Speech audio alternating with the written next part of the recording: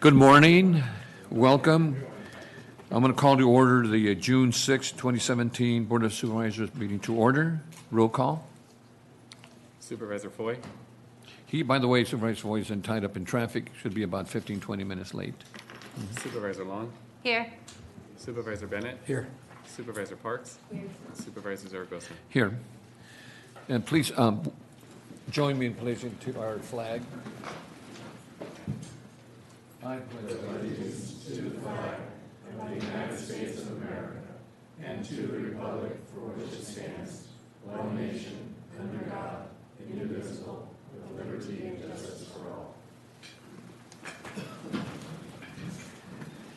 Thank you. Next item is the minutes of May 23rd. It was a pleasure of the board. Got a first and a second. Please vote. And that's approved. Our next item is agenda review. Michael. Thank you, Chair Zaragoza. Item 12, CEO's Office, approval of and authorization for the CEO to execute the First Amendment to Pay for Success Agreement. Agenda page 4 has been revised. Item 16, Harbor Department, consent to a new encumbrance in the amount of $7 million in favor of SunWest Bank, a California corporation, to be held on the leasehold interest of TBYCI, a limited California partnership. Agenda page 5 has been revised. Item 18, Public Works, adoption of a resolution of intention to purchase a portion of real property located at 1 East Avenida de los Arboles in the city of Thousand Oaks. Request removal from the agenda. That's item 18. Item 20, CEO's Office. Receive and file a presentation on the 2017 State of the Region Report by the Ventura County Civic Alliance. A comment letter from Charles Spraggins and a PowerPoint have been submitted. Item 22, GSA, approval and authorization for the General Services Agency Director to sign a lease agreement to manage the Soul Park Golf Course with Golf Ojai LLC. A revised board letter and revised Exhibit 1 have been submitted. Item 23, Supervisors Bennett and Zaragoza, recommendation of the supervisors for approval of the establishment of a farm worker resource program. Comment letters from Ellen Brokaw and Henry Montalvo have been submitted. Item 25, CEO's Office, receive and file fiscal year 2017-18 department budget presentation for healthcare agency. A PowerPoint has been submitted. Item 26, CEO's Office, receive and file fiscal year 2017-18 preliminary budget for General Fund, Fire Protection District, Watershed Protection District, Waterworks and Sanitation Operations, County Services Areas, and all other non-general funds. Revised recommended budget and new exhibit, Charge Master fiscal year 2017-18 have been submitted. Item 28, Public Works, public hearing regarding a joint powers agreement to form a groundwater sustainability agency to manage the Cuyama Valley Groundwater Basin. Exhibit 2 has been submitted. Thank you. I practiced. Item 32, Public Works Agency. Receive and file the CEO Office and Public Works fiscal year 2018 to 2022 capital project programs. A revised Exhibit 2 has been submitted. Item 34, closed session, conference with legal counsel, existing litigation. Agenda page 8 has been revised. And one last one, there's an addendum agenda item, regular agenda. Item 39, healthcare agency. Ventura County Medical Center, approval of and authorization for the healthcare agency director to sign an intergovernmental agreement regarding transfer of public funds between the Department of Healthcare Services and County of Ventura, including any non-material change, approved by County Council. A revised board letter has been submitted. And that's it. Anything else? No, I don't think there is any room. Thank you. Thank you, Michael. So what's the pleasure of the board? Is there any revisions or any comments? Okay, you got a first and okay, we got a first and we need a second. And please vote.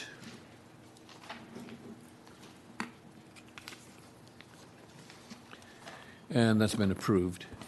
Well, our next item is a moment of inspiration, and we have a gentleman by the name of Jeff Reinhardt that's going to help us today. This is the month of June is Amateur Radio Month in Ventura County, and my understanding is that the amateur radio operators are ready to help our residents during times of emergency, providing communication to protect life and property through the use of their skills and advanced communication technologies. Jeff, I'm not sure any more because I don't want to ruin your presentation.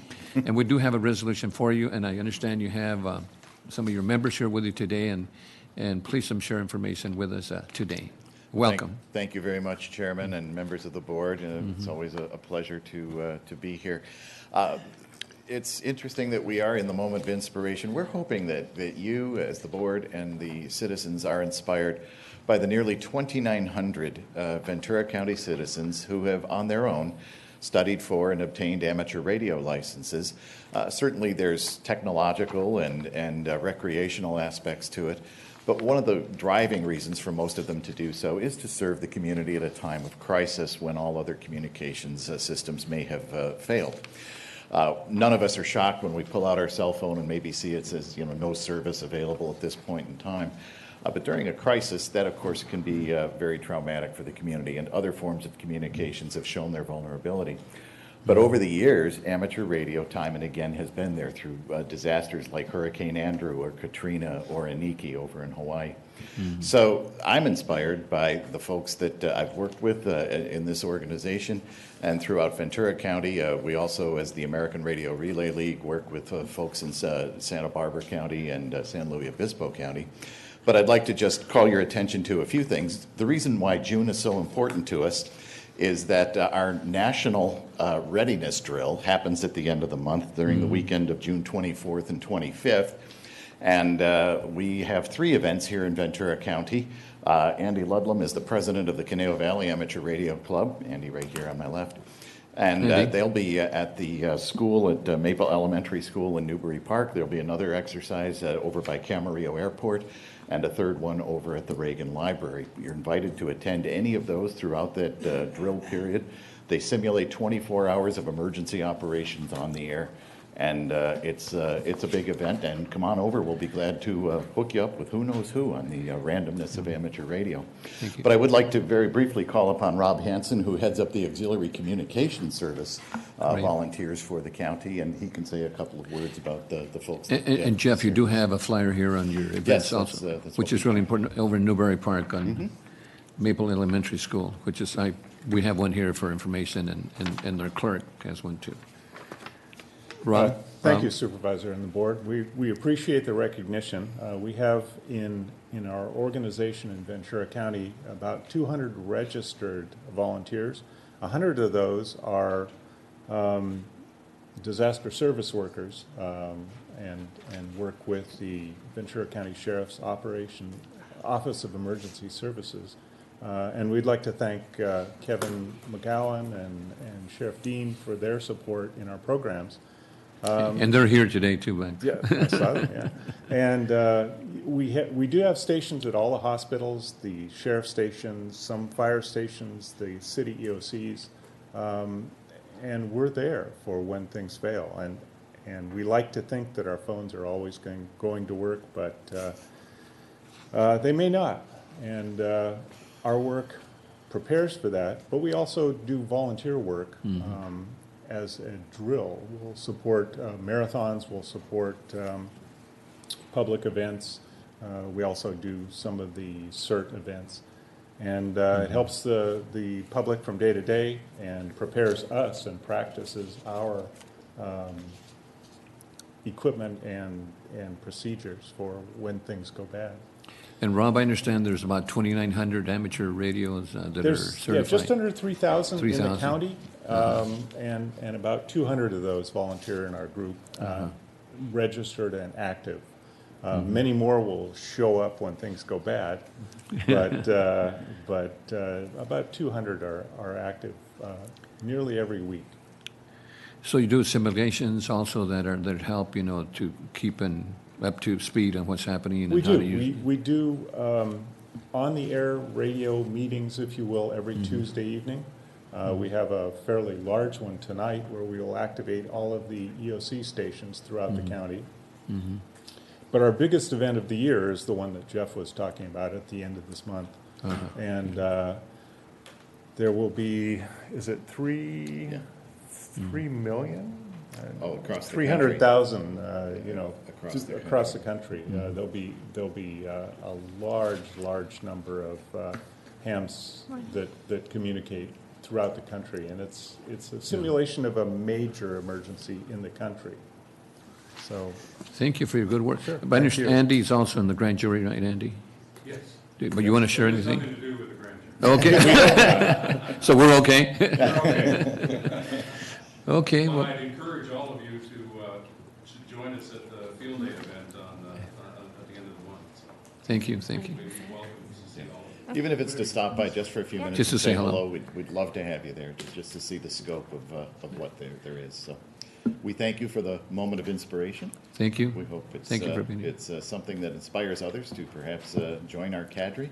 Thank But you. importantly, we could not have this close collaboration between government and these volunteers without the blessings of this board and, of course, the cooperation of the sheriffs and fire agencies. Thank you, So Jeff, and thank I you. know that Sheriff Dean and Kevin, are really good partners for working with you and working with the public to help us, and you did a lot of good work. And we have a little resolution. I'd like to go down and maybe take a little photo with you, Okay, great. and your staff too. thank you very much.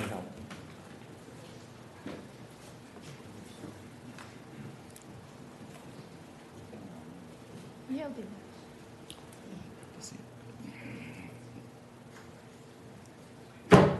You led this.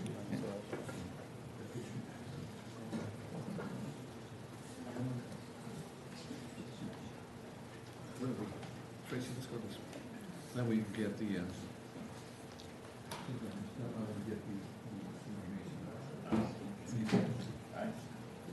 Tracy, are you okay? Can you pick it up?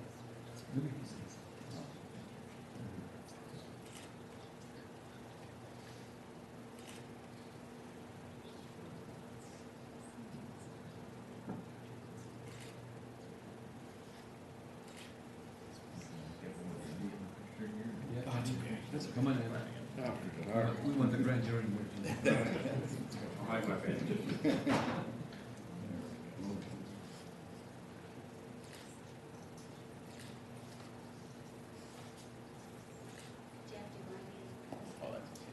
Okay. Thank you so much. Jeff, thank you so much. Appreciate that. Thank you. Ron.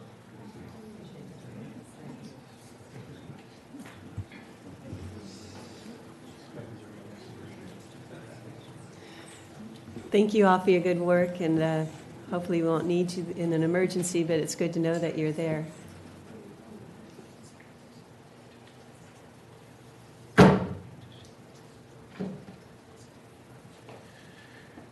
Okay, our next item is the consent item, 11 to 19. Is there any concerns from the Board of Supervisors? You want to- I would like to pull item 17.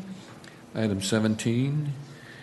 And, okay, so let's take a vote on the rest of the items, and then we'll go to item 17. So we need a motion to, And for the record, sir, it's items 11 through 16 and number 19, as your board has already pulled number 18. okay. Thank you, sir. Got a first and a second, let's vote. Okay, now we'll go item 17. Yeah, I see that we have several letters of opposition to this from the residents of the area, from the sanitation district, from the water district. I know the public agencies are concerned about making sure that they continue to have their easements. I'm wondering if there's any guarantees that we can do with this transfer. And secondly, I also understand the concerns of the residents there. So I'm very hesitant to vote for it as it is right now. Good morning, Supervisor Parks, members of the board. Keith Filligar, Public Works Real Estate Services. All this does is set the notice for the public hearing. There are other public utilities within that roadway that are larger who are familiar with the vacation process, who did not express similar concerns because they are, again, familiar, understand that this is kind of a common practice, that the utilities will have continued access to their facilities after the vacation if it were approved by your board. It's a couple of the smaller ones that, And as far as the residents are concerned, I don't know if there are other options out there. I know like the Santa Monica Mountains Conservancy will be looking at areas like this where they can keep them in open space use, which this is, and it's obviously prized by the residents there for that use and trail access. So there's no trail access here? What this is a road that's completely surrounded by the gentleman who applied for the road vacation. It's a dead-end roadway that dead ends on his property. It's about 100 feet. So we'd be putting if we were to vacate this, well, I don't know how far we can discuss this part of it when all in front of the board is the notice. Mm-hmm. No, I think you can discuss. Leroy? I don't know if the I think you can residents, discuss the purpose of it. You know, no decision-making, but you could, Right, as an okay. information. So if the board were to vacate this and, for instance, make a public park, that would force the landowner to fence all around this roadway to make sure that no one's trespassing on his property. Again, it's a relatively short stretch of roadway. Someone's going to have to maintain it after that. If it were to be a park, you can always leave it as is. It doesn't have to be vacated. yeah, it does seem to be an enjoyed feature out there, and I just don't know to upset the residents for something that isn't an essential government service that I see.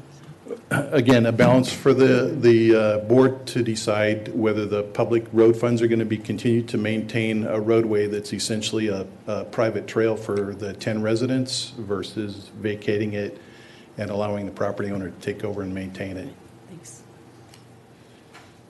So, Okay. let me just ask real quick. So if I'm looking at this map, basically we have a road that goes to here, and we're just gonna cut it back and stop it here, which is right, and it's all surrounded by this person's property, is that correct? Correct. And so the distance of whatever that was, the only access people had was to walk up to the end of the road to where it is now, that distance, is that it, or what? That's it, and then they turn around and walk back. Walk back. So how long is this piece? It's a little over 100 feet. So it's only about 100 feet long anyway, right? Yes. And so the difference is, it's like me walking to the back of the building or here, or stop right here, and that's it. I really couldn't go onto the other properties around it or anything, could I? No, That's again, all it's private completely property. surrounded by this gentleman who applied for the vacation. Right, so he just looked at it as, you stopped the road originally, there's this road here, I just cut it off, because it's all fenced around it anyway? Yes. Okay, all right. Supervisor Foy, Bennett? Supervisor Foy, if I could, there are just more complications to this one than just meet the eye here at first. And I just would ask everybody to just wait until we have the hearing to actually do that. I've checked on this. We don't have a choice. Once he's filed a certain paperwork, we have to set the hearing. But it's probably far more appropriate for everybody that has concerns, and including the property owner, for us to start to form our position at that point in time, because there are certainly some things that I would raise. For example, the statement, he'd have to fence his property. He doesn't have to fence his property right now, and it's a public road, so I mean, that would be completely up to him, he's not doing it now, and it's a public road, and, so it wouldn't require, that kind of thing. So there are a lot of things, I think, that are healthy for us to just keep an open mind and hear from the residents, hear from the other people that are concerned. And we'll have a public hearing on That's July a public hearing, 18th. Correct. But we do have to set the public hearing once Yeah. he files this appropriate paperwork, correct? Correct. Yeah, that's right. Supervisor Long? No comment. Okay. So it's not denied. So we're not denying, we're just agreeing to this public hearing. For the public hearing. Yeah, and we're not supporting it or Yeah. denying it. Okay. We're just doing what we legally have to do. We don't have any choice. We have to set the public hearing. Set the hearing for the 18th, yeah. Exactly. And could I just ask County Council, we can't vote no on this because we're required to set the hearing, is that correct? I can't answer that question because I didn't review this item. Okay, I'll just hold off my vote.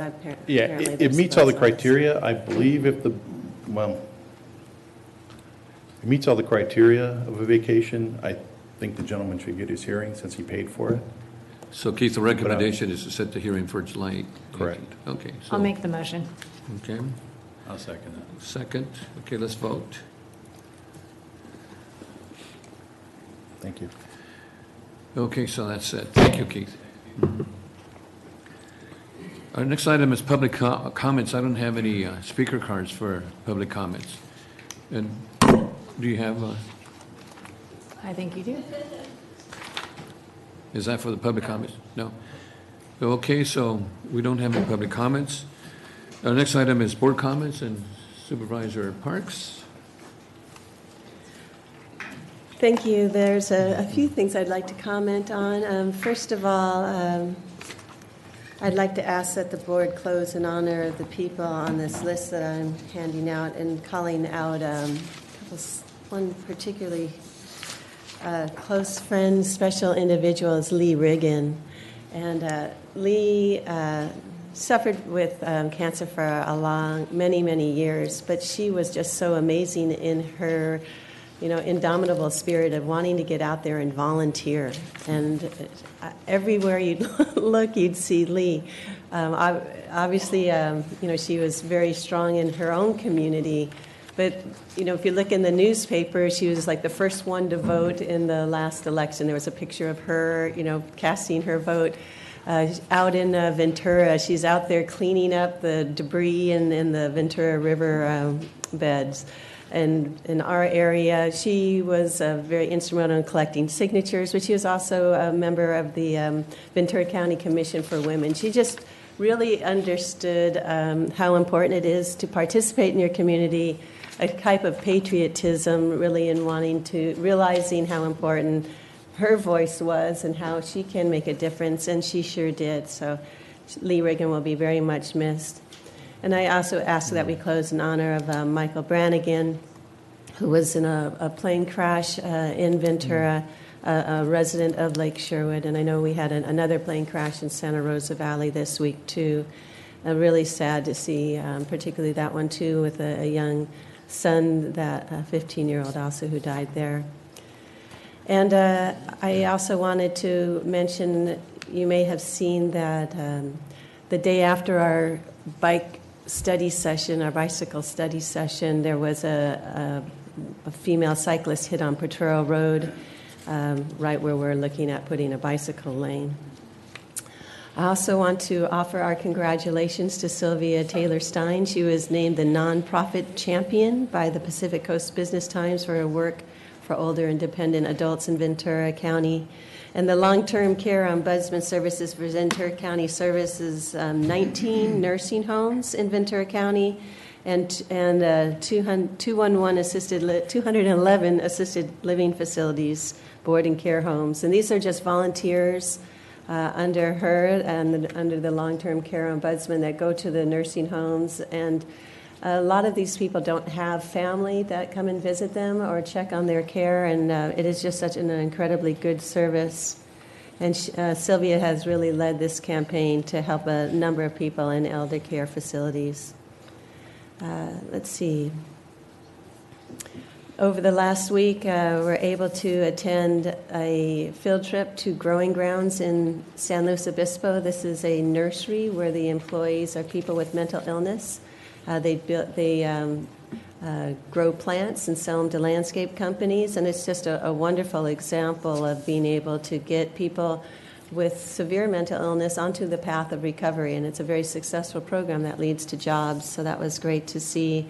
And our behavioral health director joined us also, and the head of NAMI, as we're looking at the potential of getting it here in Ventura County. I was also able to attend the Memorial Day services at Pierce Brothers. Been doing this annually. It's just a really lovely event and very poignant and so much appreciated by our veterans. But it is a good time and appropriate time that we can thank those who gave their lives for our country. Also had a quarterly dinner event, and our topic was wind turbines off the Central Coast, and it was really interesting to hear about proposals currently being reviewed to put very large wind turbines off the Central Coast. There's one now that they're looking off of the coast near Morro Bay, and they are looking in terms of if they're going to have one, they need to kind of open up the proposal process for others, and they're getting other requests for potentially other areas too. And as we look at trying to become renewable energy source for our residents in Ventura County, kind of looking at the options that are out there.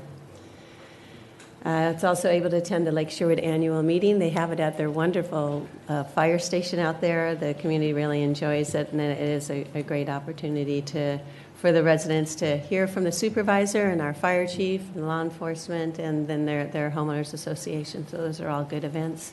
And so with that, I'll just close and request that we close in honor of the other people on this list also. Thank you.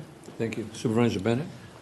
Thank you very much. I'd like to ask the board to adjourn in memory of the people on this list, and I'd like to call one out in particular.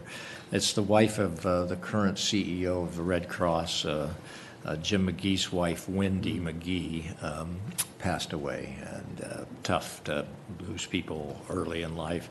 She attended Balboa Middle School, Buena High School. She was a cheerleader at Buena High School in Ventura here. She earned a nursing degree at Mount St. Mary's. She worked for many years at Children's Hospital. They have two sons, Noah and Liam. She was very involved in support of her family through school activities and youth sports and church programs. And in her last few months, Wendy turned to painting to express herself and share her light and vision with others, and tough for the whole family there. And asked the board to adjourn in memory of the other people on this list.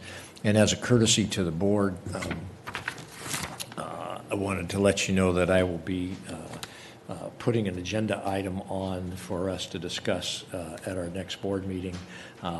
And we have seen a number of states and a number of cities. We've had over 150 cities join in an effort to say that they'll continue to support the climate change policies.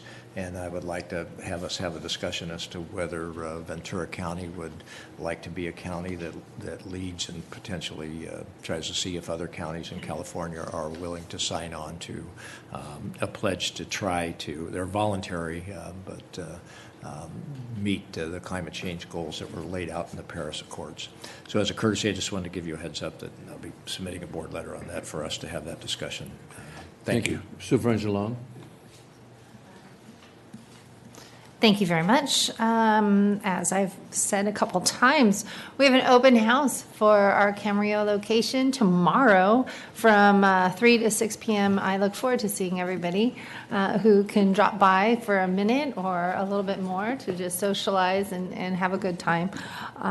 It's just so nice to be in with the constituents. It's great, and especially with our office hours at Port Hueneme and Santa Paula and Fillmore, it's just been wonderful. So thank you very much for everyone who stopped by. Also, I attended the mass event at the Port Hueneme. Fabulous public and private works. They had over 100 students that were there, industry there in the HOAs. We had a submarine, HOA submarine in the water. There's just a lot of great technology and innovation that can be utilized for both public and private.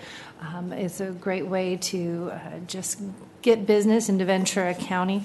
Also wanted to talk about the great things going on in our harbor, where we just got notice that we're going to be receiving $400,000 allocated for the design work for the harbor's South Jetty and Northern Breakwater Tip.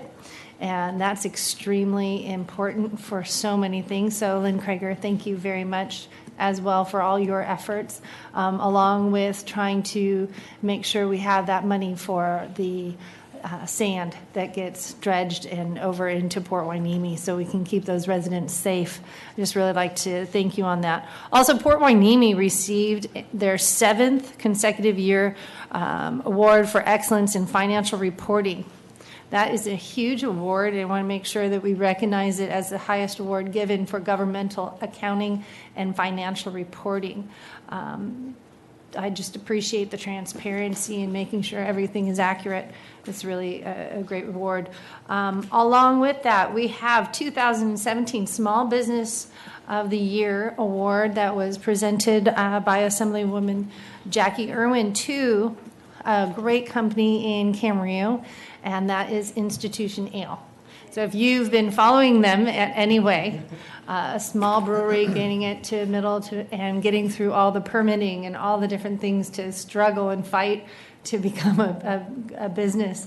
So just congratulations to Sean, Ryan, and Roger Smith.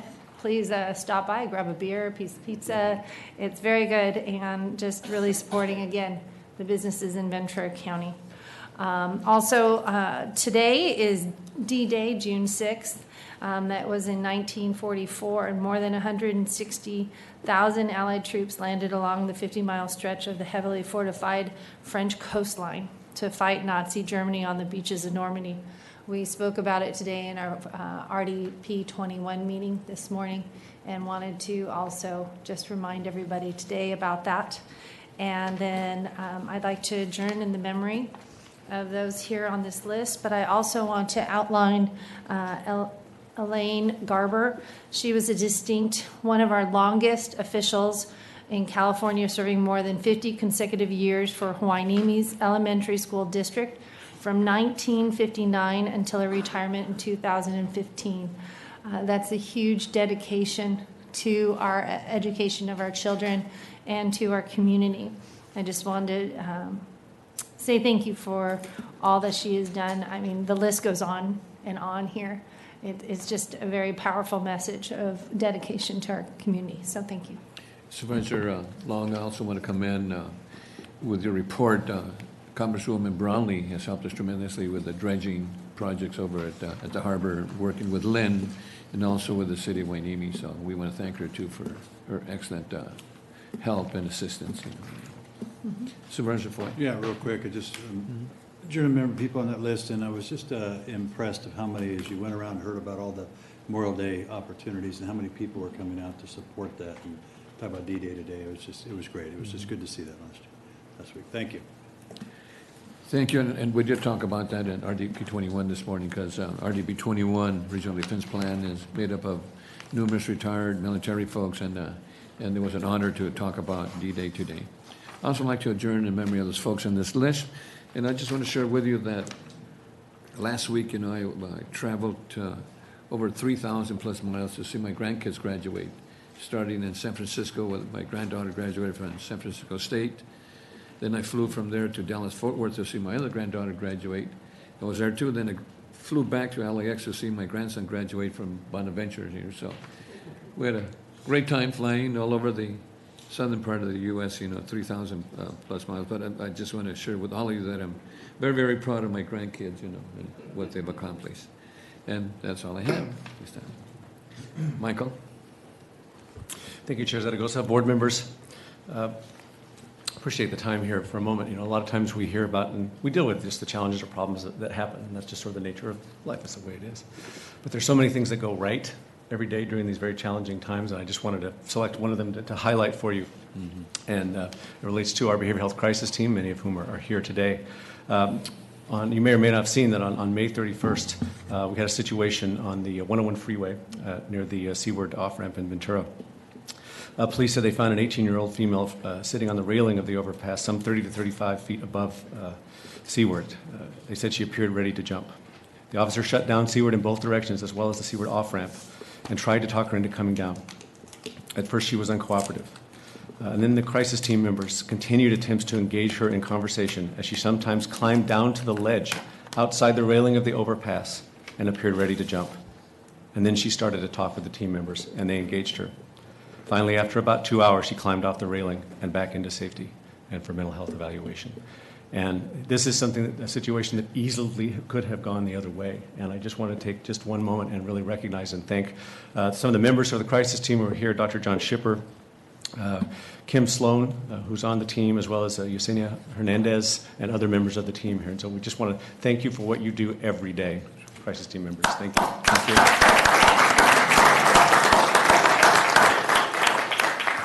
Dr. Schipper, did you want to add a comment, or sorry to catch off guard there? Thank you.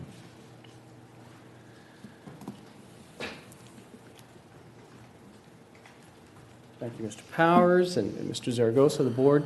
You know me, I hardly can pass up a chance to talk, especially when I have something like this to talk about. Just to put this in a little bit broader context, you might discern the days of the crisis team are often harried and challenging. May 31st was a particularly difficult day, very, very busy, more calls than could be counted. I think there were 18 field visits that day. There was a night shift that had called out sick, and actually Kim Sloan, who's retired, those of you who are retired may want to think about how you spend your retirement. Kim Sloan has chosen to spend some of at least her retirement time with the crisis team after 20-plus years working at Hillmont. Was called in and readily came. Not only that, came with a few hours' notice and came early, just in time to receive this call. Yesenia Hernandez was 30 minutes away from being off of her shift and didn't hesitate to throw in, and everybody was deployed. They were so short-staffed that day, they actually rolled the crisis team calls to their cell phone so they could go and mobilize. And I would be remiss if I didn't say, the crisis team's actions were certainly commendable and thankfully successful. Ventura PD shouldn't be overlooked because they managed a situation, like you said, that could have gone a very different way. Tied up traffic for 2 hours and showed an abundance of patience to ensure that we got a good outcome. So I appreciate the acknowledgement, especially on behalf of Kim and Yesenia and everybody else at the crisis team, and trust that they'll just keep doing what we expect them to do day and night. That's what they do. And thank you, Doctor, for outstanding work. We appreciate it tremendously. Thank you, and thank your team too. Thank you. Mm-hmm. A couple of quick items I'll roll through. I want to congratulate Dr. Leslie Lynn Pawson. She's receiving a Healthcare Champion Award. She's the director of our Palliative Medicine Center program at the Healthcare Agency, and that's the award from the Pacific Coast Business Times. Also regarding HCA Day here today, we had a nursing job fair, our second one. We had 250 folks show up on Saturday, so great job, HR and HCA. I attended the Coalition for Family Harmony fundraiser Saturday night and saw them as they honored Greg Totten, our own district attorney, for a Lifetime Achievement Award, and really talked about some very important services they provide for domestic violence victims. Attended the Santa Paula Collective Impact meeting along with Supervisor Long. Many of our team, Barry Zimmerman, Johnson Gill, a whole group of folks were out there to try to work with the community to provide more services out there, healthcare, social services, and so forth. And then I want to thank the District Attorney's Office for putting on some very helpful training on understanding Prop 64 last week here in our boardroom. So that's it. Thank you. Thank you, Michael.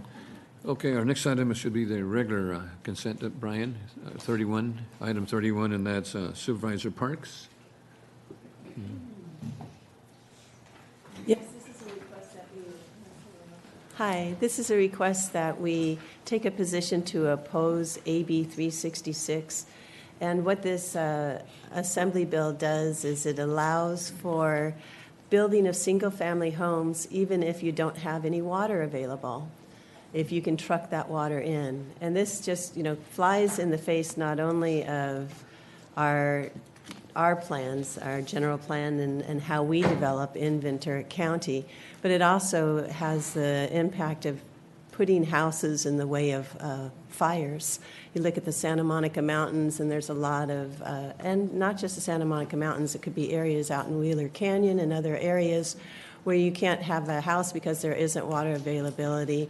When the fires come, it makes it really difficult for firefighters to take care of homes that haven't got the ability to take care of themselves by being able to use local water supplies there. This is a concern that has been expressed. This bill is a concern that has been opposed by several cities, and as well the Santa Monica Mountains Conservancy, on which I sit representing us. Cities that have opposed it include the City of Agoura Hills, City of Malibu, the Las Virgenes Homeowners Association, Los Angeles County Supervisor Sheila Cuyo. These are all the entities around the Santa Monica Mountains for that concern, but I think here in Ventura County we have additional concerns. So again, I would ask that we take a position to oppose this bill because it just is not a good safety feature to allow for houses to be built when they don't have the water available for the residents.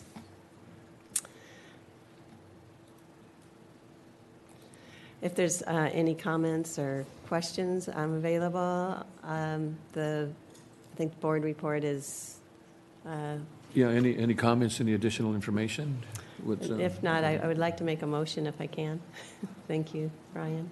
Okay. Got a first and a second. Please vote.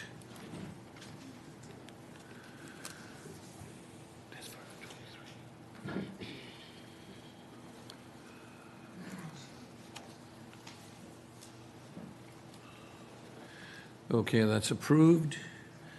And item 32, this is receive and file from the Executive's Office, Public Works Agency, fiscal year 2018-22, capital project programs. Jeff? Good morning, Chair Zaragoza, board members. Mr. Powers, for the record, my name is Jeff Pratt. I'm with the Public Works Agency. I'm joined by a number of my colleagues in Public Works in case there are any very specific questions that your board has about the capital projects plan in front of you. Of course, today I'm here to present that plan, and as a reminder, this is just about conformance with the general plans of the 11 local governments in Ventura County. This isn't a blanket approval of all the CIP projects contained in this. This is a requirement of state law. It's essentially an early warning system for other governments so that we can coordinate and collaborate on projects where it makes sense. As you know, this is a requirement of state government. Those are the relevant sections of the government code that says we must do this. We do this every year. The project list doesn't change a lot from year to year. Things slide to the left as you're looking at the spreadsheets as we complete planning and go to construction or design and construction and so forth. So this isn't the first time the cities that were listed here have seen these projects. They've probably seen them several times in the past. This year, we only received 2 comments, and they're standard. The first comment that we got from the county was there wasn't enough information on a couple of the projects listed. We agree that information will become available as the projects move forward and they are presented to your board for approval. Second comment came from the City of Ventura. They agree that we're in conformance with their general plan, but they just wanted to state that we should coordinate with them on drought issues, which we do. The rest of the cities did not respond. That, again, is not unusual because they've seen this several times and they know that there's conformance. And that concludes my presentation. I'd be happy to answer any questions you have on this. Thank you, Jeff. Any questions of Jeff? Yes. Supervisor Parks? On page 1,587 in our packet, there is an item which shows a chart of the projects that are bike lanes that we're moving forward on, and it doesn't include any of the new information that we had from our bike study session last week. And so I would ask that this be revised. I don't know what the timing on this is, but it certainly gives the list of which projects that you will be doing over the next 5 years in bike lanes. We had a study session where we made a vote, and the minutes were approved today to move forward, for example, on the CMAQ projects. And one of those projects on the CMAQ list was Potrero Road. And it is something we've decided to move forward on because we committed to doing the CMAQ projects. But when you look at the list in this plan, as well as it references it in an item later on the budget, the Public Works plan, it doesn't include it. So I feel like we've gone through a process to move forward on a revised list and an up-to-date list based on board input. And I would ask that that be changed so that it reflects that revision. The meeting that you referred to, we were given specific direction. We will be back to your board following that direction. And what that will result in is re-racking of the projects. So we haven't racked them yet. What you see in here is what your board has previously approved. So once those projects are re-racked, we will include them as part of this. There will be some separate noticing required for those projects, but we will be re-racking them. Our next visit with you is going to be to present those criteria described to us that you would like included in the project ranking. And when we come to you, you'll tell us whether or not we got it right based on your direction, and we will then provide you a prioritized list of bicycle projects, which will then be included. So this particular document before us today that we're being asked to receive and file includes bike lanes on Casitas, Vista Road, Sesame Street bike lanes, Rice Road bike lanes, the ones that we've had for the last, 15 years or something that it's been on this list. So, yeah, let's go ahead. We received CMAQ funding for all of those. Mm-hmm. Well, and it includes it all the way down to, this is a Public Works Capital Improvement Program, all the way to the year 2022. I think Dave might have some. So I think that, it's certainly just a request that we incorporate that into our capital improvement program. It makes sense, does it not? Yes, and it will be, Okay, as soon as that's we what I'm re-rack them. asking. Right. And so that can come back before us again. It will in a separate venue, not as a general plan conformance item. This has a deadline. Okay, and I also know that we have it before us again today with the budget, because it's approving the capital improvement program, which is this right here before us today. So we'll talk about it then, I guess. Thank you. So for this, this is simply a conformance. That's correct. Document. And the next time we meet that deadline, all the new projects that we approve, like these projects that we just talked about, they'll be included at that point in time. That's absolutely correct. And it'll be 2019 to 2023 next year. Adopting this doesn't stop us from making any of the changes that you're talking does about. not. Great. And they'll be Thank you ranked very much. accordingly, like you said. We will. Yeah. And if we, so in the case of Potrero, as an example, when we go through the grant funding cycle and the construction, we probably won't be constructing it until next year. So it will be in for sure next year, assuming that it comes out in the rank. It won't be constructed before next year. Let me put it that way. So on others, if we decide to go forward before this plan is finished, we will come back to you individually, and we'll have to get conformance checks for whichever. I assume it will only be unincorporated county with the county planning agency. And we do have, again, on the fiscal year 2017-2018 capital projects status and summary recommendation of priority capital projects. So I just, that is on item 26. So I would like to be able to see that we're not using the same old capital improvement program. Those are general fund projects, 26? Well, and we may be using general fund funds for it, so. Okay. Ready to move the recommended action? Okay, so we got a first, and go ahead. And a second. Please vote.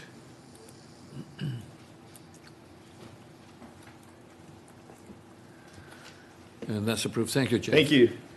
Our next item is item 39, and this is 36. Let me see, did I miss 36?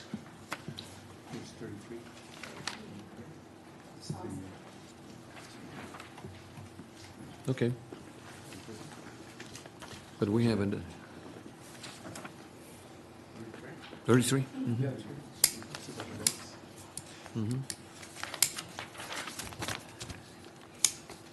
Thank you very much. Just like to reappoint Don Becker to the Civil Service Commission. He's been serving, and it's simply a reappointment. Thank you. Okay, let's vote. Now we go to 39. Okay, and now we go to 39. And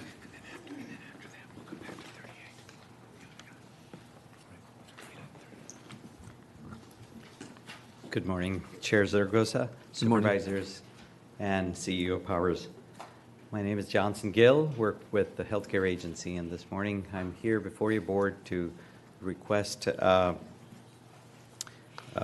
this board letter three things.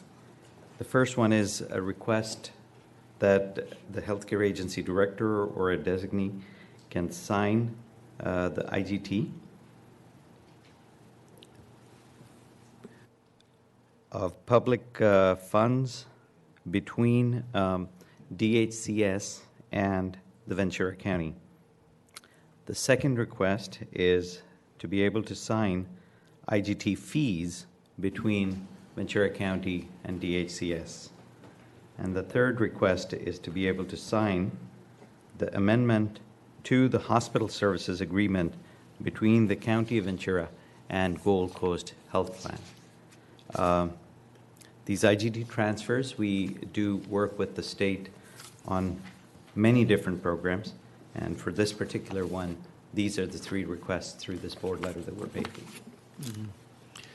If there are any questions. Any questions? So we got a first, and we need a second. Please vote.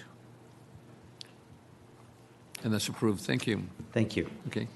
Item 38, this is receive and file correspondence from Ed and Peggy Gazaba, family thanking, acknowledging the adjournment in honor of their mother, Teresa. Okay. Okay, that's approved. So do we have time for a closed session? So we're going to close session, and we'll be back about 9:45. Right? No? Good? Okay.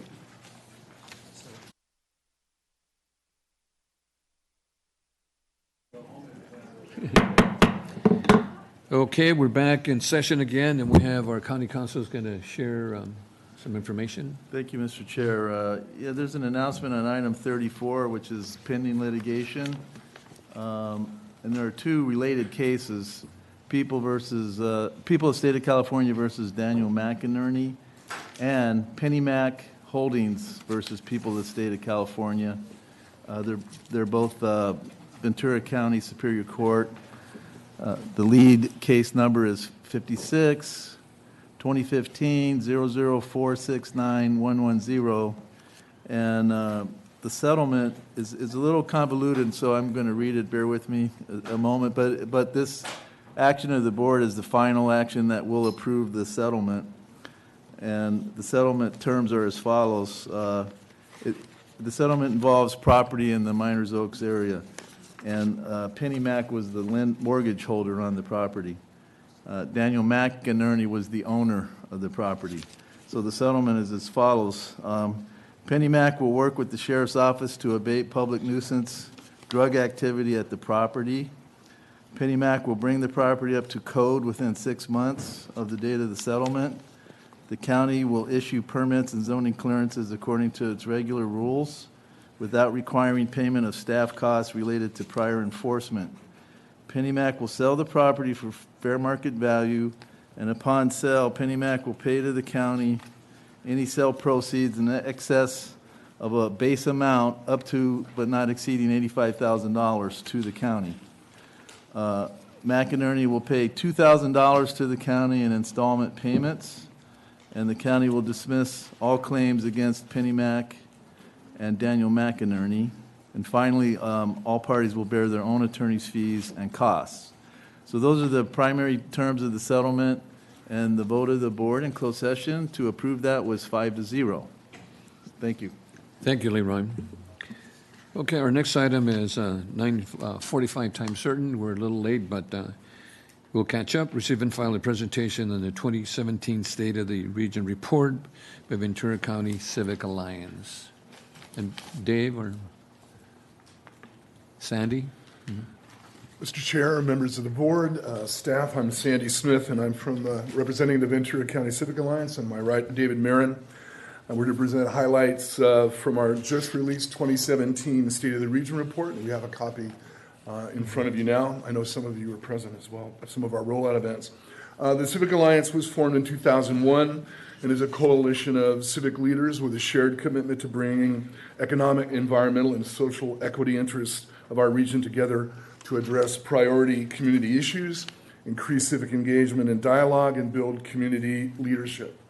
The Alliance holds a set of core beliefs that guide its mission: regional stewardship, open dialogue, cooperation, even-handedness, and community building and decision-making by consensus.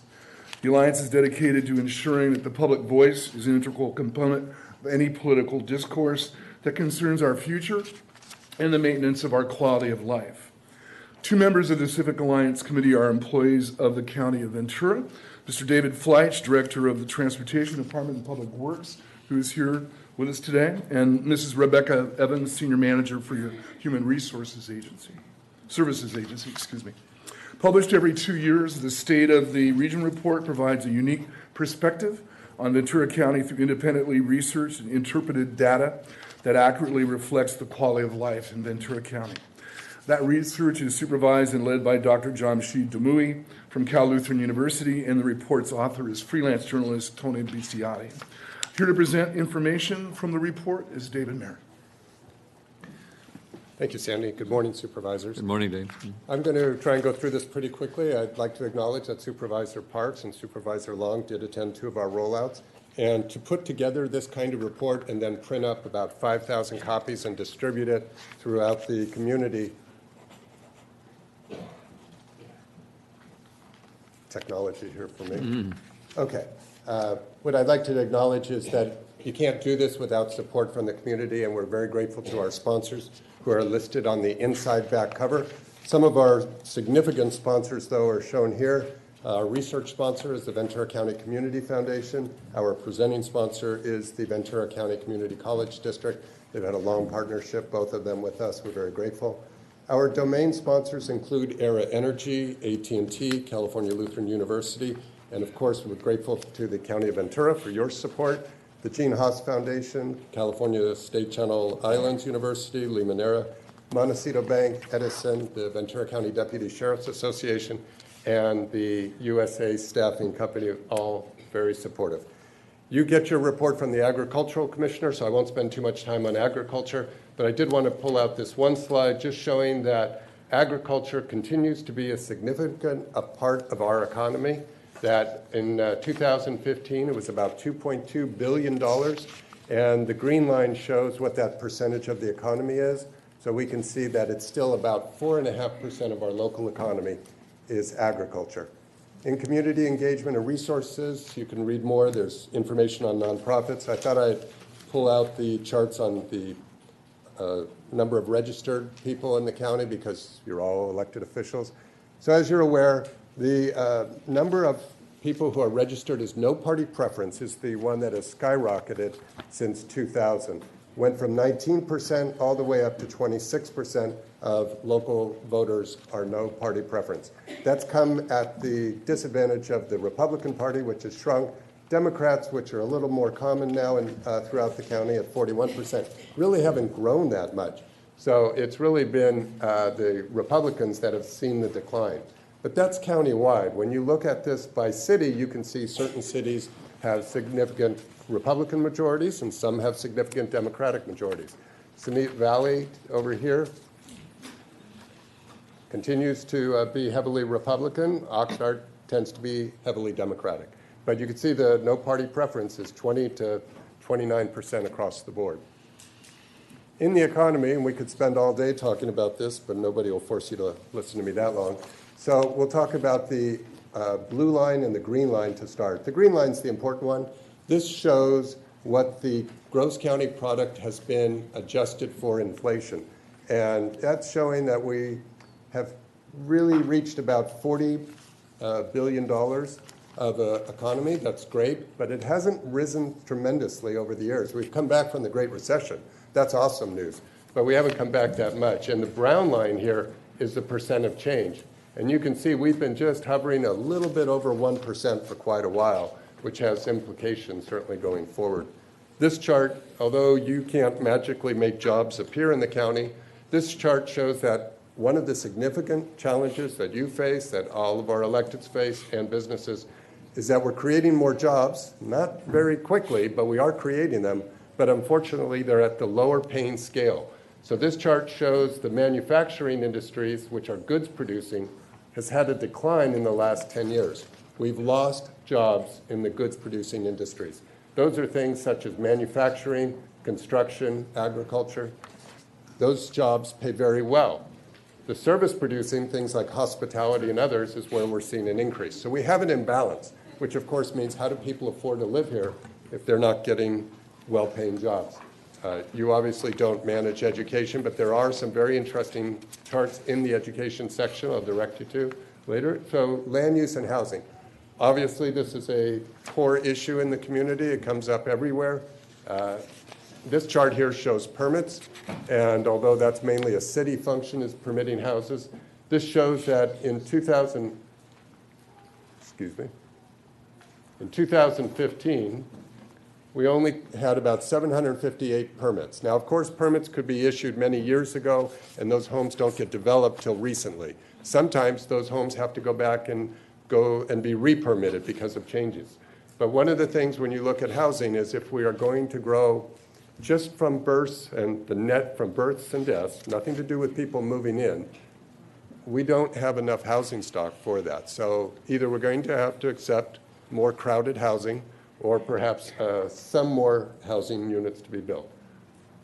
One of the real challenges, and this hits all of your workers, those who might be renting apartments, we see that the average apartment rate is $1,900 now in Ventura County. That's just for a little 2-bedroom apartment. The reason? Probably supply and demand. You only have 3% vacancy in Ventura County. So that is an ongoing challenge. You can see that $1,900 went up 90% since about 1999. And the second chart is just by cities.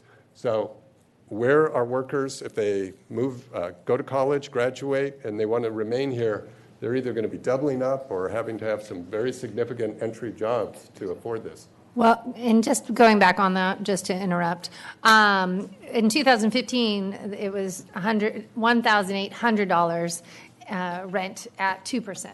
So we have increase in more apartments, and it's going to cost you a lot more. You're exactly right. There's only been 1 year when we've ever been over 4%, really back there in 2009.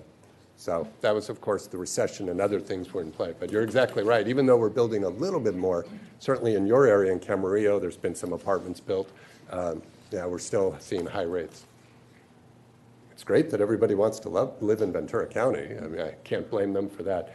I don't have any charts here, but I did want to compliment the board. Some of these areas you are responsible for. Ocean water quality is getting better. The air pollution in our county is better. We're grateful to the APCD here to help us with some of these charts. Solar units, we see an increase in that. The average electricity use by individuals is going down in Ventura County. So there's a lot of great things happening in our region. And we're doing our part too here in the county, Dave. Absolutely, yes, sir. Yeah. We're what, about 8%, Michael, maybe, of a 50% target, so good. And it's reflected in the report, so it's all helping. And I know you have a Fillmore project that's going to do even more coming up, so a lot of good things happening. In our public health department, we're grateful to the public health department. They gave us some new data. There's a couple of new charts in the report this time. We look at opioid use. You'll see that that's, as you are aware, still a significant problem, leading causes of death. This chart is very hard to read from where we're all looking, but just if you want to go back and look at this later, it's interesting. Your public health department uses the saying that knowing how long someone lives is now not so much based on their genetic code, but based on their zip code. And that's what this chart shows us, that in the wealthier areas of Ventura County, which is the green line that shows you the average wealth, that those communities happen to have longer lifespans. So 86.2 years out in Oak Park, where they have high income. Westlake Village, high income. There are some anomalies. Simi Valley, which has high income right here, still has about the same lifespan as Oxnard. So it's not across the board, but when you look at the data, there's some fascinating trends. Public safety, again, here's another area where the board is certainly very responsible. We have a very safe county, about the third safest large county in the state of California. That's both sheriff department and the regular cities with their police departments. Here's the actual crime rates by city. We see that Oxnard and Ventura continue to be towards the high end, but Moore Park wins the prize this time for lowest crime rate up there. Ojai is low. Simi Valley and Santa Paula, Thousand Oaks, all in the middle. Social services, I won't spend time on this, but there's a chart showing you why 211 gets a lot of calls. Most of those are around housing and income support. And I'll wrap up with transportation. Could I ask that one chart? You lumped housing and utilities together. I'm wondering what that split might be.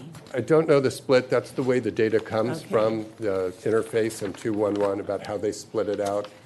But it's a great question for Eric. And Dave, 211 is doing an excellent job too, for the county. Yes, I know several of you have been involved with the United Way Board interface to help that program. It's even though we're an affluent community, there is social inequality here, and there are people who are struggling. When you look at some of the data in the chart as far as the number of child care slots available, what it costs for many things, we have people who are struggling, and so thank goodness for 211 and some of the social services. And 211 has several languages, too, that they respond to, right? Yes, Which I think believe is a so. benefit to the community. Right, and also on that housing, I mean, they answer if someone's been homeless. That's right. Kicked out of their home. There's a lot, and what's been great also is the texting has helped in also. So in case you're in a situation where you can't be on the phone, you can text and ask them, and they're shooting you to the right locations. It's definitely a service that should be provided, and as you know, Ventura County was the first part of the right. California to have 211, so invaluable service. And then our final chart here is on transportation, and what we see here is that this is the number of minutes it takes someone to commute to work. So in 20 to 24 or less minutes, we see that these numbers have been declining over the years. So at first that sounds good. Oh, people don't have to spend as much time in the car. But what's really happening is they're moving from these categories over towards the right. And so now when we look at 25 and above, you'll see that all of these are climbing. So everybody is spending more time in their cars trying to get to work, which obviously there's many reasons for that. It could be that's where the jobs are. They have to afford their homes, so they have to get better paying jobs. Congestion on the freeways, but more people are spending time in the car. 50,000 or over 30,000 spend more than an hour. I'll stop there, though, in case there's any questions. Sandy will come back up and be happy to answer. I'll have a question. So the May 31st event that I was at, you spoke, or the speaker spoke about First Five. We didn't touch upon that today, and in making sure that we are providing the education early on to have those higher paying jobs, correct? Could you speak a little bit on that? Well, when you look at First Five, they provide a lot of things. One's the early education, but another one is childcare slots. That's right. There is a statistic in here about the lack of, in some communities, there's almost a 3-to-1 demand for available childcare slots. So then if somebody has to stay home, they come out of the job market because they have to stay home and take care of their child. Mm-hmm. But certainly several of you, I think, are involved in early reading programs with First Five.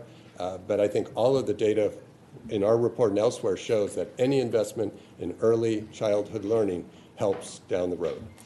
Well, thank you, because one thing that I took back from this is we are in the situation we are based on of all of our constituents. So housing is the way it is. You know, that's how it's going to be for a really long time. And it's going to cost a lot of money to live in Ventura County. So the only way that I could, with your numbers, that I can see is making sure that our youth is educated, making sure that there is those education programs for after, you've graduated high school and so forth. It's there, is making sure that those tools are there for our constituents to be able to get those higher paying wages. And you talk about this employment by sector, and it's still, even from 2015, our manufacturing is leaving and our services, who are the lower wage, is increasing. And that's still a huge problem I see for the future of Ventura County. Right, you're exactly right on the education. There's data in here about community colleges are seeing their enrollment climb. Community colleges are obviously a very important place for people to get additional workforce training. They're already in the workforce, but now they want to move up the ladder. They can go back to community colleges. The California State Channel Islands is growing significantly in their membership. COUs are part of that. So yes, we still have to do that and try to find the ways to have the intelligent workers that those well-paying jobs want, sort of attracting the businesses here as well and keeping them here. Well, and it's also, if you already live here, to work here, right? It reduces the transportation and all these different things. So if we can make sure we focus on that as a whole, that'd be great. But I do urge all the supervisors, if you haven't read this, whether you believe the statistics or not, having data is important, so that you can have educated decisions coming forward. Yeah, Supervisor Foy, and I was then going to say, I Parks. thought this is great. I appreciate all the hard work that's gone in for everybody. Thank you, Supervisor Foy. And going back to what Supervisor Long just said, is having these data.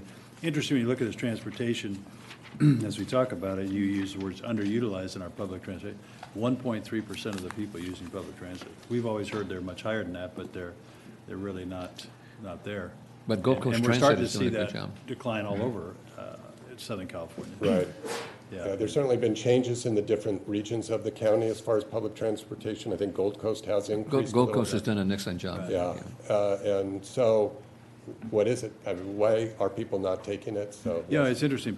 Supervisor Parks and I had opportunity to sit with the transportation director, Darren Kettle, and we had some conversation about some of the things, and we just have to re-examine how we look at things. Like she has the Canaan shuttle out where she is, which is full all the time, but it's a different type of a transit system. You know, it goes back to the trolley system in San Francisco and those places where people can get on and off.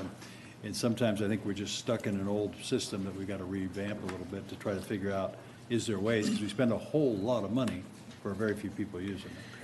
Supervisor Foy and members of the board, if I might add something on the transportation and put on my land use planning hat on, one of the things that we're challenged with in Ventura County is the lack of density that we have in our communities, and density within communities is what fuels transit.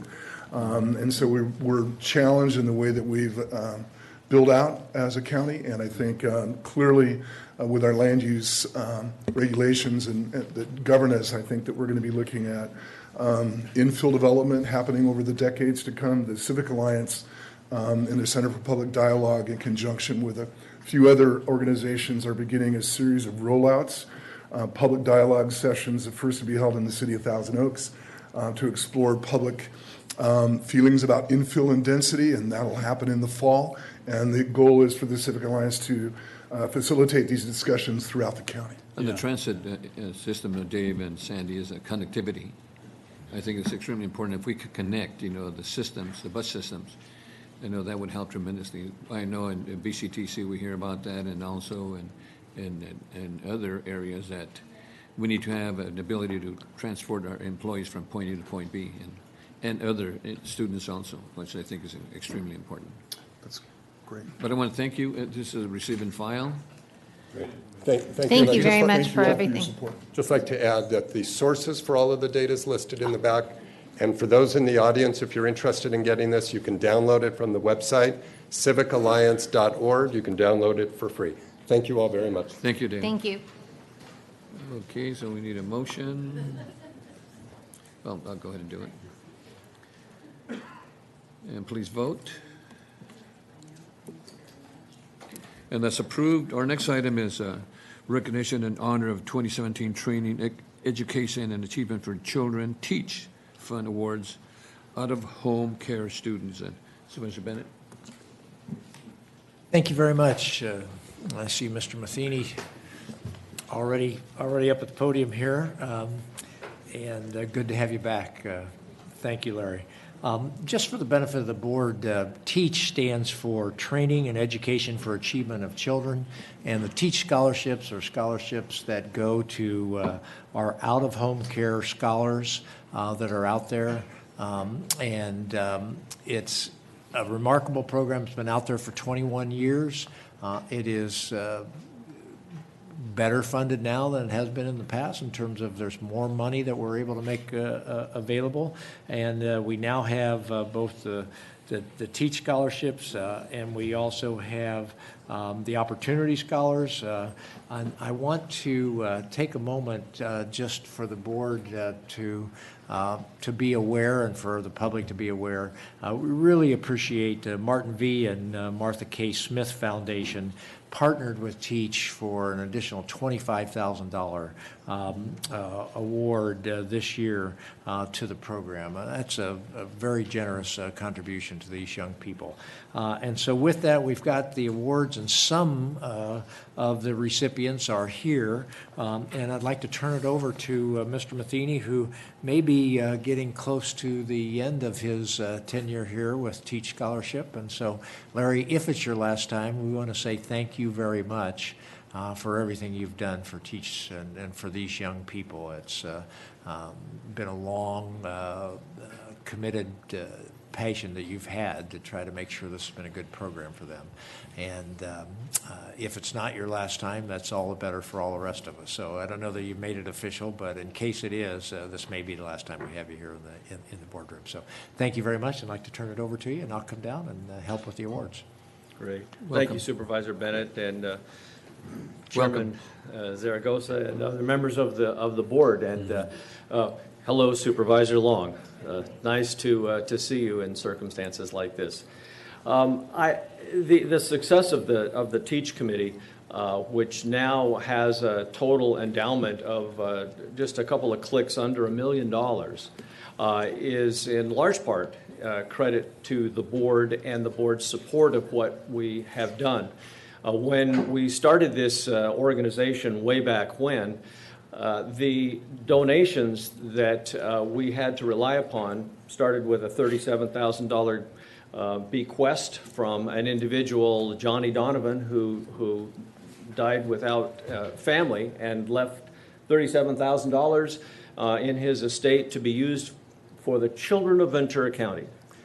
And that money was the seed money, and we bolstered those funds by selling bouquets of flowers and pens with flowers wrapped around them, and literally had hundreds and hundreds of people who were donating to us in amounts as small as $10. And with a foundation like that, and then with attracting, because of the success, some corporate level sponsors, we have grown that $37,000 seed money up to close to $1 million, which is a pretty miraculous thing here in our little county, our little place of paradise. And that we would, at the same time, growing the scholarship as we have literally given out hundreds and hundreds of scholarships, ranging from maybe $300 to acknowledge somebody who has really worked their tail off, but they haven't had a lot of success in the scholastic area, but we want to recognize them anyway, to students who have received thousands of dollars at a time. So to be a part of something like that and to see how it has a life of its own has really been a pleasure for me. And I'm particularly ecstatic about the partnership with the Smith Foundation.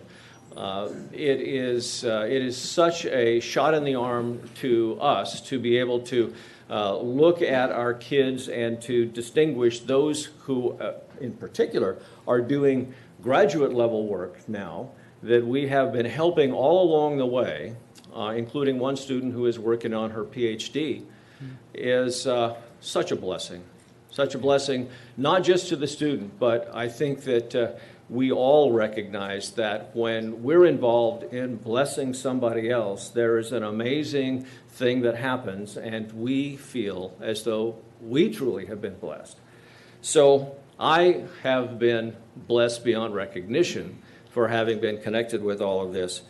The one thing that I want to add is, and this is while I'm looking at each of you as members of the board and Mr. Powers and my special friends, that the people behind me and the people who watch this need to be reminded of, that each one of us is sitting where we are today because of the generosity of a lot of people.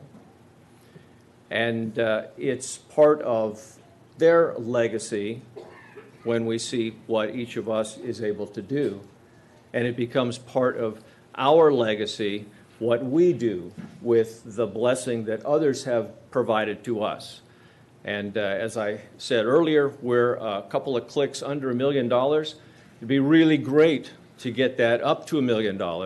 And the capability of everybody who is within earshot of being a part of putting us over $1 million is right there.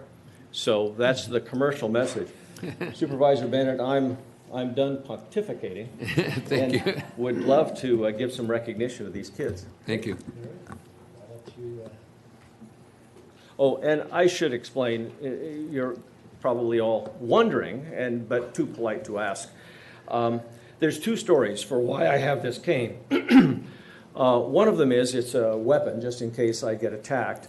And the other one is that I had a ski run that came to an abrupt stop.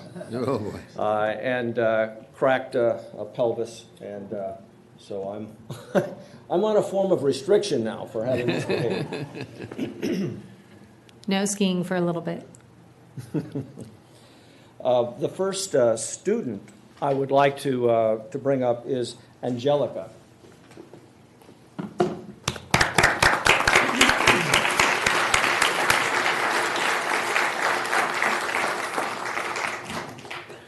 I should add that I will only be calling out the first names of the students as a matter of respect for the privacy that attaches to foster care.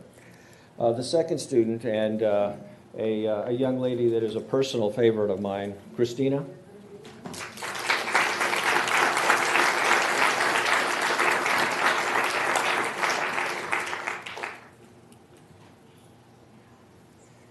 Delilah.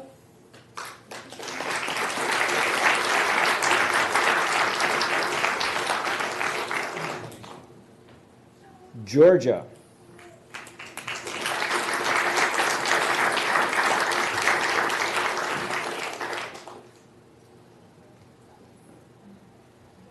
And Juan.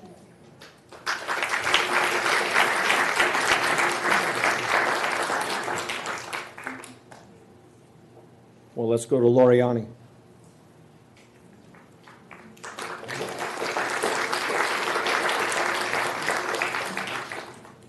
Mariana?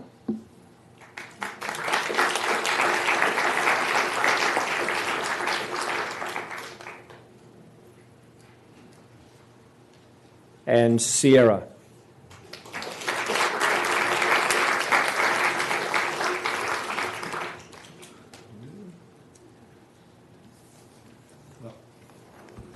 And there are many more recipients than this, but as I'm sure the board appreciates, these young people have multiple demands on them, particularly if they're trying to get their education at this point in time also. So we appreciate the ones that are here. I'm going to want to very quickly, I'd like to take a picture, and everybody who is part of this TEACH program, if you're on the committee, if you're a major funder, et cetera, would you also come up and join Mr. Matheny and these scholars here, please, all right?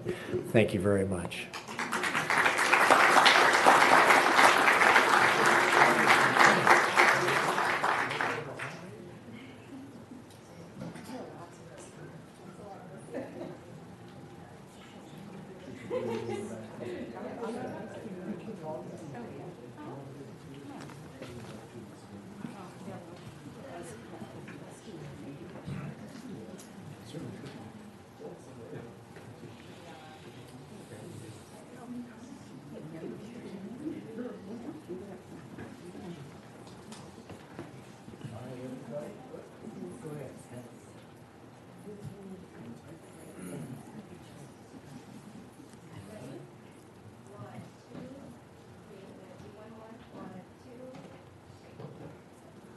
Couple behind there still looking.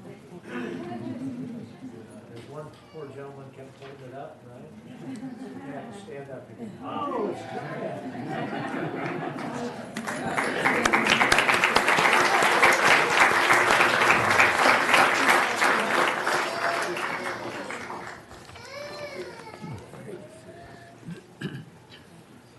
ladies and gentlemen, we have, we're graced by the presence of, and I need you to stand up, please, Jaya John, the nation's foremost speaker, motivational speaker to people who work with young people and try to help them move along.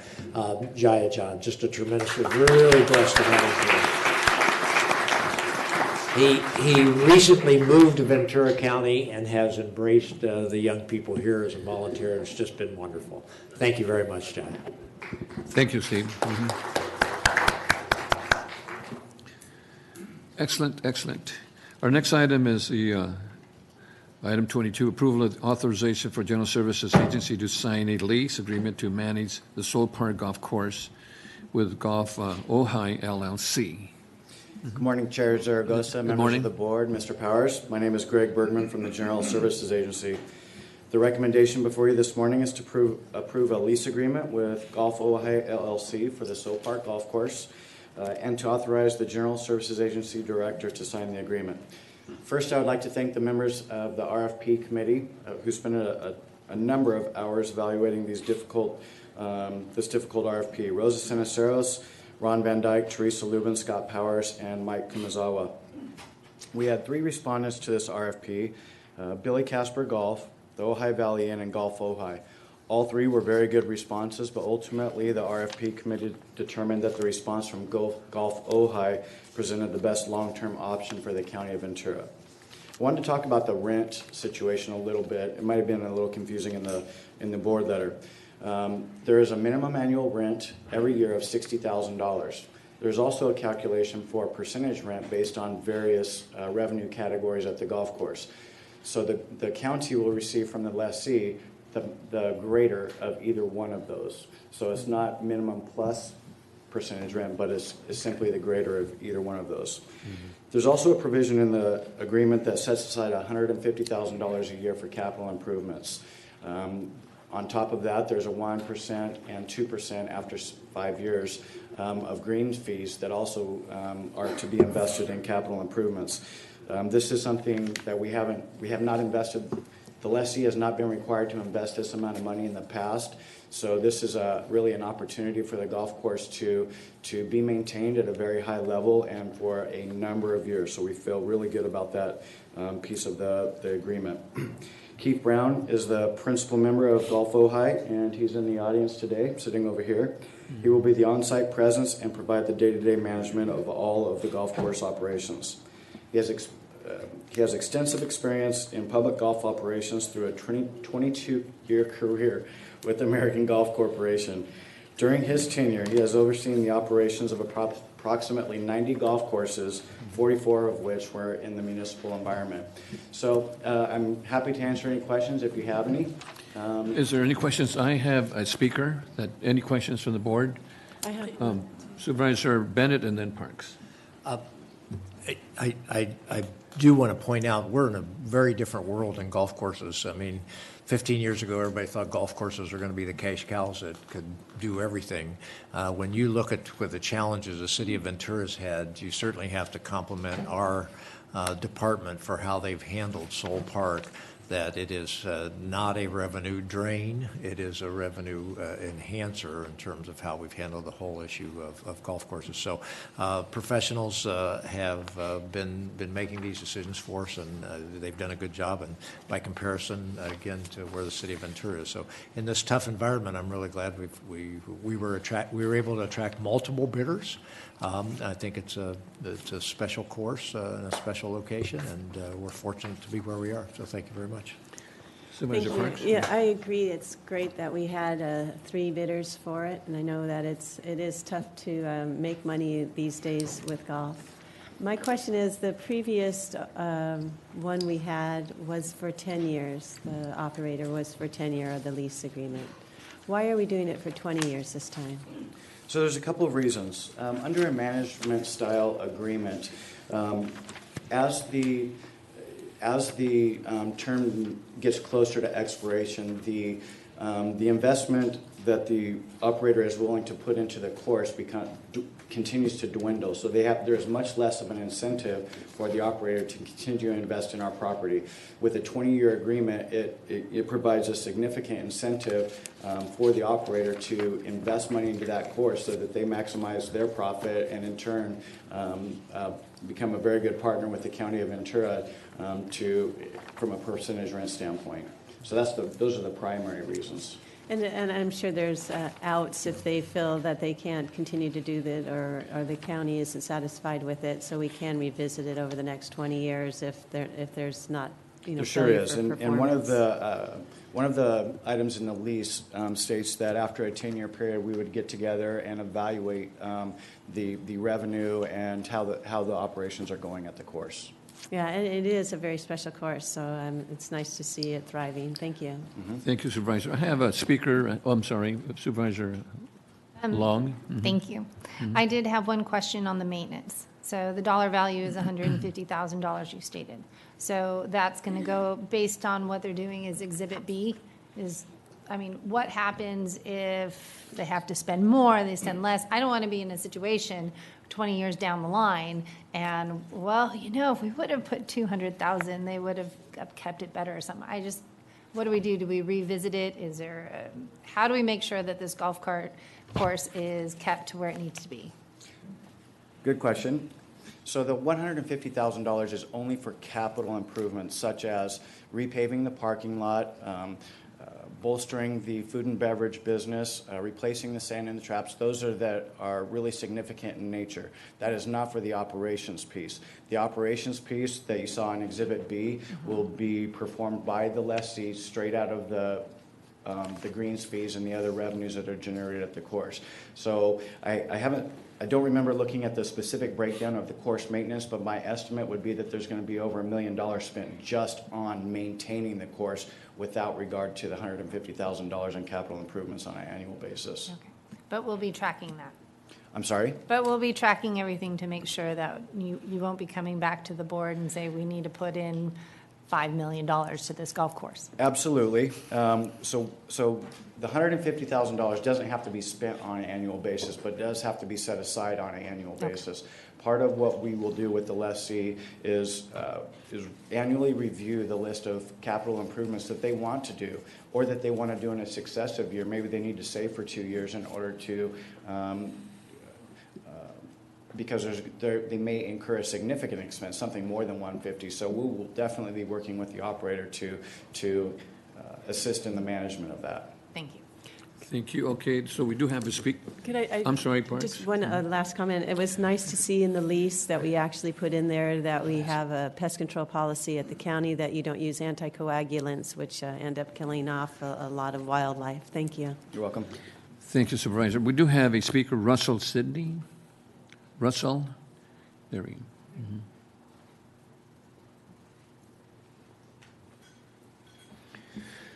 Honorable Supervisors, thank you so much for the opportunity to speak to this topic. My name is Russell Sidney. I'm Executive Director of the Ojai Valley Green Coalition. I am here to ask you to require that bicycle safe routing, parking, and storage become an active part of managing every county property. And while I'm at it, to require support for electric vehicle charging at all recreational facilities. This includes Sol Park Golf Course, which is currently blocking 2 important bicycle routes for the city of Ojai bicycle riders. Last Thursday, when Donald Trump announced that the U.S. was stepping back from protecting the planet by withdrawing from the Paris Climate Accord, I also learned that there's a new villain in the local effort to get people out of fossil fuel burning vehicles and onto bicycles. Bicycles that are good for people's health and the health of the home we call Earth. The villain, it turns out, is the golf ball. You know, the round little white things? Who knew they were a villain? It turns out that people who use these do not want anything to do with having people riding bicycles. A reliable source has made it clear that mixed use of a golf course that involves bicycles near the flying version of this villain is currently forbidden. The consequences of the golf ball inconvenient truth is that there is no safe place for bicycles to cross the state highway that passes through downtown Ojai, at least not on the east side of downtown. Bicycles will have to ride next to 35 to 40 mile per hour traffic and turn left in front of trucks in order to get from the north side of the town to the south side and back. They will have to do that if they want to get to the only safe parallel route to the highway for bicycles. That parallel route is the only safe one that runs east and west through Ojai. It's south of the highway, the people are north of the highway. In between, we have our villain, the golf ball. Riding next to 45 mile per hour traffic means that one mistake by the bicycle or the vehicle at the wrong place and wrong time puts a rider in critical care or worse. The lane widths on the highway are below standards for even basic bicycle safety needs. Sol Park is the only open space that provides an alternative route, and our villain is blocking that option. Can you imagine that chasing a small white ball around is more important than reducing the risk of a teenager ending up in a hospital? It does not seem right that the huge Sol Park area be given to one company to fully control the property for the next 20 years for the good of only one part of the community, while blocking the use of pedestrians, bicyclists, and even equestrian enthusiasts. with the unintended consequence of putting bicycle riders in deadly harm's way. It seems to me that is what the proposed lease will do. Please change that in this situation and require all county staff to consider these sorts of issues for the county-owned property, particularly when any construction or remodel is being done. Hopefully the capital improvements for the Soul Park could help address this. And by the way, the Paris Climate Agreement is connected to the golf ball news by a chain of scientifically supported facts. Anyone interested in learning more is encouraged to get in touch with the Ohio Valley Green Coalition. Thank you so much for your time. Thank you, Russell. Okay, Supervisor Bennett. Yeah, board members, I really appreciate Mr. Sidney's passion for the Green Coalition, so thank you very much for expressing all that and bringing it down. My staff has met for, as you can imagine, we're very strongly supporting bicycle-friendly Ventura County, and my staff has met for a considerable period of time with Mr. Sidney and tried to explain some of the problems. If you could imagine somebody saying, let's put a bike path right through the middle of flying golf balls, you have liability issues for taxpayers and everybody else. So we're not in agreement with Mr. Sidney on this particular request that he has. We are certainly in agreement with lots of things that we can do and are trying to do for bicycle safety in the Ohio Valley. So with that, I just want to assure the board that we spent a considerable amount of time and don't think that we should hold up this contract for this request. Thank you. So can we take a motion? Move the recommended action. Thank you. You want to second it? You guys are good. Okay, let's vote. Thank you, and that's approved. Okay, our next item is item 23, and I just want to share with the folks that we do have an interpreter for Spanish. Tenemos personas que necesitan traducir en de inglés a español. Tenemos Ana. Ana, I understand, is out there. Right here's Ana.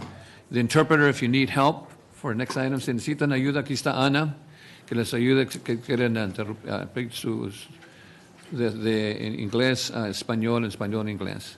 Ana, raise your hand again. Aquí está Ana si necesitan ayuda.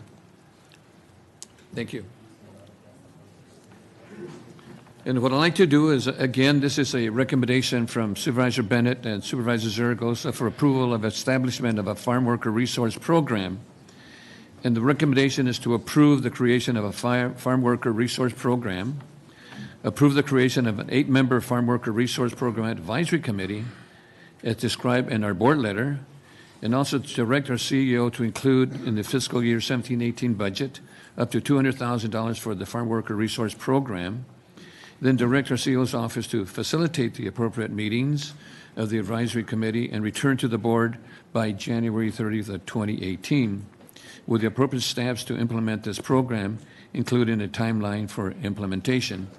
One of the things I'd like to share with you is that Supervisor Bennett and I had a fact-finding workshop, farm worker workshop back in July the 20th, and this is kind of the end result of some of the things that we've been working. We've been working with different agencies, whether it's OSHA, whether it's labor folks in Sacramento or the feds. So what I'd like to share at this time is that just some comments, and then Supervisor Bennett will share some more. As you know, the Farm Bureau has reported that we have 36,000 farm workers here in Ventura County and approximately 25% shortage of labor. Farm workers are uniquely vulnerable workers because of the language and cultural barriers, and also because of the temporary nature of their farm work, including the difficulties knowing how to best advance their interest. And what we're trying to do here is, first of all, balance out the work between the farmers and farm workers, and also the growers. Board members, I support this item. I think it's a benefit to the county of Ventura. As we all know, and was just mentioned by the previous speakers, that the county of Ventura has a $2 billion industry, ag industry, and it's a huge economic contributor to the county of Ventura. I believe that this is in the best interest of the ag employer to continue to create excellent working conditions to attract reliable and productive workforce. And I think 90+% of the growers do an excellent job here for our workers. At the same time, the farm workers need to support a viable and successful ag employer in our region. And I believe a lot of the folks do so also here.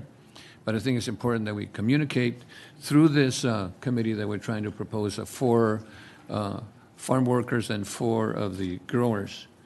And I believe that by doing this, that we can become the model of a modern ag industry here in the county of Ventura.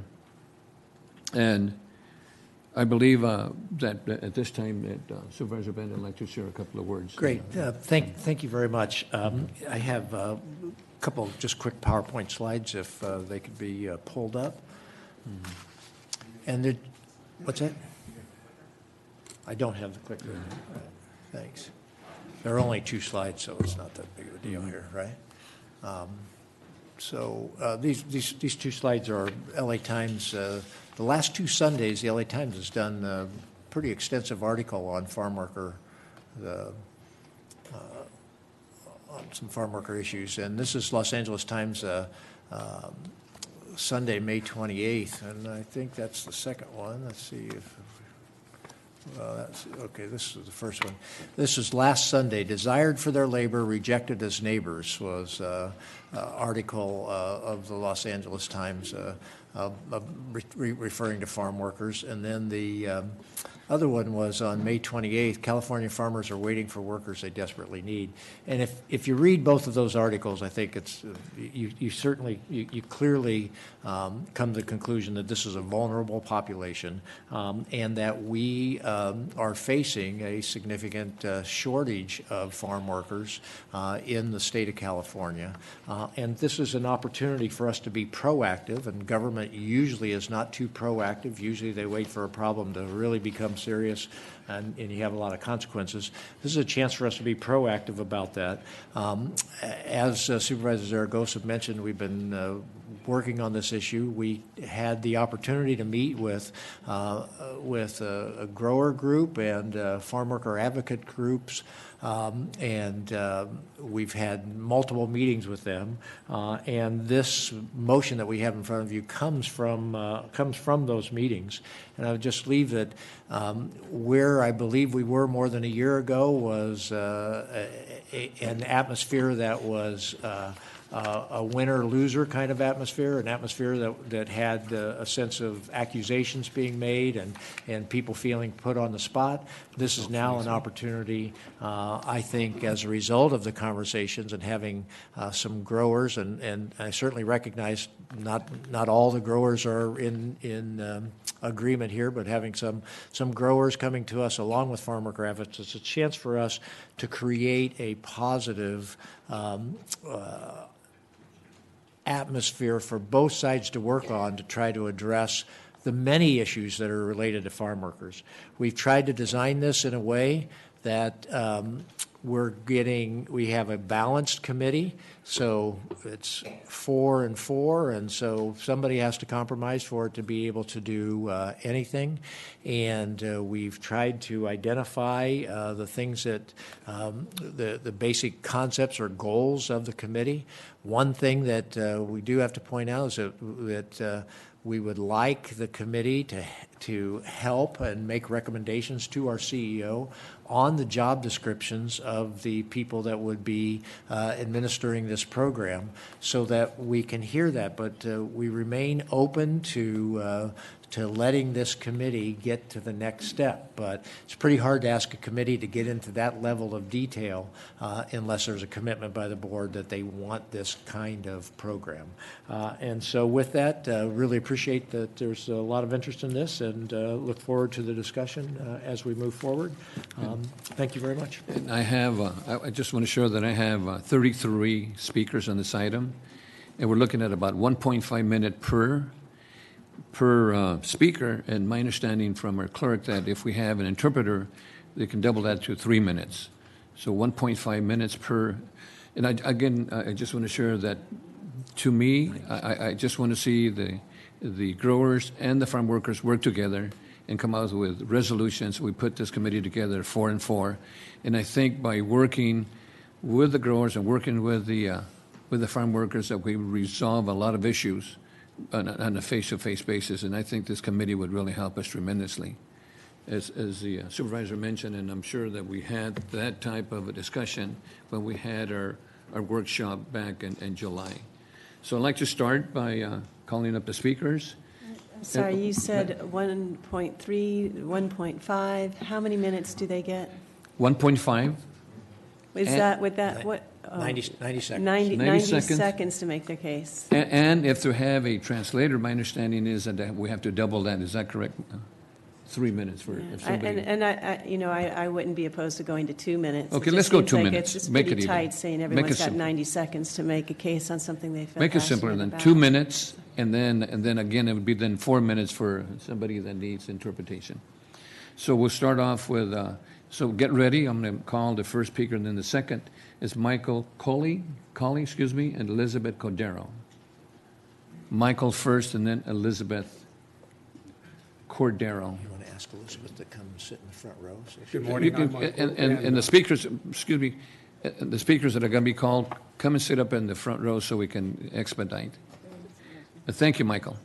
I'm Michael Colley. I live in Camarillo, and I apologize if I repeat a couple things out of the board letter, but it is very obvious that the farm worker community is very vulnerable, and I think a farm worker resource program will be very constructive. I'd like to point out that with the sun and the soil and the water we have in this county, we have a really vital ag resource, but without strong farm labor, it largely comes to naught. Also, I'm sure many of you know that the UC Davis ag multiplier or economic multiplier for the ag industry is about 2. I think it's 2.1 or something like that. So your $2.2 billion ag industry in this county really impacts the economy to something in excess of $4 billion. And a big chunk of that is that farm labor force. So I think this would be a very constructive program.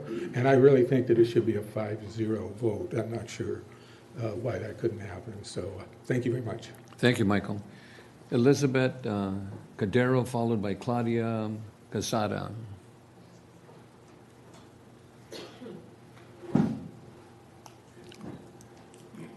Good morning, everyone. Good morning, Elizabeth. We represent Líderes Campesinas organization of farm workers, women's leadership in California. We have begun a program to help women and their families to start a small, sustainable, organic business in order to help them to bring more money to the families and pay taxes, to increase the economy of this county every year. We need to obtain collaboration from ranchers and farmers to work together to create new ideas and suggestions and technology to obtain an exchange for agriculture future, for the better. In this moment, we start already, with a small business, chicken and eggs, organic. And I have a friend asking, for customers. And I said, you know what? I have the friends. And that's something that we need now in this moment is more chickens and, of course, land. Because the 20 chickens that we have in this moment is behind the house. And, in one moment, county is going to be, knocking at the door. But it's something important for Líderes Campesinas. Thank you, Elizabeth.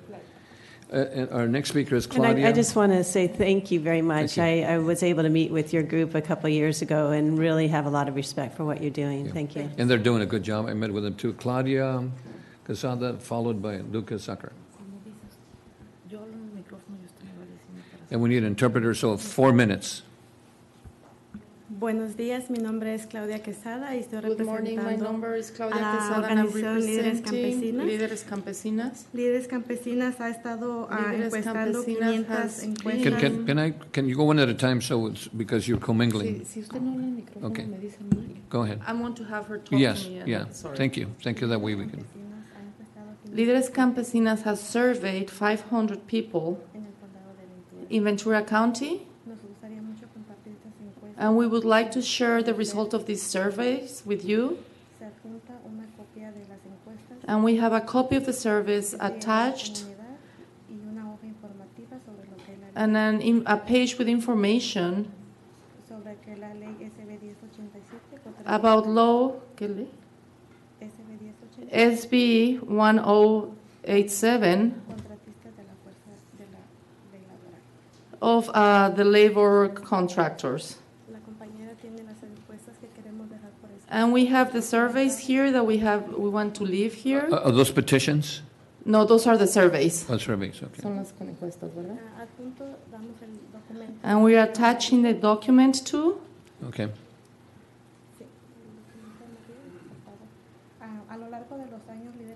Throughout the years, Líderes Campesinas have received training from the Commission of Equity of Opportunities in the employment of EEOC and the Agency of Legal Assistance, CRLA, about sexual harassment. At the beginning of last month, Líderes Campesinas gave training to 10 members of Ventura County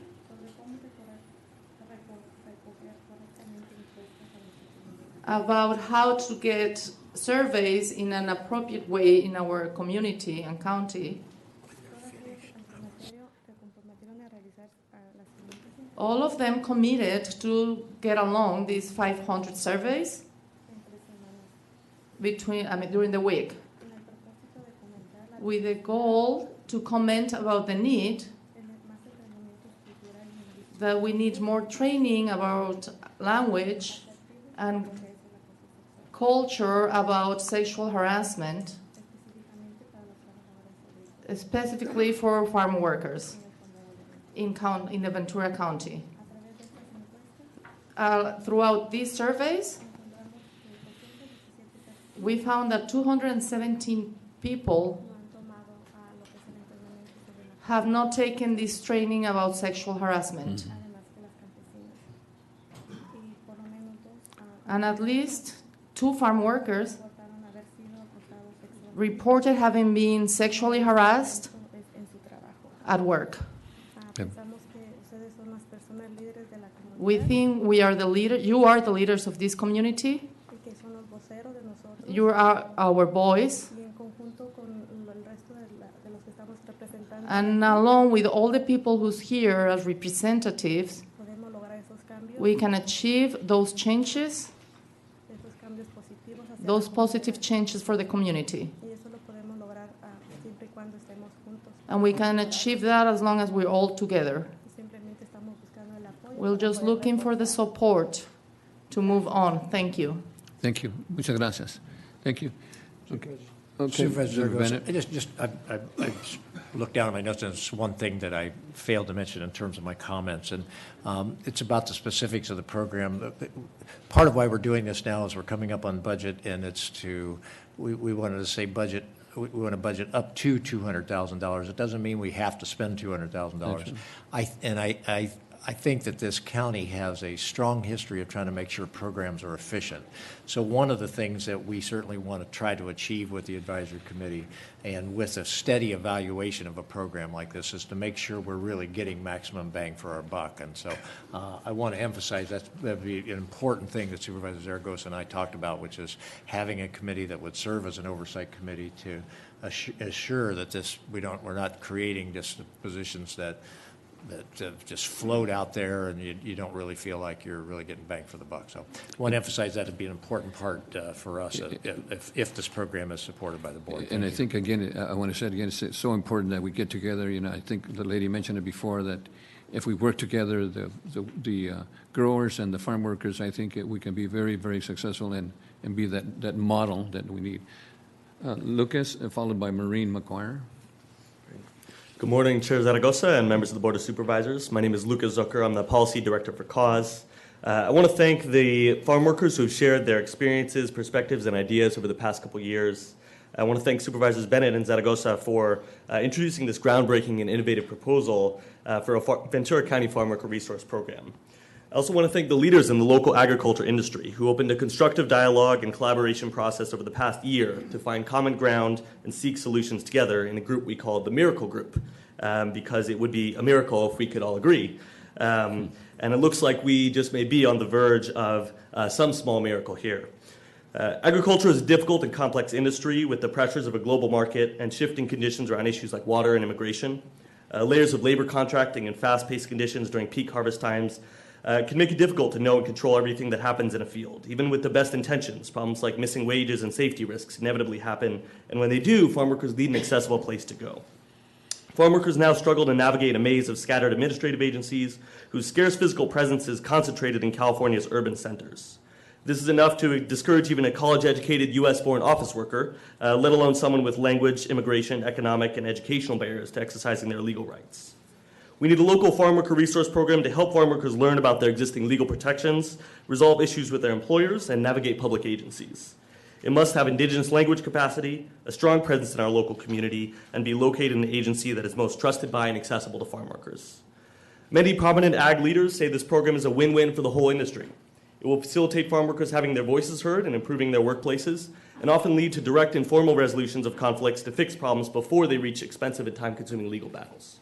It will help address the severe labor shortage in agriculture by demonstrating our commitment to the highest standards here in Ventura County.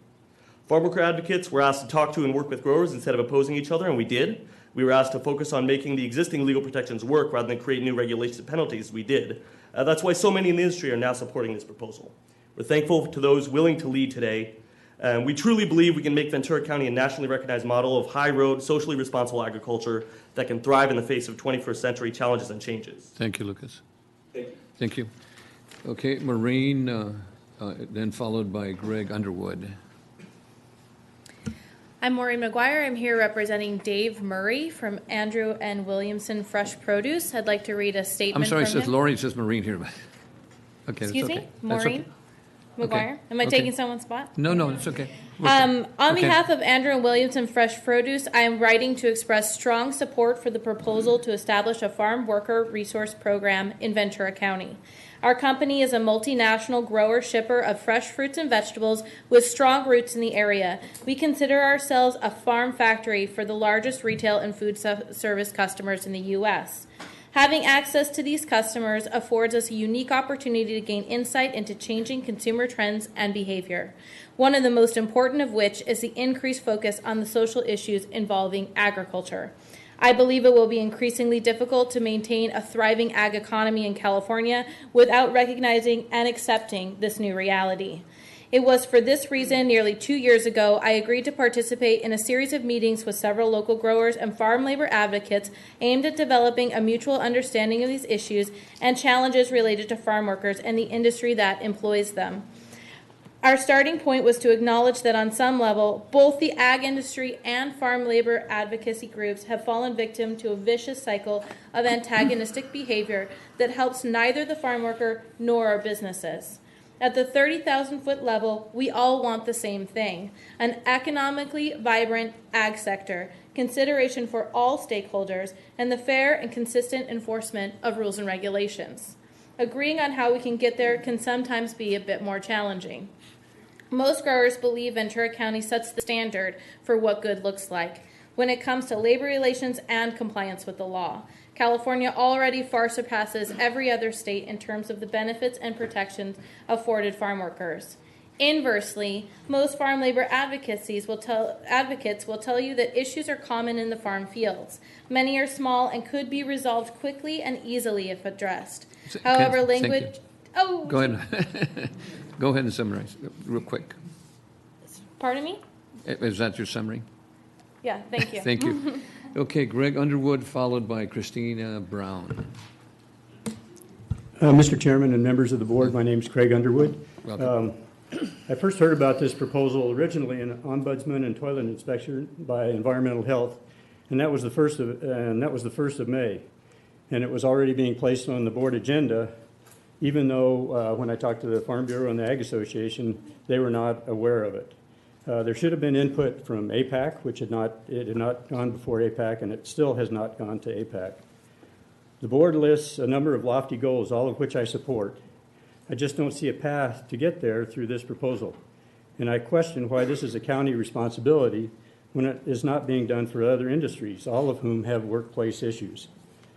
There are no specifics about how these goals are going to be achieved. Allocating $200,000 presumes that it will be possible to hire someone knowledgeable in labor law and a skilled negotiator. There's also the presumption that 4 farmers representing the industry will be willing to commit their time to the committee. We are already overwhelmed with meetings and regulatory matters to deal with. Everything we use to grow food is reported and regulated. I don't see accountability for the $200,000 being allocated by the county. Is that to be an ongoing expense regardless of results? It feels an awful lot like this is being driven by the smear of the local farm community resulting from a questionable study put together to document conditions in the field. This gives legitimacy to those claims. I would characterize this plan as a solution looking for a problem. The real problem for farmers and workers alike is the ease of moving production to Mexico, where wages are a fraction of ours and work rules are far more lenient. The future of farming in Ventura County is already at risk as that disparity increases.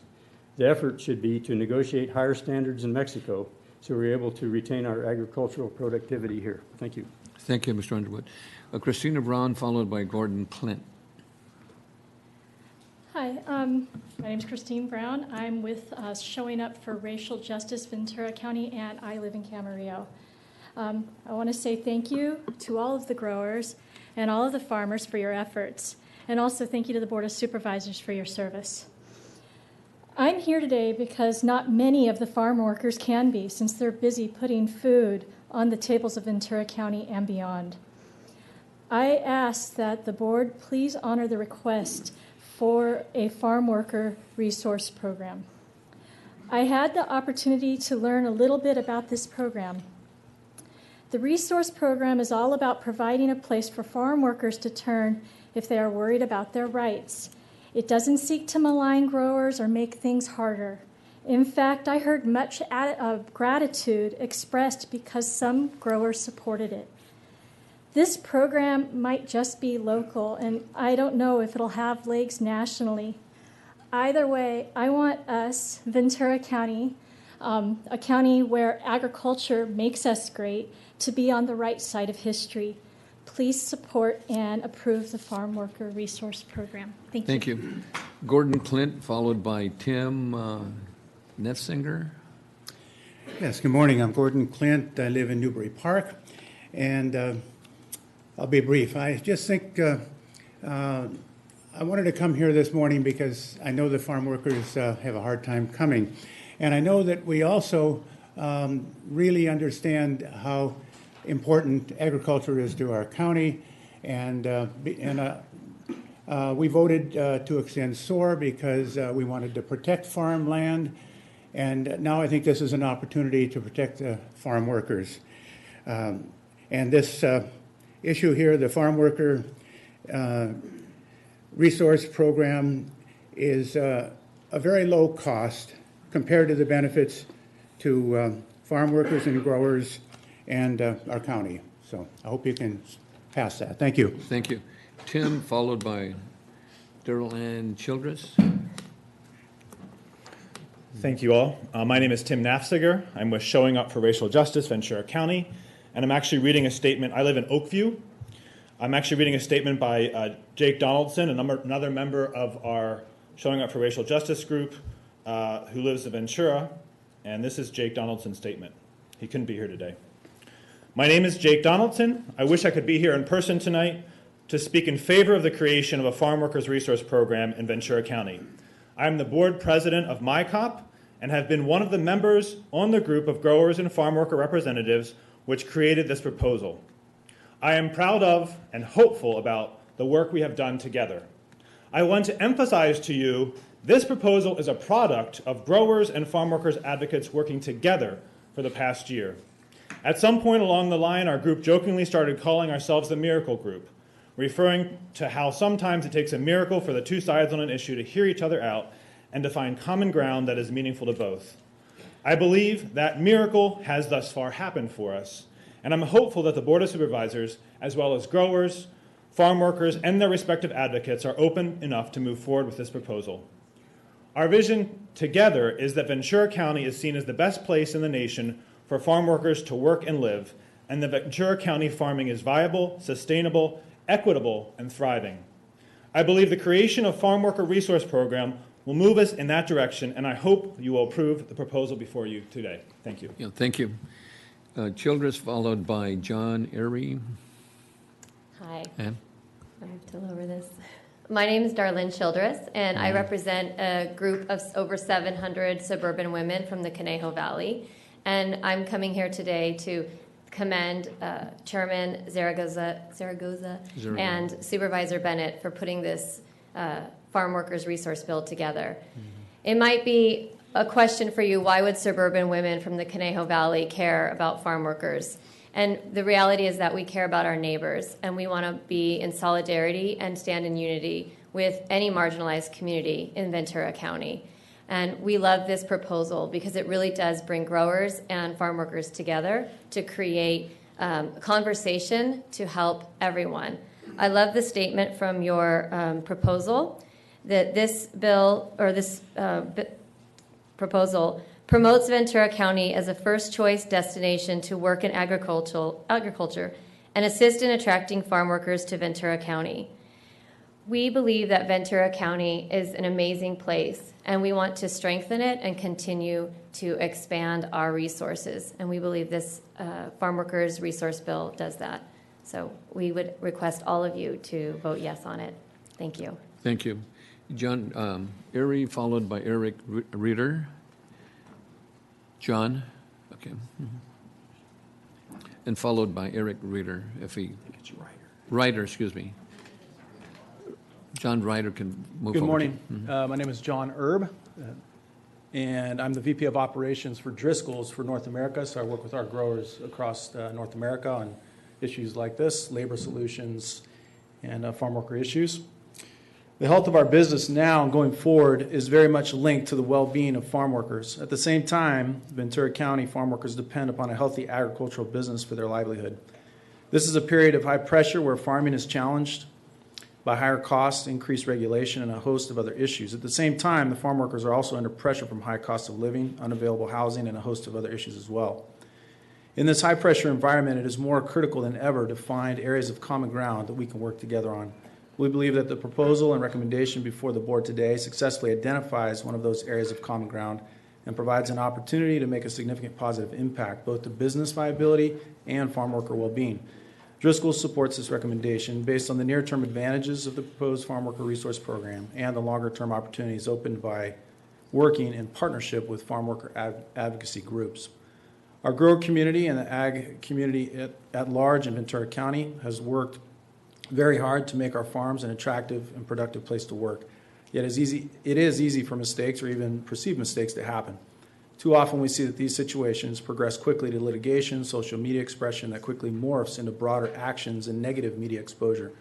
This proposal seems well thought out to create a resource to enable concerns to be raised and addressed informally in partnership instead of via costly litigation.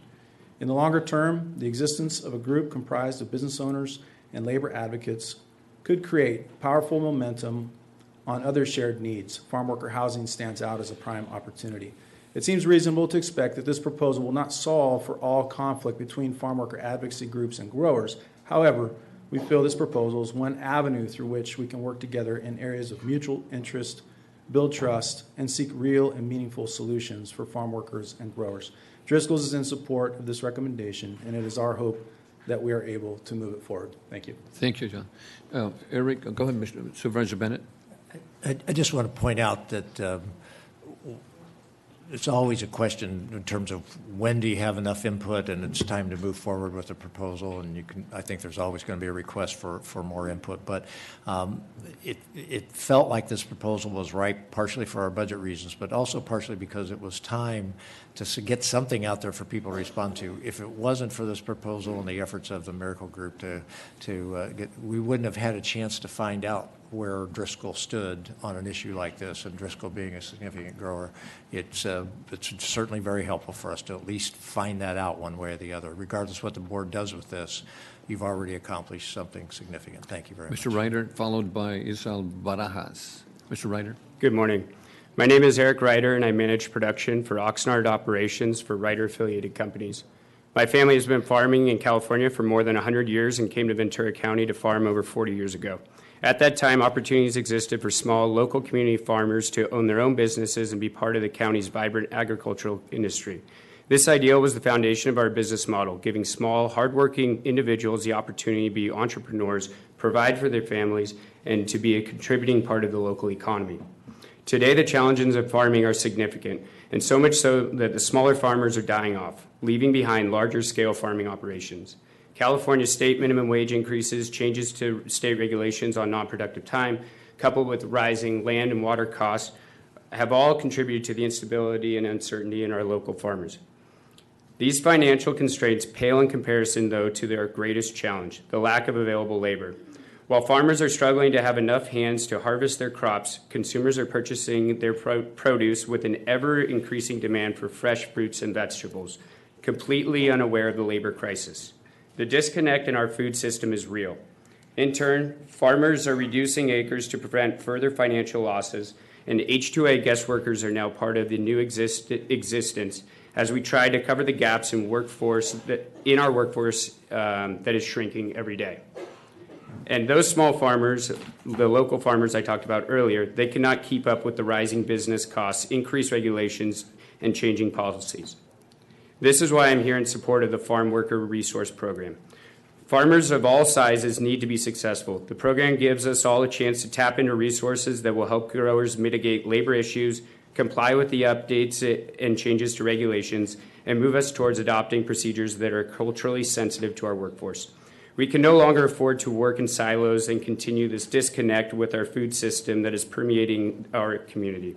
We have to work together to solve these issues. Mr. Ryder, are you the Ryder company that I really went in on a tour of the medical program that you have? Yeah, that's correct. And the training program for your employees is excellent. You know, I just want to share that with you because I had the opportunity to. And one of the 3 representatives on the Miracle Group. Miracle Group. So I just want to thank you for that because I had the opportunity to go look at your training program for the employees and also the medical and pharmaceutical program that you have for your employees. I commend you for that. Thank you very much. Thank you. Isabel Barajas, followed by Juvenal Solano. Good morning. My name is Giselle Barajas, Chief Human Resources Officer for Ryder-affiliated companies. As a company dedicated to the future, RAC has embraced a process of collaboration and mutual understanding, valuing different perspectives in the search for a common ground and comprehensive long-term solutions. For the past year, I have had the opportunity to represent my company alongside a small group of local growers and farm worker advocacy organizations in a process of mutual understanding of the ag labor environment. As a result of this ongoing process, RAC is in full support of the proposed Farm Worker Resource Program. Why are we supporting the program? This program will provide a trusted source of information to farm workers and employers to navigate the many state agencies involved in workplace issues. Sufficient agencies exist. There's no need to create new policy or regulations, but to navigate what exists. Having one location to provide this valuable information will avoid farm workers being bounced from organization to attorneys, reducing the time they are spending in trying to get resolution. This program affords growers and farm workers the opportunity to create a state of the informed, to navigate an enhanced future state, addressing issues that arise in a non-litigious manner, and offering a more respectful approach to conflicts that arise. Bringing issues directly to the employer for prompt resolution will help avoid costly litigations. Having the capability to provide information in Mixteco regarding the services provided by the different state and regional agencies will help address a growing need in our farm worker community.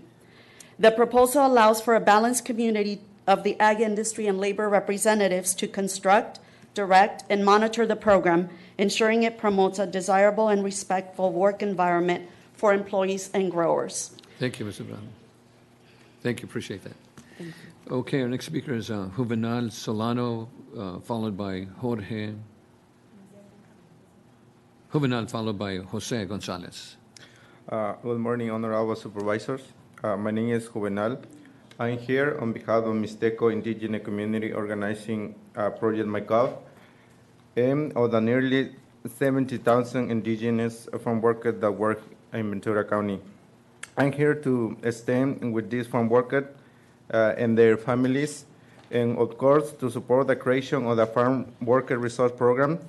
This proposal is the result of over a year's worth of meetings and collaboration between supervisors, some local growers, and farm workers advocacy organization. We see the resource program as a way to improve the lives of many who spend almost 8 hours or more a day to get a better life for their families and who contribute greatly to our county's economy. I'm very hopeful that with this creation of this program, we shall help not only farm workers, but also ensure the success of agricultural business and make Ventura County a more attractive place for farm workers to work.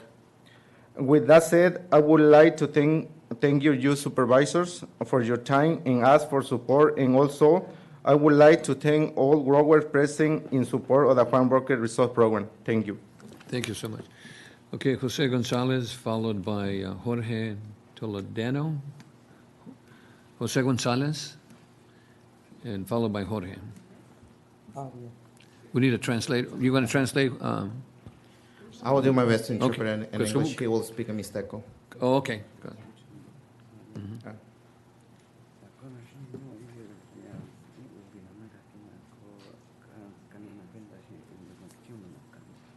We really appreciate for this initiative. Means a lot for us. Means that there's somebody else who cares about us as a farm worker or people who work in the fields.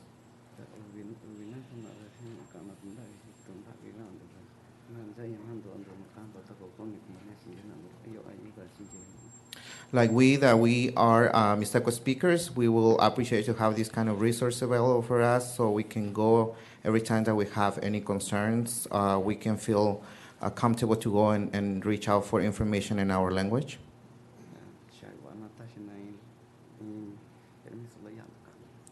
I really want to appreciate for your support, and I really want to appreciate for that opportunity for allowing me to come and speak.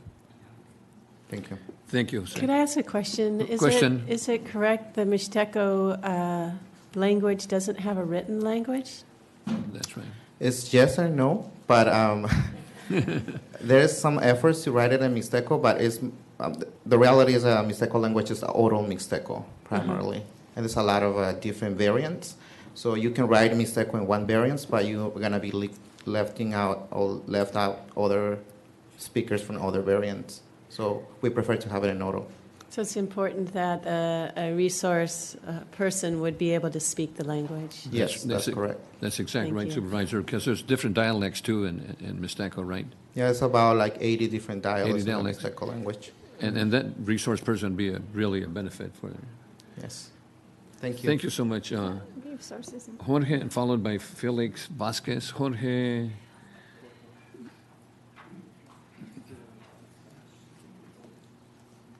We need interpretation here in Español or in Mixteco? In Español? Okay. Good morning, everybody. I'm here to ask you to support this program. I'm a farm worker, and I've seen everything this means and what the program means. So we need two people to hear us, to let us know where to go when we have to make some claims. I know there's people that do their work right and some others don't. So I'm here to ask you for your support for this program so we can all work together, because we are a team, the farm workers and the growers. We are not asking for more than we deserve. We're asking what's fair as human beings. And we're a team, as I said before. They need us as we need them. We grow their fruits, we work their lands. They need us to pick up their harvest, and we want to work together as human beings. And as I said before, we're not asking for more than we deserve. We're just asking what we deserve as human beings that we are. Thank you. Thank you. Gracias. Felix Vasquez, followed by Sally Hibbets. Felix Vasquez, and followed by Sally Hibbets. If Sally can come to the front, too. Good morning, everyone. My name is Felix Vasquez.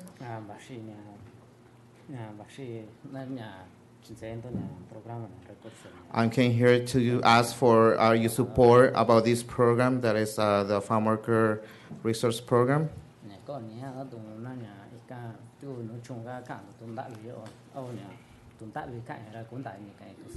So it's been a challenge for us being working in the fields because we do speak Mixteco, and it's a language challenge in the fields for us.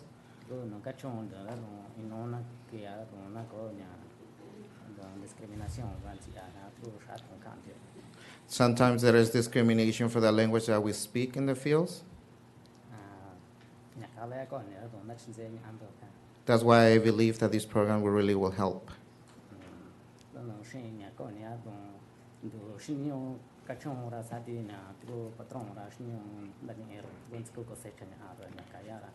I think that the growers, they need us, and we need the work for us as well. So it's a teamwork.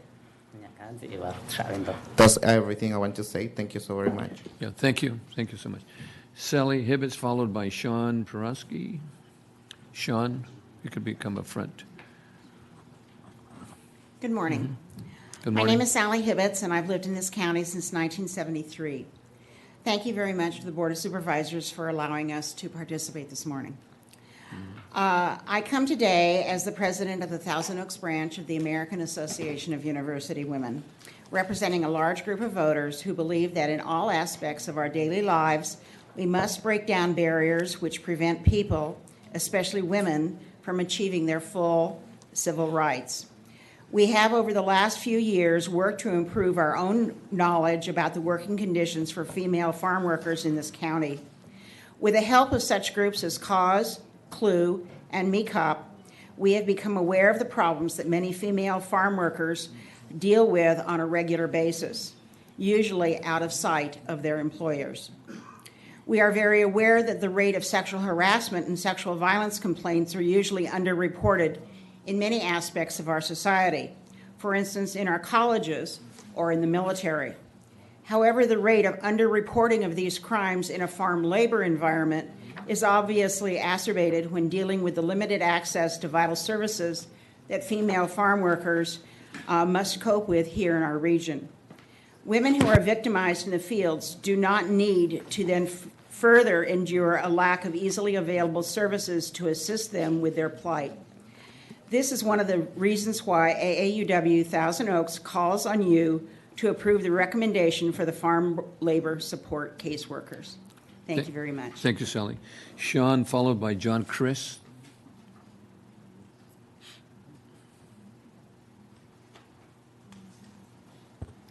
Good morning, Supervisors. Thank you very much for allowing us to speak on this topic. In spite of the handful of farmers who have come out in support of this proposal, we're concerned that the larger ag community has been excluded from this process in the development of this proposal.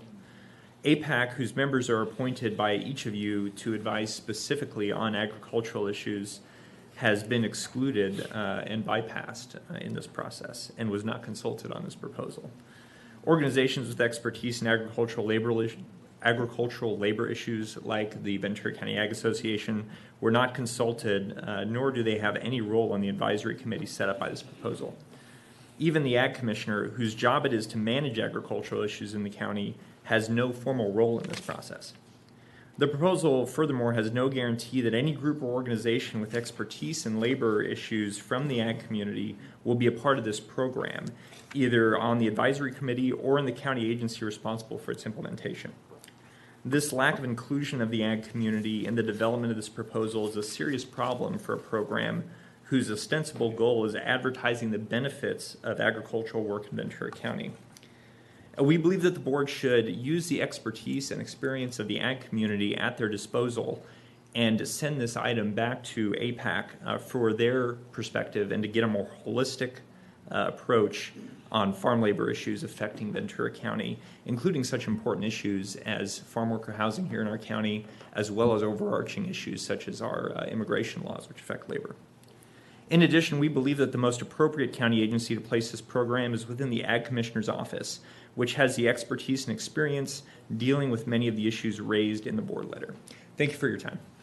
Sean, real quick, I just want to share with you that Yes, one of our recommendations is to ask our CEO to set up this meeting within 6 months to meet with the appropriate growers and also with the farm workers. So this is not really a done deal yet. So they're going to be looking Correct. into that and work with APAC too. And I respect that.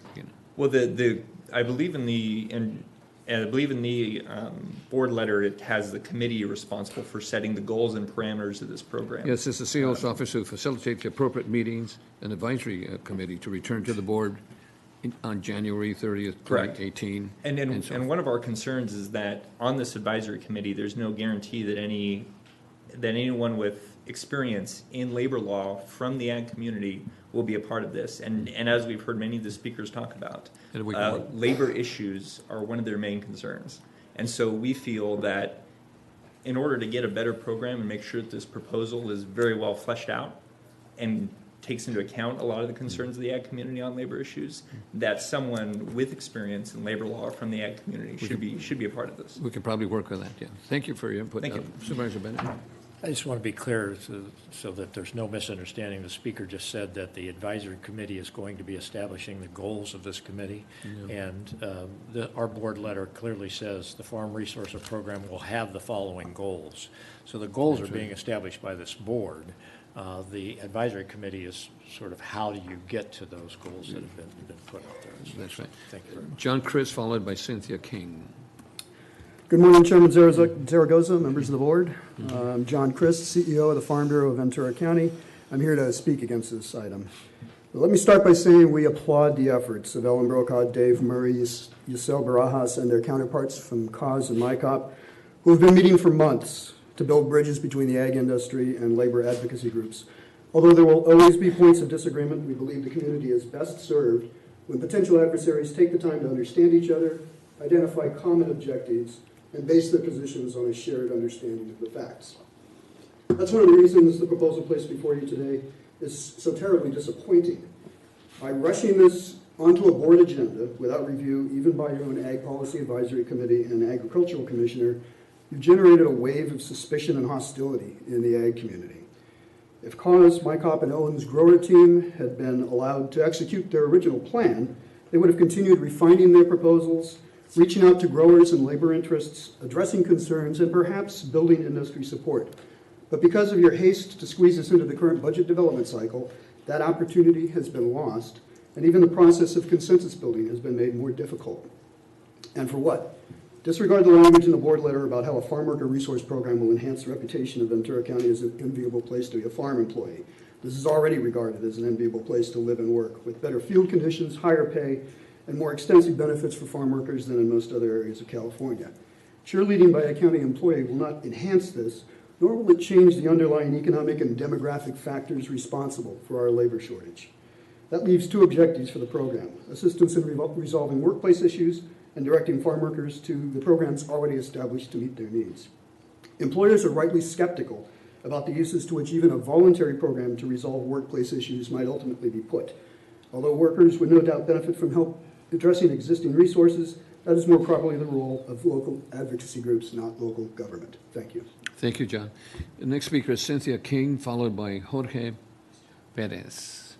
Cynthia King. Good morning. Morning. I'm Cynthia King. I'm a part of King & King Family Ranch, which is a small family farm outside of Fillmore. This farm has been in our family. We've been farming here in Ventura, well, not me, but farming for 104 years. In that capacity, I can speak to the critical importance of having farm workers who are treated fairly and with dignity and compensated at levels that support a decent living for themselves and their families.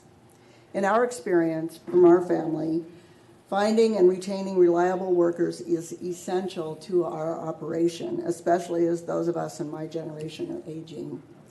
We believe that since we do pay an adequate wage and treat workers with respect, we have also enjoyed a degree of loyalty and trust. Regarding the farm workers shortage, we have recently heard from other farming families and agricultural interests that it has become more difficult to get farm worker crews lately, that the farm workers shortage is a growing concern with very real business consequences. Therefore, we need to do whatever we can to keep our Ventura County farm worker population healthy and happy and here. I've also been an organizational development consultant for 30 years and a communication professor at Cal State Channel Islands for the past 5.5 years. In that capacity, I'm very impressed with the process that has been undergone. I appreciate your efforts. Thank you so much. Which is an integrated program involving 2 facilitator ambassadors, and I do believe that there are people who can be found with the required skills. An advisory committee, which, as far as I know, has not been set up yet, but does have some leeway in terms of the mix that can be identified, and a budget and timeline for implementation. From my perspective, this involves culturally appropriate communication and cooperation rather than confrontation and retaliation. Thank you. So I urge support. Thank you very much. Thank you. Supervisor Are you Parks. volunteering for the committee? Supervisor Bennett. I just, Mr. Chris, would you mind? I wanted to ask you a question while you were up, and I failed to. I understand that the Farm Bureau is opposed to the measure in front of us. Do you know whether the Farm Bureau is still open to the possibility of being the agency that would be recommending 4 people to the CEO's office, or is that still on the table, or have you decided that issue? We are, but of course we would consult with our colleagues in other industry organizations to come up with some good names for you. Thank you very much. You know, and also, you know, I think, John, the important thing is that all stakeholders should be, you know, given the opportunity to be part of this committee, you know, and to work with them, you know, if we do implement it. Certainly, we haven't had extensive discussions about this. The time frame has made that very difficult, but there's an understanding that there needs to be a diversity of viewpoints represented. Yeah. Okay, thank you. Thank you, John. Okay, Jorge Perez, followed by Michael Teasdale. Jorge. Good morning. My name is Jorge Perez, and I'm a volunteer at CAUSE, and I'm a farm worker too. And I'm here to let you know and ask you to support the topic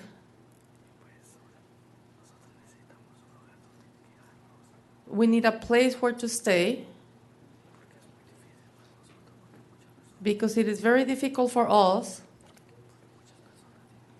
because a lot of people are afraid to come here as I'm doing it right now. My experience It is very difficult, but I don't have a lot of time to talk and tell you about it. I just want to let you know that it is not the same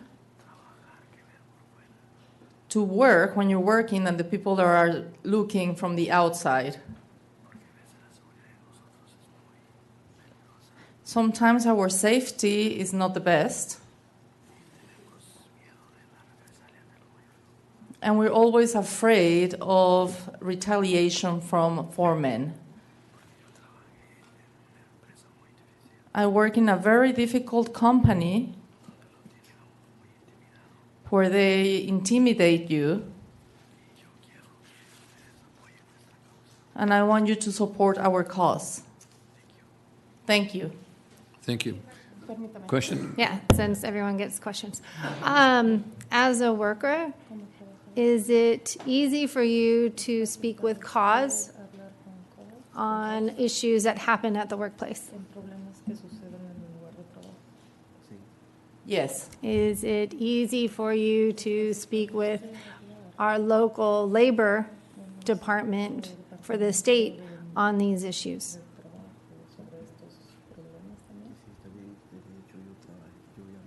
Yes, as a matter of fact.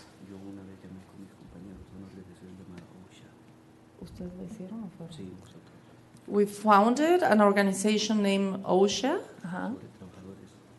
It's about farm workers.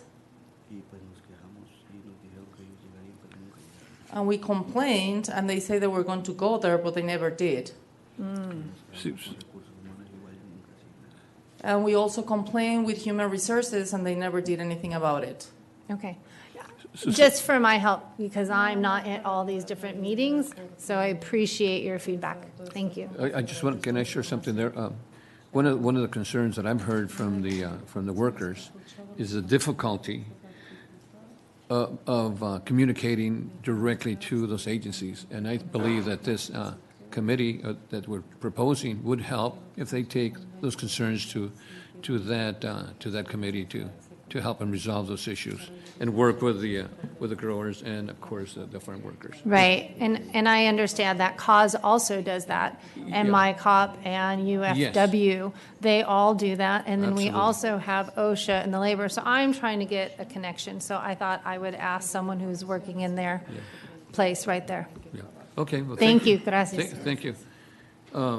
Michael Tisdale, followed by Betty Stapleford.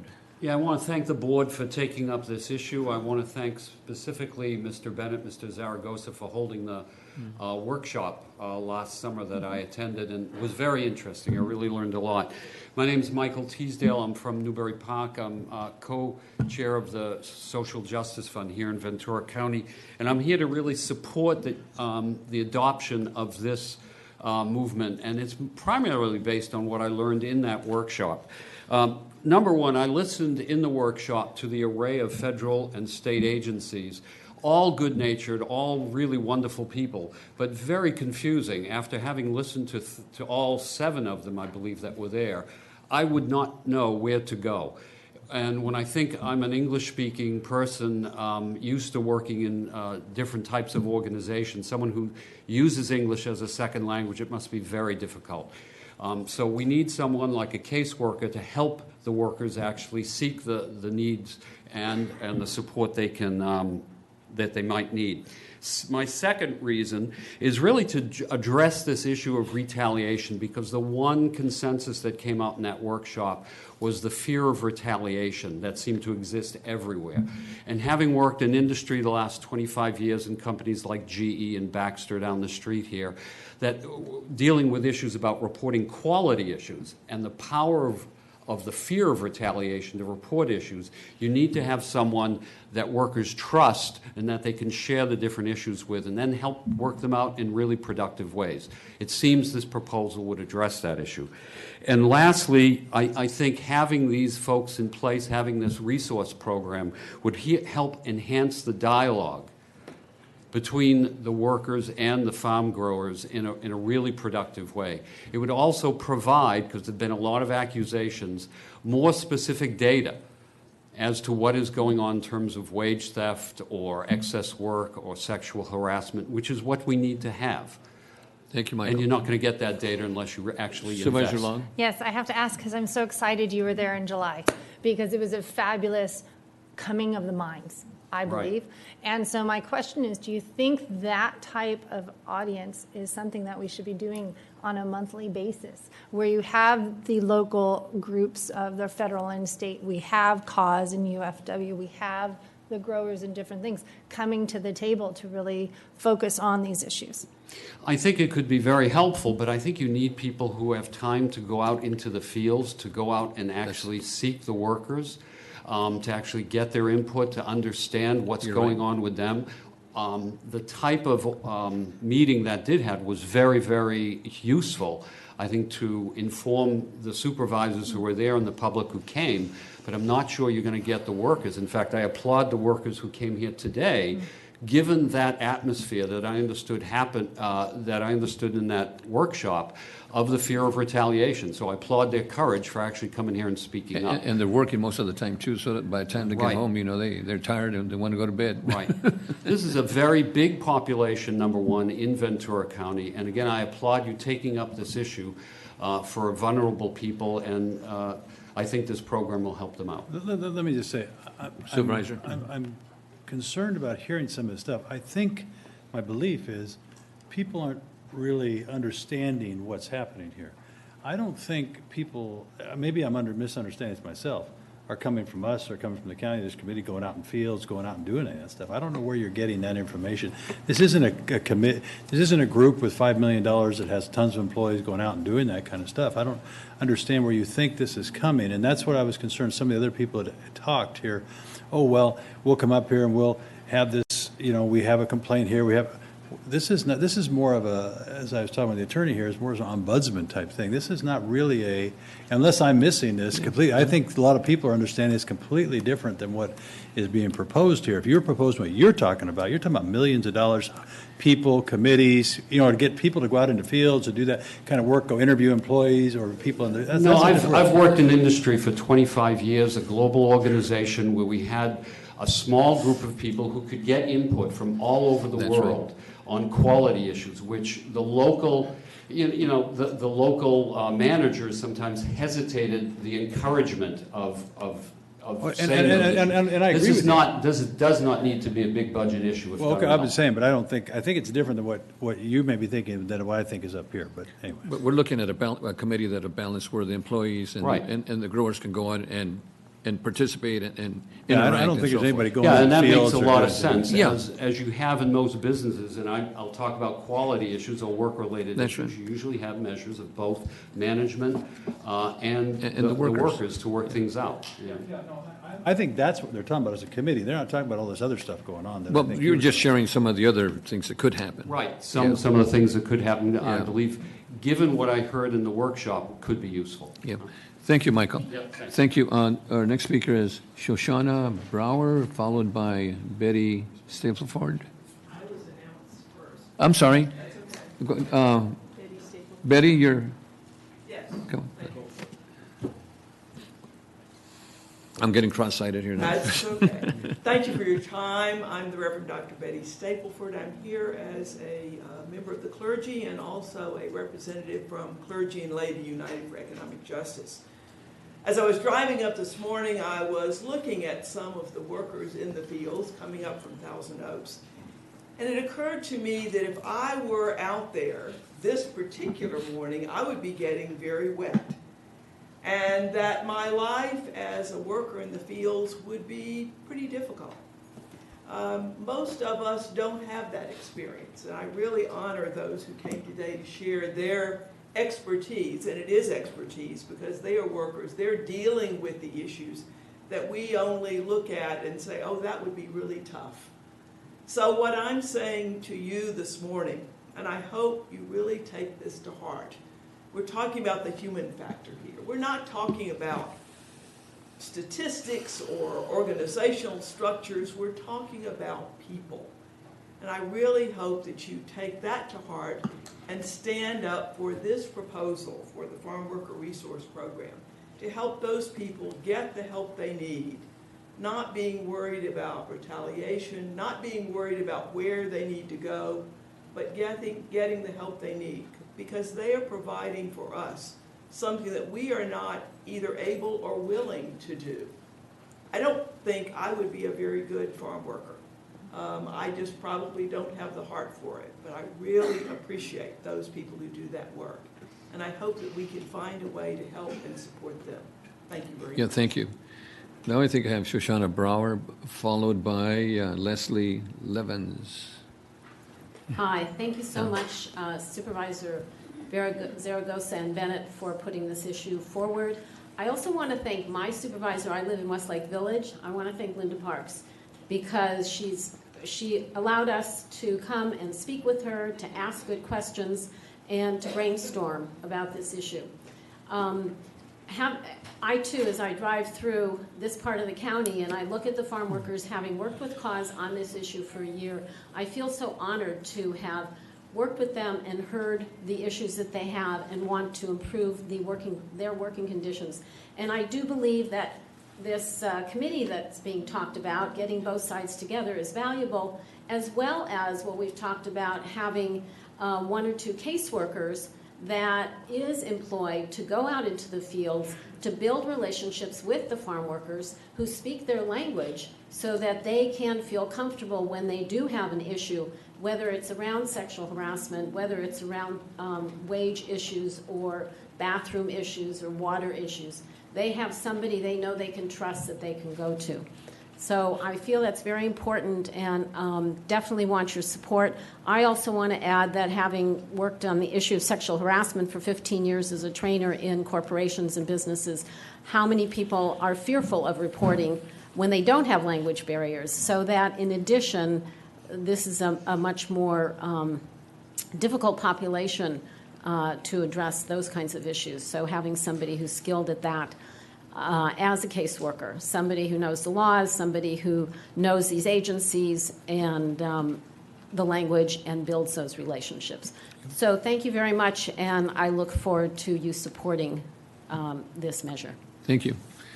Okay, Leslie, followed by Fred Van Wingerden. Yep.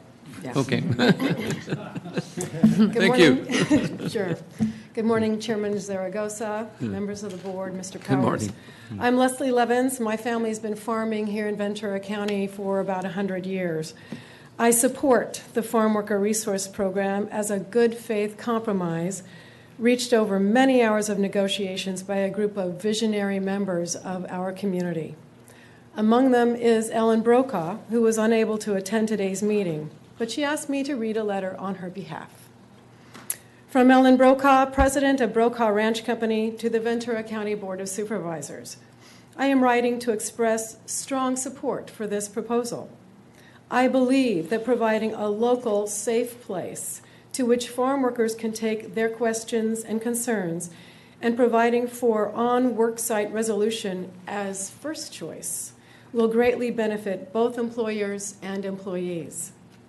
This Farm Worker Resource Program, as it will be defined over the next 7 months by an advisory committee representing growers and workers, has the exciting potential to increase the sustainability of our agricultural businesses and to make Ventura County the best place for farm workers to live and work.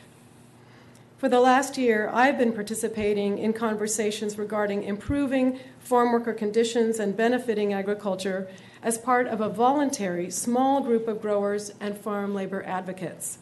Our deliberations have been constructive, and we, as a group, support this resource program for farm workers. I ask you to approve the proposal as presented, and thank you for your consideration of the needs of the agricultural portion of our economy and community. Thank you. Thank you. Okay, Fred, followed by Brent Kilpatrick. Fred Van Wingenen, Pyramid Flowers in Oxnard. Thank you, Board. Thank you. I'm here today to oppose the actions that you're considering on the same reasons that the Farm Bureau and other growers have opposed it. I believe we need APAC and Ag Commissioner involvement in preparing these things. and it needs to be vetted out properly. We also need to make sure we're judiciously using $200,000 in county funds. Extremely important. Let me tell a little history about myself. I'm an immigrant as well. I was born in the Netherlands, and my family came here 50 years ago to California to go into agriculture and to grow cut flowers. I grew up in the fields, working alongside farm workers, and I know how hard they work. I've modeled my business to always take care of the farm workers. We've had insurances and benefits long before they were even required for our people. And I strongly hope that the ag community will stand together and do take care of their employees. It's hard for me to think that there are businesses out there that don't take care of their employees because they're vital to the success of my business and the ag community. Thank you. You ought to be commended like the writers folks, you know, they do the same thing, you know. You ought to be commended for taking care of your employees, you said, with medical and yeah. It's just part of our nature. That's yeah. Thank you for it. All right. Okay, Brent Kilpatrick, followed by Tim Albers. Yes, good morning. Thank you, Mr. Chair. My name is Brett Kirkpatrick. I'm President General Manager of Fillmore Pyro Citrus Association. I'm here on behalf of my board of directors who couldn't be here because of a previously scheduled Fillmore and Piru Pumpers Association annual meeting. Basically, we fundamentally disagree with the premise that there's a dearth of agencies and helping agencies, both governmental and non-governmental, for workers to turn to if they have issues with their employers. Obviously, it would be our hope and belief that most of the employers, if not all of the employers in Ventura County, are very progressive and have ways and methods for workers to work out their solutions, as somebody spoke earlier, employer to employee direct. We don't believe that there's a need for a county program to help workers do that. We do believe that there are several government and non-government agencies available for workers to get together. We understand our labor force. We work with them every day. And we know the importance of their happiness and our success together.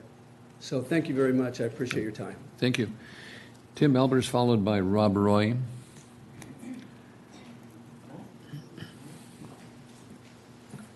Members of the Board of Supervisors, my name is Tim Albers. I am the Chief Financial Officer representing Mission Produce. Many of you probably are aware of our company. We take great pride in the fact that we are founded and based and still operate all of our operations here in Ventura County and import fruit from around the world into the United States. We take great pride in that. We employ many hundreds of people locally, but I do have to stand before you to say that we cannot support the farm worker housing program as it is written. As an agriculture employer, we appreciate the work done by many organizations that currently support and improve solution to farm worker housing and the larger issue of a stable and sustainable agricultural workforce. And we have supported many of these organizations for years. There are a multitude of local, state, and federal agencies that already exist to handle labor issues such as wage and hour, discrimination, harassment, or worker safety, as well as numerous nonprofit organizations that support the workers. Adding this program, we believe, will only add bureaucracy and will slow down the process, which is the exact opposite effect of what we seek to do. We would encourage the board to direct its activities to meaningful changes in the agricultural community and work to grow and support our agricultural workforce, things like zoning, land use changes, affordable housing, and the support of immigration reform. We stand ready with our private sector employers to work with the county on a real solution for farm worker housing. But this program is not the solution. Thank you. Thank you, Tim. Rob Roy, followed by A.E. Bud Sloan.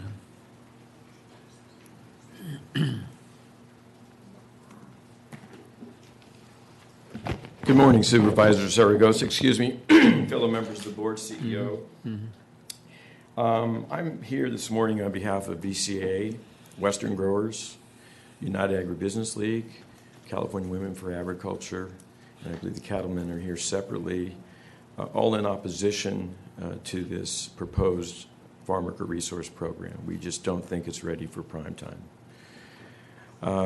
I've listened to many of the speakers here, and many of the things that are being stated are not really part of what this program is all about. The establishment of this farm worker committee is somehow going to serve to educate the resource program, but yet this program, like many of the other programs sponsored by Supervisor Bennett, basically circumvents the APAC. We saw this with pesticide issues. We saw this with the emergency well ordinance. And now we're seeing it with this. Months and months of preparation go into these issues. It's issued on a Thursday afternoon, and here we are trying to educate ourselves and trying to stop a program that is going to have an impact here. Bottom line is that when you tear apart all of the aspects of this program, and Supervisor Bennett stated this, it's really about filing claims about the workplace. And we would submit that there are already sufficient state and federal agencies that are available by reason of last year's public meeting. They're available to that. We have advocacy groups here in this room that have millions of dollars and hundreds of employees that are there to answer the requests of these farm workers. And as one who's been in this industry for 40 years, who deals day to day with all these requests, farm workers know exactly where to go in this county in order to get a retribution or get their issues heard. Thank you. Thank you, Rob. Bud Sloan, followed by Tim Cohen.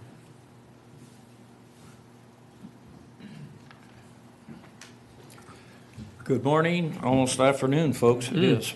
My name's Bud Sloan. I'm a rancher here in the county. I'm representing Ventura County cattlemen today. And although I'm appearing in opposition to this measure, this recommendation, I am in no way appearing in opposition to the fine people who we label as farm workers. All of those of you who have come from Thousand Oaks and Camarillo, the city of, these people are my neighbors. They're my friends. And I want to make sure that every one of us do the best we can possibly do to make their life as good as we can make it. And if I really thought that this measure would do something for that, I would be for it. However, I did a quick Google search for farm worker assistance and resources in Ventura County. I got 163,000 hits. I have a list here, I won't go through, of a number of governmental and NGOs that are there for the assistance of farm workers. And that's great. I think it's wonderful. But I will remind you that we have you as policymakers and we as citizens have an unsustainable turnover of nurses and mental health professionals in our Ventura County Medical Association or Medical Center because of underpayment. They're turning over. $200,000 may not be a whole lot of money in the grand scheme of things, but you could do something better with it than to provide some sort of central clearinghouse for people to go to these various organizations and agencies. Teachers are still buying their own pencils and pens. Policemen are having fundraisers for protective vests. Why are we spending money? This is a redundancy, folks. There are so many areas out there for farm workers to go to. Thank you, Bud. Thank you. Thank you, sir. Tim Cohen, followed by David Grohl. Tim Cohen, followed by David. Good afternoon. Tim Cohen, Ranch at Temescal in Piru. And I have to say, my coworkers are my family. And I get really upset when people give them false hope. And I'm wondering why you're spending $200,000 on something that's a non-enforcement entity. If cause or anyone has identified worker or employee deficiencies, then they should be going to the existing regulatory agencies, and they should not be wasting time.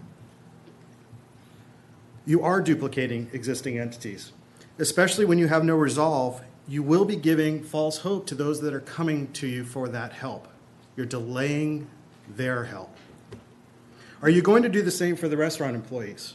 The EDD March numbers show 27,900 farm workers in Ventura County, 38,100 leisure and hospitality workers.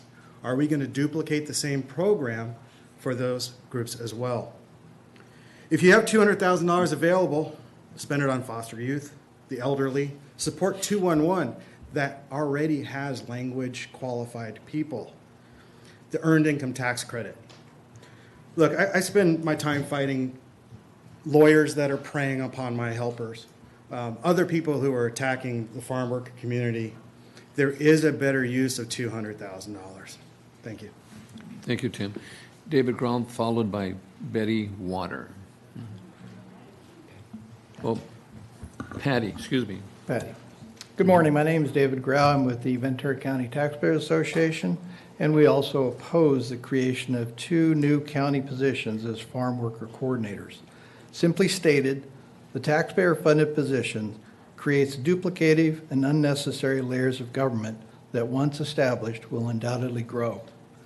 But listening to the speakers today was kind of to me, an interesting dichotomy. At the beginning, Supervisor Zaragoza talked about labor shortages, but most of the speakers focused on labor relations, wages, hours, working conditions. Are we at risk when we establish a commission like this down the road, inserting the government between the worker and the employee and becoming the negotiator for benefits and wages? I think that's a problem. In our opinion, creating a county budget of $200,000 for farm worker coordinators is nothing more than a government solution in search of a problem. Thank you very much. Thank you. Patty Waters, followed by Raul Lopez. My name is Patty Waters. I represent Waters Farms in Moore Park. I'm also on the APAC board. I work for Peter Foy because he asked me to serve on the APAC board. And it hurts me very much that I've put in 3 years of time, and the board that you guys created to give you advice on agriculture has been completely ignored. I also work with Henry Gonzalez, who is our Agricultural Commission, and I watch how hard that man works to keep everybody safe in this county. And if he had that $200,000, I can tell you he could work miracles in this county.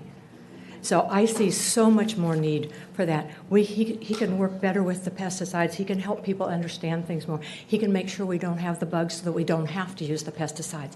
So we could keep things from coming into the county that we don't have now.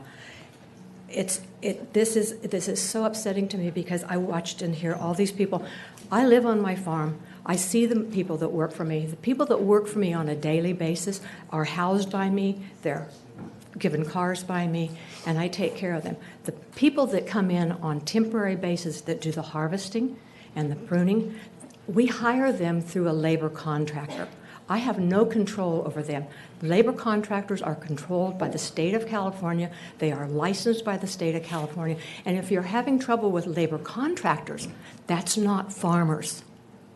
So this is not really a farm worker issue. This is a labor contractor issue, not a farmer issue. I live out there. I see how hard they work. I respect each and every one of my people that come and work. I know what they do. I know that they're paid better than working in McDonald's. I know that they have great skills and move really fast and work really hard. When we first planted our blueberries, we couldn't get workers. So we picked our own alongside them. I was 55. It was very hard work.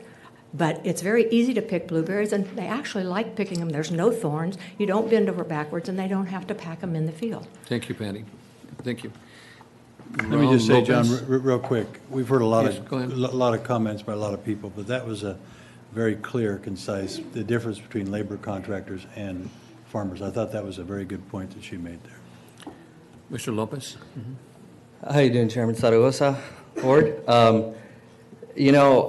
First off, I want to say, without sounding condescending, I don't know how to do it, but I'm proud of all of the farmers that came in support of this. I had a conversation with my mother this morning, and we had a visit, and I told her that I was coming to the county because they were going to vote on maybe possibly opening a farm worker resource center, and she just kind of stared off into space for a little bit. I could see the pride, I could see the happiness, I could see the glimmer in her eye at the hope of that, because she turns to me and says, well, you were my resource growing up. I was my mom's interpreter, I was my mom's reader, I was my mom's this, I was my mom's that, because she didn't speak the language. I didn't speak it till I was 6 years old, but I do now. And I keep hearing people talking about a solution, look into a problem. Not true. I hear there's a lot of organizations that already do labor enforcement. I would like to ask, does anybody know where the nearest labor enforcement office is? It's in Oxnard. And the office that, and what's the name of that office? Yeah, I'm from CAUSE. So we got trained by the Labor Commission, and there's an office in Santa Barbara, and there's an office in LA. A concentrated office to help workers for labor enforcement specifically, it's hard to come by, especially for farm workers. So I'm here to say that there's not 1,000 lists of people that specialize in labor enforcement for farm workers. That is not true. So for me, I just want to say that $200,000 to help, give farm workers a resource center is amazing and heartwarming. And in all honesty, it's not that much money. So for me, this is a simple math issue, simple math problem. My mom, her whole life, couldn't report things, and she was hopeful at just the possibility that people now can. So please approve it. Thank you. Thank you, Raul. And Can I have a question for Raul? Mm-hmm. I'm really concerned because we're hearing a lot of different things going on. I wasn't aware that there was a center being opened. So I didn't want you to leave here thinking that there's going to be office for you to go to right now. That's my concern, is that there's a lot of different personal feelings what this should be. And I don't feel it's been vetted out enough. Because I so want you supported, but I don't think you're coming out with that right now. So that was my concern. The office that you're speaking of? Yeah. You said it's gonna open. No. I apologize. I do know that a couple of they're hubbed at one office in Oxnard. They are at a building. Which one? I'm just trying to find out. Because No, honestly, I went right. to a training with Supervisor, is there labor an enforcement. address that we can give him so that way we can continue? Rob, do you have it? Sorry. Well, why don't we do this? Rob, If you why don't could give follow him- up with give him him that. afterwards. But I think follow up the on main that. point that I was trying to make Yeah. is that it is not easy for a farm worker to report something, not only because of language, but because the resources are not there. There is not a specific, we help farm workers, but it is not our sole purpose to do labor enforcement. Right. We do a lot of social justice work, and my COP as well. So we get listed as labor enforcement, and that's not our main focus. I did get trained in labor enforcement, which is why I can tell you that it's very difficult, and it's a very complex problem. And for farm workers to specifically have help, it would be a godsend, believe me. I gotcha. Yeah. Thank you very much. Thank you, Mr. I Lopez. appreciate that. We have Gail Johnson. Gail Johnson, she is probably our last speaker here. Just one of these or both of these? Just one. Both. Thank you for letting me address you, and thanks especially to all the farm workers that have come and all of the allies on their behalf. I'm the board president of the Central Coast Alliance United for Sustainable Economy. I'm also a professor at UCLA, and I teach in Chicano Studies and African American Studies. I'm a historian. And so I'm here actually because you've probably heard all of the arguments on both sides eloquently said, more eloquently than I could say them. And so I'm not here to repeat. I'm merely here because there's something else that I address in my teaching and writing that I think is important to address here, and that is putting aside all of the arguments one way or the other. This is a historic coalition between growers and farm workers. This is an amazing moment in history where we have an opportunity to make an intervention in the narrative about how people are treated. Putting aside all of the different justifications that you may or may not have, the details for why farm workers already get enough, I think that most of us can agree that farm workers, that the people who work with farm workers, that even the people who are on the side of growers who provide services that are different in their farms for farm workers, all of them would agree, even those people who are against this, that farm workers do not get enough. If we can agree on that, then this is an ethical question. It's not just about who wins the argument. Putting all of that aside, why wouldn't you want to reward such an incredible and historic coalition? Why wouldn't you want to reward the people who put food on your table? Why wouldn't you want to also just work with them? And and provide the kind of elevation and prioritization of the people who are the backbone of the economy of this breadbasket. Without them, we don't have anything. So I encourage you to make this an ethical question as well as one just about the arguments that you've heard here. Thank you. Thank you, Gail. That's our last speaker, and I know we're running late. Supervisor Bennett. Excuse me. Maybe while I cough, I'd like to ask, a couple things if I could. Okay. One, I'd like to thank the interpreters. It's not easy to do that here, so to the two interpreters that we had, really appreciate it. Two, I'd like to ask Lucas, would you come back up, please? I have a few questions. One, we've heard a number of comments made about this should have gone to APAC, and APAC was completely frozen out of this and wasn't. And could you share with me, share with the board the experiences that you shared with us regarding APAC? Sure. Cause and MyCop did present to APAC in April of 2016, just over a year ago. Had a good presentation. I think we're able to answer a lot of questions.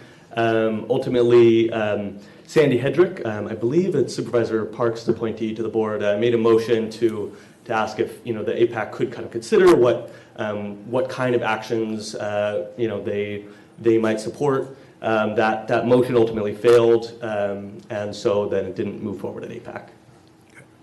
Can I ask another question? Sure. After July 20th, the event with the whole farm workers group, how come you didn't go back to APAC to tell them your findings? Just that APAC didn't seem particularly interested. They weren't interested. They weren't interested in the items that you were discussing in labor and so forth. What were they not? Kind of more broadly, I think the motion that Sandy Hedrick presented to the group wasn't support this particular program or this particular ordinance. It was, can we kind of continue this conversation? And that motion didn't pass. So it seemed like there was not that much interested in the conversation, and that's why when individual growers had kind of reached out to us to talk about it and see if we might be able to reach some common ground, we felt like that was a more effective avenue. Great, thank you. Okay. My next question is regarding the timing of this proposal coming forward. Did you and your group ask us to move forward with this during this budget cycle? Yes, absolutely. Great, thank you. And then I have two other questions for you. Are you okay with the goals that we've identified in this letter? And the reason I say that is just in the interest of trying to be clear and what's the focus of the advisory committee and all that other stuff. I don't want to. It's become obvious to me that a lot of people have different interpretations. So I will be adding to the motion just that we adopt the goals that are identified in this letter. And I just wanted to make sure that your group had already seen that and was comfortable with these goals and actually participated in helping us fashion these goals. In addition to that, mentioned, again, because questions being asked, the idea that one of the things the advisory committee would be doing would be recommending job description for the CEO's office, and I just want to confirm that you're comfortable with that language being added also. So those would be two pieces of language, both in writing. I have them here in writing, so everybody will be able to see those. I just wanted to get that out there. Thank you very much, Lucas. I appreciate it. Lucas, can I ask you also? Sure. In the goals that are written on this letter, it states that this is not an enforcement agency. That's right. Are you so we're just going to get together and talk? It's a resource program for farm workers. Hopefully solve problems. I think that Cause and MyCop had originally come out of this. Right. If you all remember, back in late 2015, wanting much more enforcement. I think through some really good productive dialogue with growers, really agreed that there's a lot we could do just on providing resources to farm workers to help them exercise their existing rights and their existing legal protections rather than adding another enforcement agency. And Lucas, and come up with resolutions too on concerns. So you're agreeing that it's important to have the right people at the table to have these discussions, That's correct? Right. Because I heard from a farm worker today that stated that OSHA was called out and they weren't. So I'm trying to understand how this committee is going to make sure that OSHA is coming to the table if they're not at this table to have the discussions. So I'm trying to understand what I don't want to put more layers upon. We have a lot of committees, and I'm sure your day could be full of as many meetings as possible, but when are we getting the work done? Yeah, So, Supervisor Long, if you'd like to introduce a motion to create kind of a local county OSHA, I'd be happy to support that measure. I think many in the room might not. So totally understand, but I apologize. I am 5 months in, but I have been to so many different organizations that do not get things done. Sure. And so I have a concern on, I want the best for our farm workers. What I'm concerned is that we're creating another structure that really doesn't get to the meat of what you're wanting. And so that's why I was asking when we had the workshop that actually had those people at the table, that created, hey, we have gaps, and we saw that. And they provided you information that perhaps you didn't have. And then they heard that we need more people down local, so they're moving down local. So I'm trying to understand. Yeah, thanks, Supervisor Long. Absolutely appreciate that question. And I think maybe an example of how this could work, I think there might be two paths, right?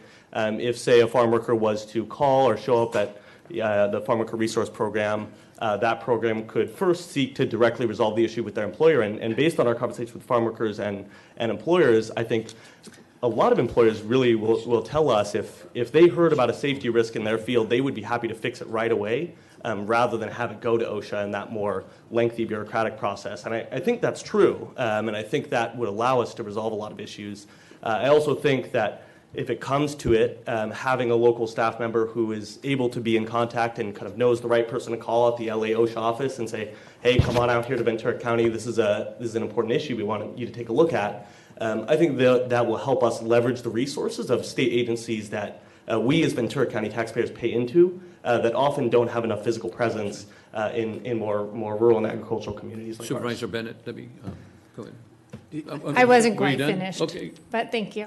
So then the other question I had for you is if that's the case, if you were looking at budgets, so then you have a certain pie, right? You have to cut it in so many definites. So now you're asking for us to pay for a person to do that on the county level when we're already paying someone, your tax money, my tax money, is going to someone on the state and federal level to do the same thing. And then we also have the nonprofits, which we heard about 160 or so, that are doing that same thing. And I might be a little bit new, but I understand what works, and so I'm really concerned that now you're going to put another person in another pay. And I wasn't privy of all the conversations, so I just wanted to get this opportunity to ask you. I can tell you for sure there are definitely not 160 nonprofits Let me share some in with Ventura County you. working on farm worker Supervisor, labor we issues. had Okay, thank you. We had a workshop. Yes, I was there. And what we're doing now is kind of following up on the concerns that were shared in the workshop. We had issues with sexual harassment, with toilet sanitation issues. We had issues that they couldn't talk to individual agencies that the workers needed to help. And now we're trying to create a balance between the growers and the farm workers. And that's really what we're looking at, is not to go out and, it's not an enforcement committee, it's how can we resolve issues that are really important to us at a local level. Okay, because when I hear center and I hear program and there's all stuff, I kinds hear of- a office with employees, and I get concerned because I have SEIU people here that are getting cut their hourly rate, and I'm trying to figure the budgets, and we're going to hear. And so I'm really leery to say, yes, we need to put money towards this when it just feels like it's not vetted out enough to ensure that we have the right people at the table in this committee doing that. But that's just my own Let me share personal. something with, we're really taking a tremendous amount of time. This issue is a very, very important issue. We have other issues too. We have a lot of the people waiting here for us. But Supervisor Bennett, where you want to? Great. Thank you very much, Lucas. Thank you. I'm finished. And I appreciate, Supervisor Long, your concerns about efficiency in terms of spending our dollars, et cetera. And so if I could, I just want to offer, I agree, people can always have misimpressions, and so some people think this is a center, and some people think it's this, that, et cetera. That's why I want to clarify, what the goals are, and clarify we're talking about a job description. But I completely agree that we don't want to create all this overlap, et cetera, and that is exactly why all of the details of exactly what these people will be doing are not ready yet, and they're not ready because we now need to have a formal process, a meeting of this advisory committee to help us get to that level. What percentage of time on trying to deal with complaints? What percentage of time on trying to attract farm workers here? What percentage of time on other issues that would, but the primary, if you look at the goals, building trust and relationships with local farm workers, employers, advocates, and related agencies. That's not an enforcement thing, and there's nobody that I know of out at the state level or anyplace else that's doing that. Promoting Ventura County as a first choice destination to work in agriculture and assist in attracting farm workers to Ventura County. That's a proactive thing that seems to be an appropriate thing to do with a labor shortage coming, and something that could be done in a very positive, proactive way. Informing farm workers about their existing labor protections, assistance in navigating public agencies, and seeking resolutions to workplaces is where there is a potential overlap. But that's exactly why you have an ongoing advisory committee to regularly monitor what the work is being done, so that we get that feedback back and do that. So I offer that to you in the spirit of I hear, and there can always be a concern about whether this is a good use of the money, and then we would also advocate. We would also ask the questions: is this a good use of the money? You look like you have a question, and then I'll go on and not take up too much more time. Go. Another question. I did have a question on your goals. In reading the Agriculture Policy Advisory Committee, the goals are to advise the Board of the Supervisors to be established by creating a body, right? And they are, where is it? I just had it.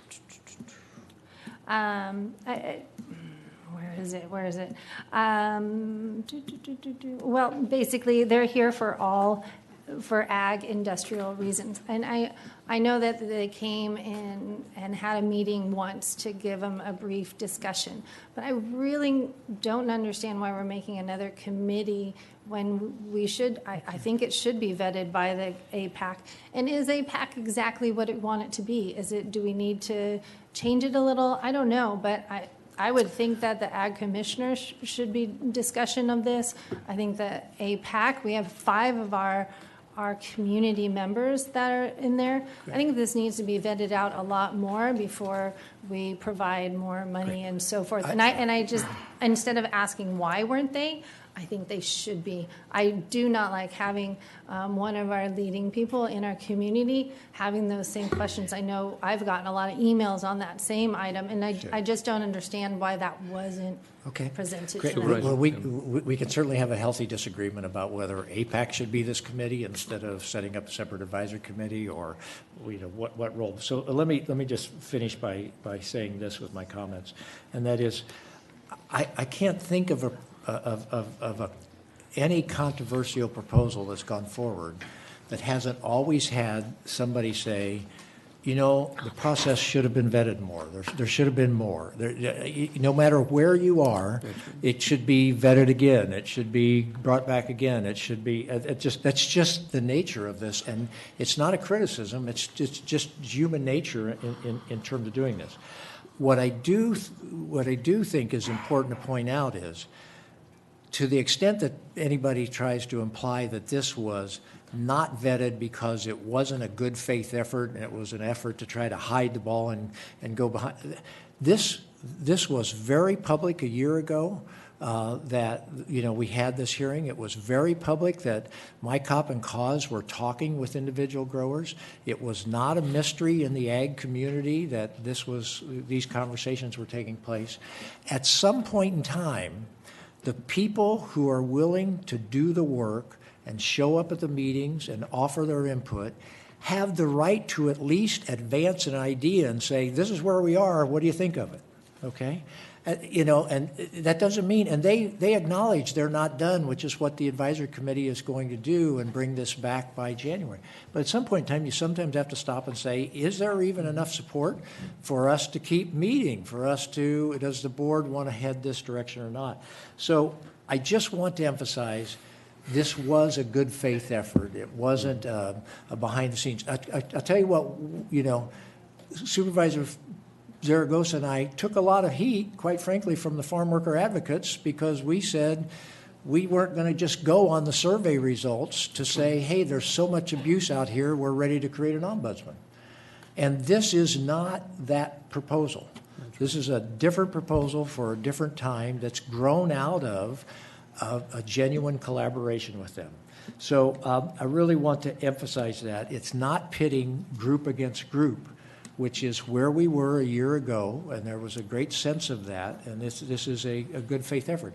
It's still not everybody's on board, and if one group, if the Farm Bureau was on board, I'm sure there'd still be some organizations that wouldn't. That's just the nature of this. So I do want to be clear about that, and then I do, when I go to make the motion, I will be adding those two things that Lucas and I spoke about that came with me, just so that we're clear. And so we don't have the misunderstanding that you talked about, whether you support the motion or not. At least we don't want to have the misunderstanding and have some people think we're creating a center or we're doing that stuff. That's the only thing. Supervisor Foy. I do think we're going to cause no question, we're going to cause a lot of confusion. People come here. One of the gentlemen that just got up here said, well, the farmers would want to know if they have a safety issue. Well, usually in any company or any organization, people go to the leader of the organization or some type of risk manager. We got a safety issue, we're going to fix it. You're not going to come to this group. I mean, this stuff seems a little crazy to me. But also, let's just get back to this, where something starts and grows into something large. Supervisor Bennett, you just talked about now we're going to add a job description and this, and then, okay, we're going to try to promote over here. We're going to, all of a sudden, this organization is getting huge. And you don't have one person doing one thing. You say, oh, we're going to promote.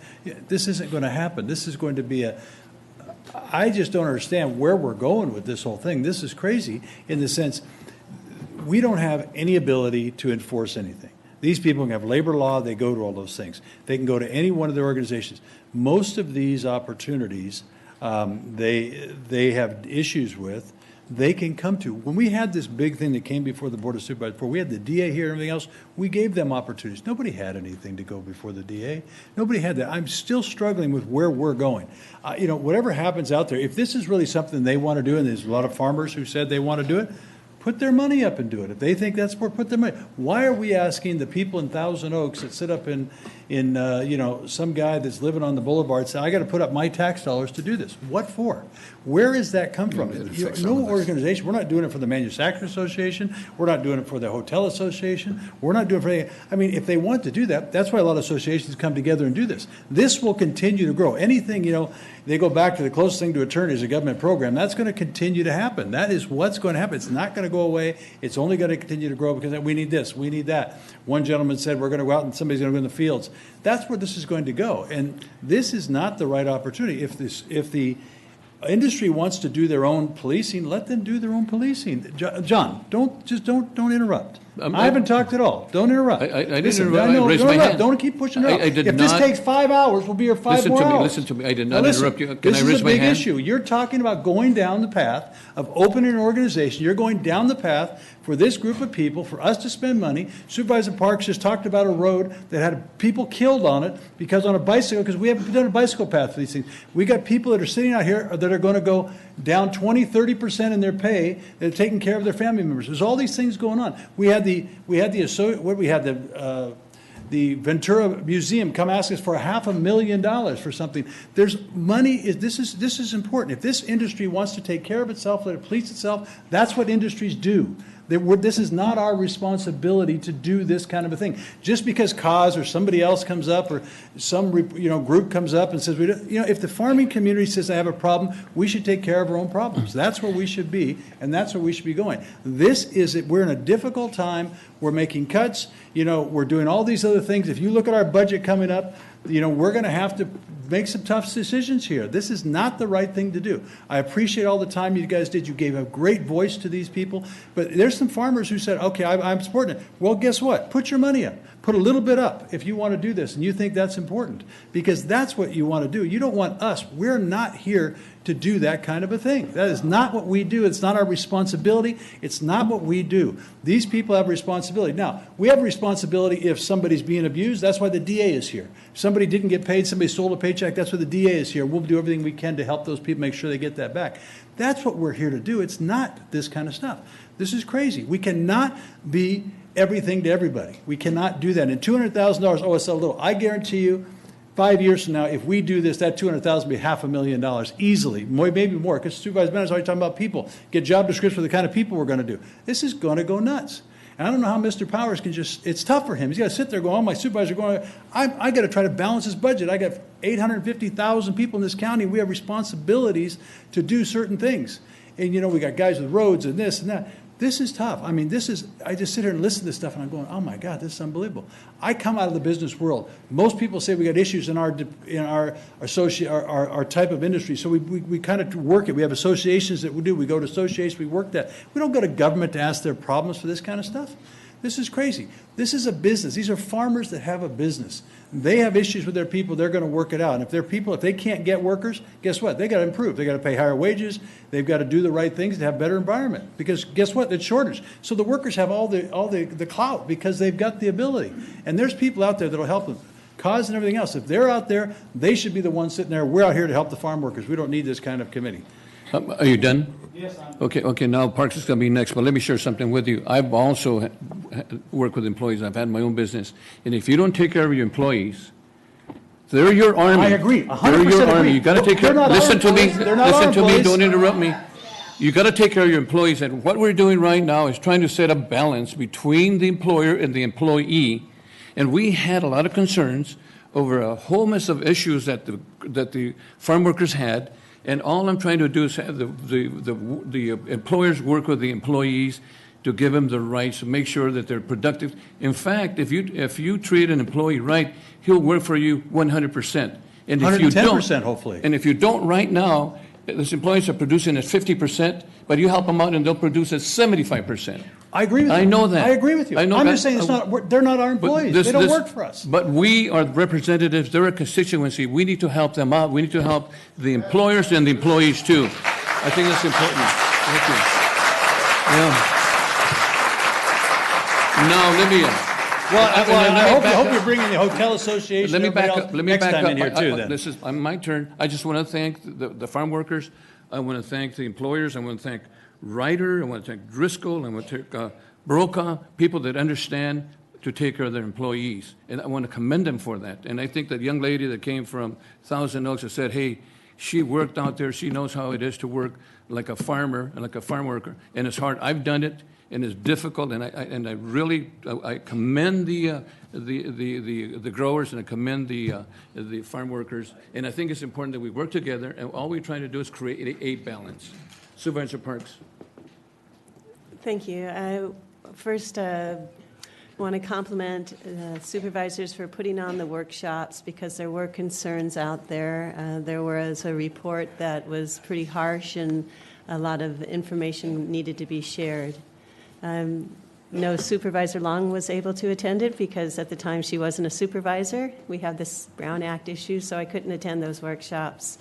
Have gotten some information, and as was mentioned earlier today too, that just this process itself is to be commended. I have received a lot more information about issues that farm workers do have, and also learned more about issues that the growers have. So it has been, I think, a benefit that we have gotten to where we are here today already. There are actually a few things I would like to suggest in this motion. I know that because of the Brown Act, I couldn't do that otherwise, unless I were doing it here before you. But what I see, as mentioned in the board letter, it is things I think that everyone can support. The goals, and we don't have them written before you, building trust and relationships with local farm workers, employers, advocates, and related agencies. Building trust, that's one of the goals.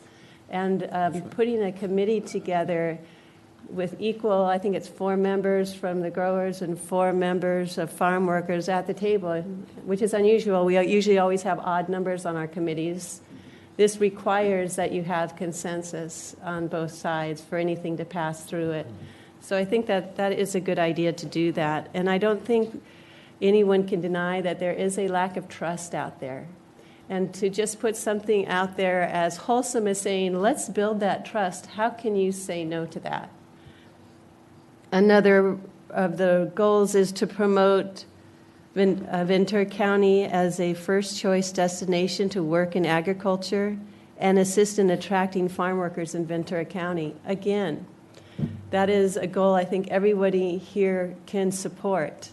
And I think it may have started off as something a little bit more regulatory in nature, what was being proposed, more perhaps considered intrusive. But again, the idea that what we're trying to do is promote having farm workers see this as a good place to work. I liked what Jorge said. It is a symbiotic relationship. He said, they need us, we need them. And to be able to encourage the number of farm workers, because it's essential to our agriculture industry to have farm workers.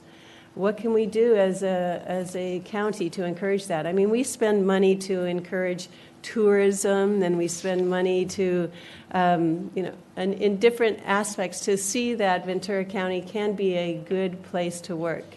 And this is one of those efforts. Another goal is informing farm workers about their existing labor protections, assistance in navigating public agencies.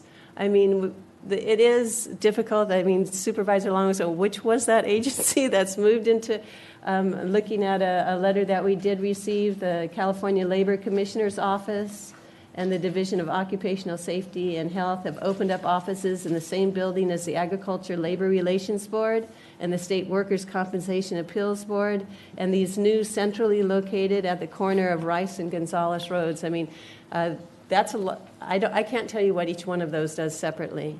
I think it's a complicated, there are complicated issues. You have immigration issues. You have labor issues. You have, is it sexual harassment? Is it sexual abuse? Each one has like a different entity that oversees the potential issues that come before. So being able to have that direction, I think of 211, that was mentioned here earlier.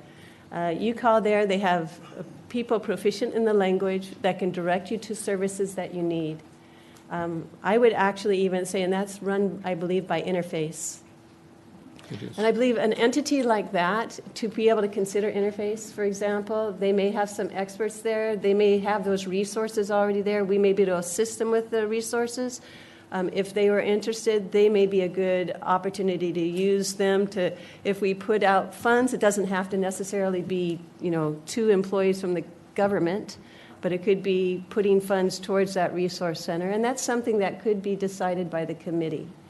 And then I think about farm workers, and when they are having issues and there is abuse or there is something, it might be something as needy as shelter or food or other things that we can do to make their lives better. That is something that I think is more of a broader scope, but this committee can help decide what it is that we can do for farm workers. And I just think what a great idea to be able to have that out there. But it doesn't necessarily, as I was saying, have to be, though it could be government employees. I also think it's difficult for people who are undocumented, and I believe a lot of farm workers are undocumented, to go to the government with anything. So having the ability to, for example, there's also something called the Ventura Dispute Resolution Center, another entity that's out there that's not the government, that we might be able to contract with, that they can provide assistance if you do need some kind of dispute resolution. So I would just ask that one part of the motion be to consider not just government employees who will be this resource office center opportunity, but also consider partners, because there may be some out there that have the experience, and are already on board with this, and some that we can assist to have that experience. So it doesn't have to be government employees. The other request that I would have is that we know what we got when we move forward with this motion. And that is, in a year from now, come back and tell us the results. Give us what are the performance standards, or what, and the committee can help us identify those standards. But come back with us and tell us, what have you succeeded in doing?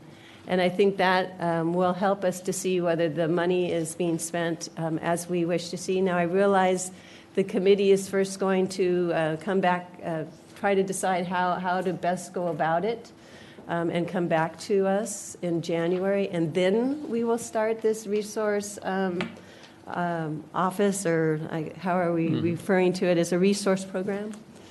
So I know there's going to be some time there. So I would just unleash the committee to think a little bit more broader in terms of who will provide the services. And secondly, that we get some performance measures in return. So those are my comments on that. Supervisor Long, I know, has some. I have some questions on, one is the structure. I am concerned that if we're for farm bureaus and from my COP, that we're not touching everybody that should be at the table. If we're looking, I think farm workers are very important for a community. So when I question things, it's not because I want what's best for you. That's why. And so my concern is that we don't have APAC at the table on this conversation with this community. If we're talking about this is the issue, is farm workers, we should have our state and federal at the table on that committee to figure out what the best way to serve them is. We should have UFW and MyCOP and CAUSE at the table. You should have VCAA, you should have farm bureaus, and you should have a couple of our growers. So I'm concerned that we're not including all the parties that touch the farm workers and how we can help them. Also the nonprofits.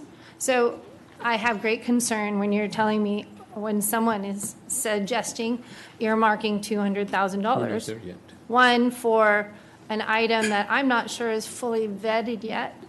If you're coming up with 7 minutes, like we were at the Santa Paula Coalition this week, and there's a lot of bright people there. I know there was not funded, but all of it is getting the right people together to have those conversations to keep our community safe and healthy. And so I see this in the same way. It's a coalition of people coming together, not a program that is funded every year for a certain amount of money. So my concern is that we're creating a department, or you're telling me it's a program, like we have a child care, foster care as a program. So is it a coalition of the right people at the table? And so that's where I see a motion of agreeing that we need to focus on these goals and our farm workers. But the objective is to get the right people at the table, not just to have 4 and 4 people say, hey, we're ready to go.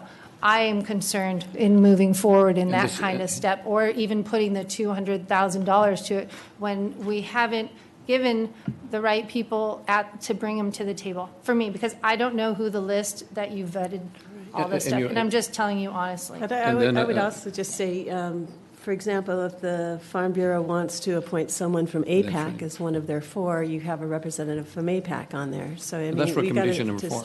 Pardon? And that's recommendation number 4. Go on. My apologies. Go ahead. That we direct the CEO to come up with appropriate steps to implement the program, including timeline and implementation. It's a little vague, but that's there.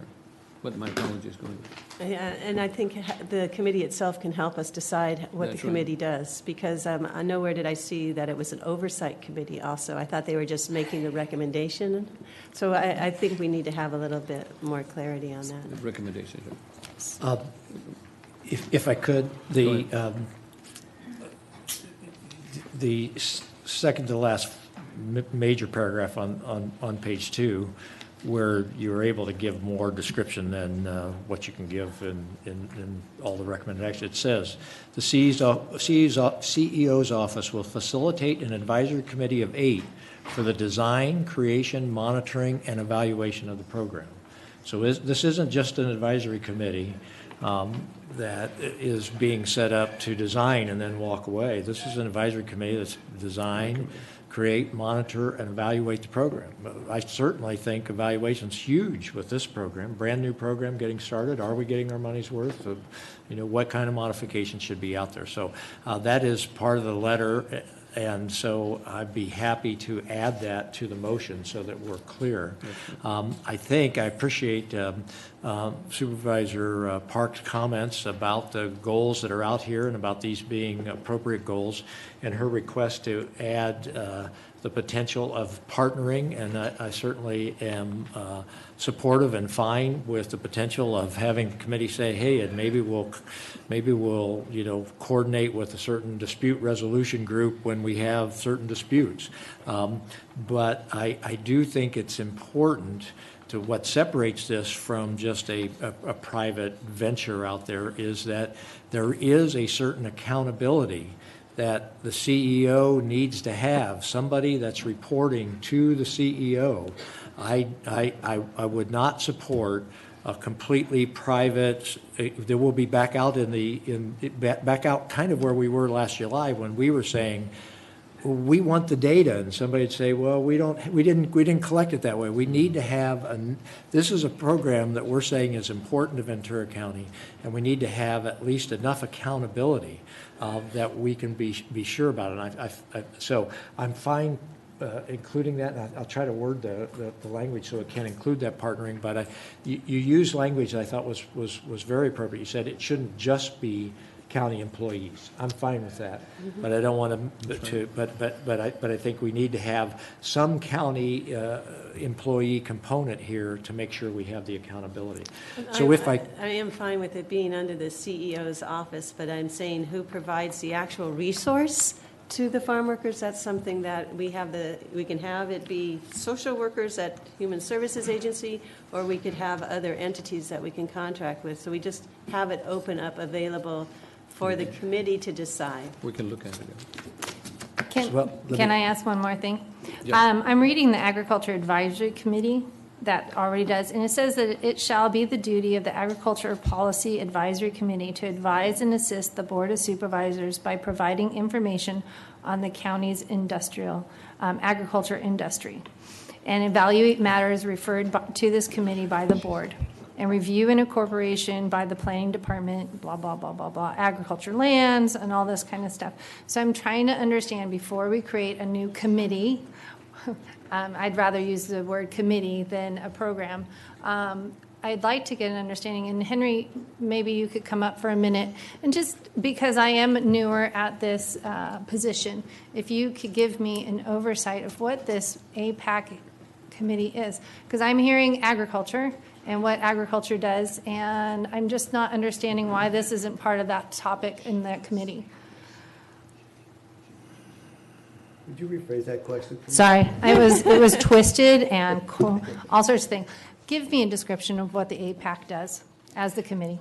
Yeah, pretty much what you just read. They are to listen to issues of agriculture and make recommendations to the Planning Commission as well as and to the board as well, and that's generally what they do.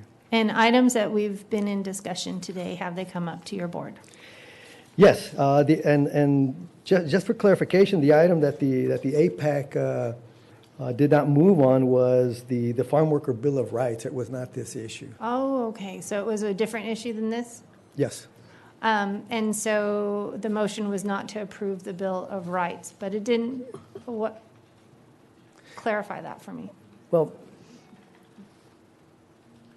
we actually had cause, I invited cause to come and present the issue because, again, it is the place of the APAC to listen to these issues and then make a recommendation one way or another to the board. And so that's why I invited them there.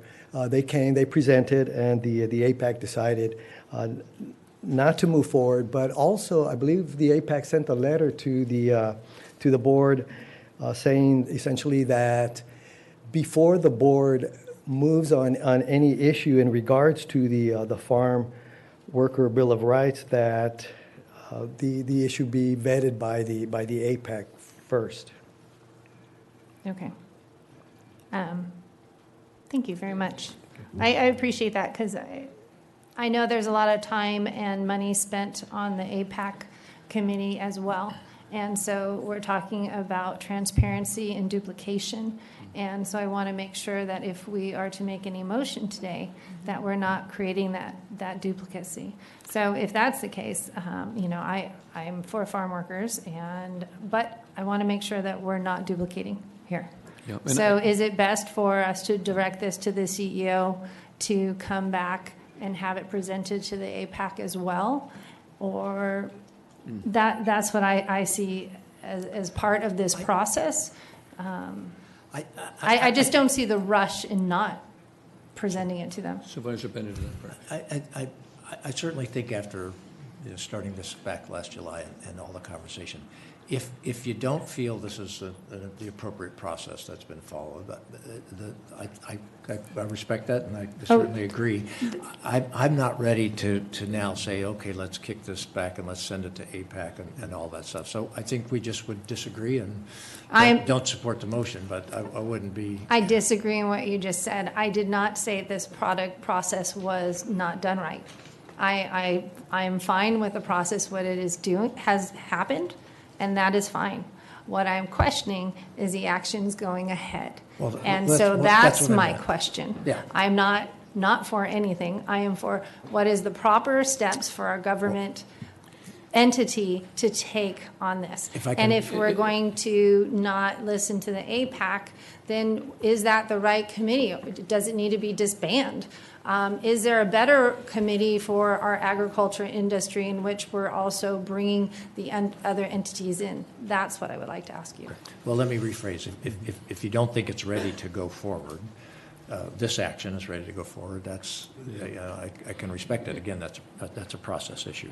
But I think it is time for me to try the motion. And I agree, because we're running out of time. And go out there. And so the motion would be to approve the 4 recommended actions and include in the motion the goals identified in the board letter, which are the middle paragraph, and I'll read them, and I know Brian has already started typing them in for us for the motion, and that is so that everybody hears the Farm Worker Resource Program will have the following goals: building trust and relationships with local farm workers, employers, advocates, and related agencies; promoting Ventura County as a first-choice destination to work in agriculture and assist in attracting farm workers to Ventura County; informing farm workers about their existing labor protections, assistance in navigating public agencies, and seeking resolutions to workplace issues.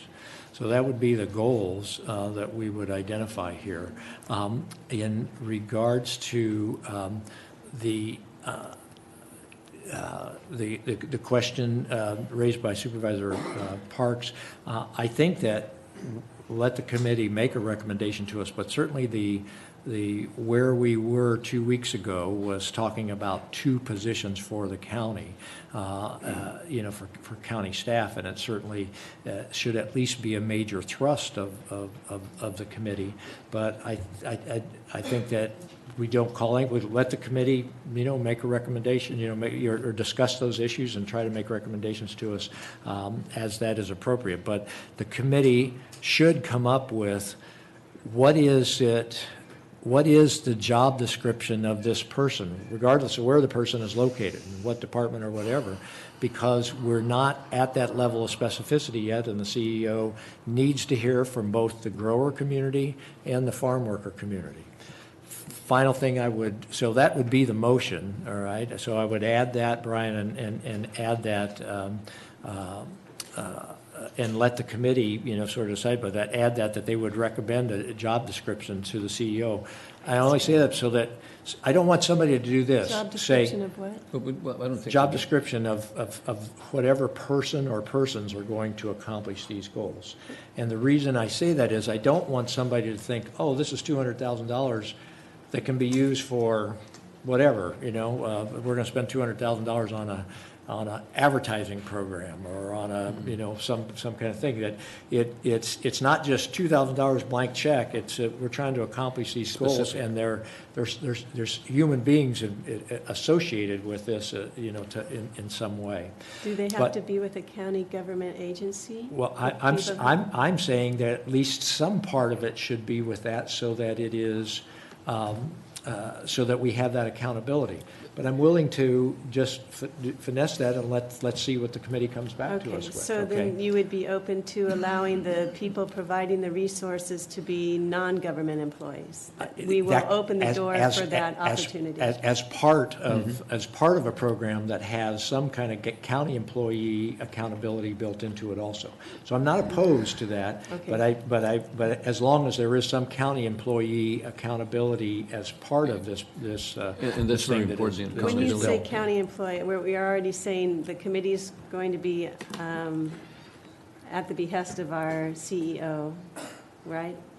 And the committee will make a determination of how to achieve the goals. And I'm saying let that committee also decide to achieve those goals if they can do it with nonprofits or others, contracts, and what I'm saying I'm open to, and I'm trying to say, if you're interested in supporting, I think the way to do this, you're interested, we have this conversation, but that we don't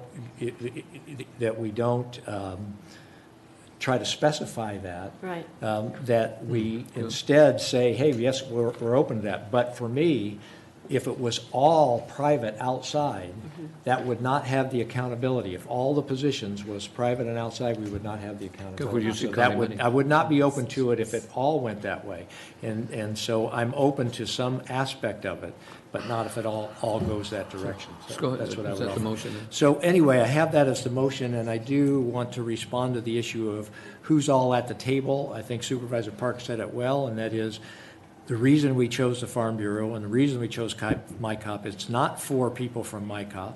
It's not for people from the Farm Bureau. It's the Farm Bureau with their professional judgment trying to decide what is the right blend of representatives from the agricultural community. It is MyCop trying to decide what is the right blend of farm worker advocates, and hopefully we get a reasonable representation as that committee goes forward.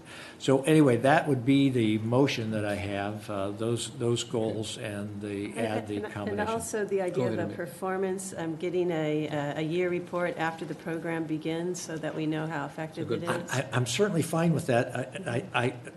Could we accomplish that by adding, and I think you bring up, it's a good clarification, the first sentence of the next paragraph: the CEO's office will facilitate an advisory committee of 8 for the design, creation, monitoring, and evaluation of the program. But let the committee tell us whether the evaluation should be in 2 years and in 18 months or whatever, because if we say a year from now it's going to happen, we may be just getting the program started. We don't know. I'm suggesting a year after the program starts, because we're putting money out there. We want to make sure it's being spent wisely. You're saying the same thing, yes. I think we're both saying the same thing. My point is, I think the advisory committee is going to come up with an evaluation program. The CEO is going to come up with one. I would not be that specific. I'm trying again to give them the flexibility. I wouldn't be that specific that it has to stay within 1 year. Maybe they want it in 6 months. But I'm certainly very strong and committed, and that's why the board letter says evaluation of the program. And Supervisor, I think you guys are saying the same thing. We're just trying to get from point A to point So, so Brian, could you add that to the motion? Also, that CEO's office will facilitate an advisory committee of 8 for the design, creation, monitoring, and evaluation. Because I think there was a significant amount of confusion as to whether the committee was only for design or whether it was for design, creation, monitoring, and evaluation, which is in the board letter and would serve at least as indicating some intention there. Okay, Can I ask you one question? That's the motion. Mr. Powers, can I ask you a question before you step out for a minute? This up to $200,000, where is this coming from? What program is being cut so that this can be paid for? I don't think we're cutting you. I'm asking the question. We don't have our budgets right in front of us. Right. Certainly, of course, subject to your board's approval, but I believe we would recommend from the capital budget. The capital budget. And what do we usually spend the capital budget on? Well, All right. I'm new. No, it's okay. So our capital projects that we have listed All out the in the big budget. But Yeah, this is on- This is ongoing. Right. Yeah. This is ongoing funding we're Right. talking about. Right. That's Okay. why I'm asking, is because now this is ongoing funding. It's okay, we got a first and a second. Is there Let's go ahead. wording in the motion that specifies it's not just going to be done in a county agency as it reads in the board letter? Brian, It's not a wording that it will be done in the county or that it won't be done in the county. It's But neither. right now, the board letter says it will be in a trusted county agency is who will perform it. And I'm Well, just saying, that can is- we therefore change, have the motion reflect the decision that we're making here, which is it can be both, in addition to county, it can also be non-government employees providing the Well, services. Well, That would be, let me just make that amendment. Let me just say it this way then. How about it not exclusively in a county agency? Right? That way it can be a blend. Right? Okay, great. All As right. long as Not we're. exclusively. And So that's if we what the could committee will be looking at. Not Who exclusively a provides county it. agency. Right. Mhm. Okay. Okay. Okay, let's go ahead and vote. It can be a blend. We got a first and a second, let's go ahead and vote. Any discussion? More? Well, I'm for a farm worker, the farm workers, but Yeah. I'm not for what was proposed, Okay. for how we implement it. And I That's want to why I keep emphasize, asking. I want to emphasize both to the people that don't support this and the people that came to speak. Nobody is trying to say that people, if they're not ready for this right now, are opposed to farm workers. I think there's been genuine expression of support for farm workers. And there It's are a lot just of we people- disagree about whether this is the right way to go forward at this point in time. I'm concerned that's that certainly we're not legitimate. going to get anything done. We have major corporations like Driscoll and Ryder and Brokaw, people that are supporting this, and I think it's important that we continue. Well, hopefully we'll prove you wrong. I hope. Right? I hope, but we were in the meeting, yeah. So please I'm vote. not gonna- Find out. Okay, and that's approved, yeah. Thank you. Thank you.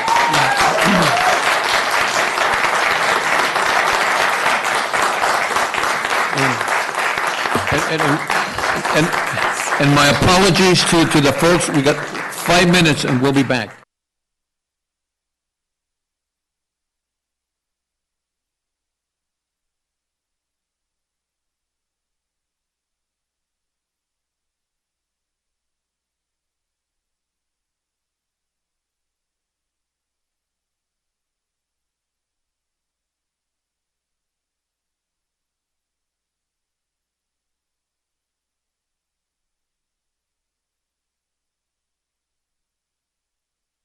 Continue with our meeting, and we have item 24. Christie? Good afternoon, Chair Zaragoza, members of the board. My name is Christy Madden. As a member of the Golden State Finance Authority, the county's been asked to host a public hearing for the proposed issuance of up to $8.2 million in multifamily revenue bonds to rehabilitate a multifamily property in the city of Oxnard.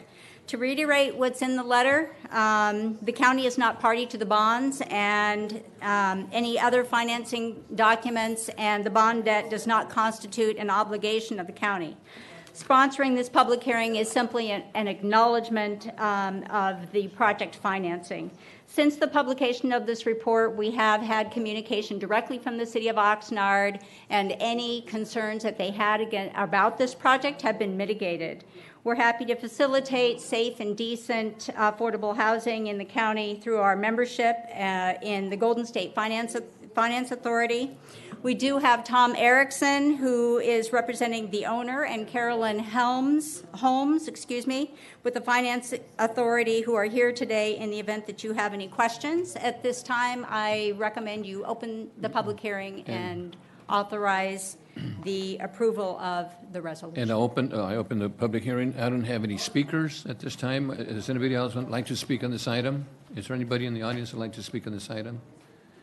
If not, then I'll close the public hearing. What's the pleasure of the board?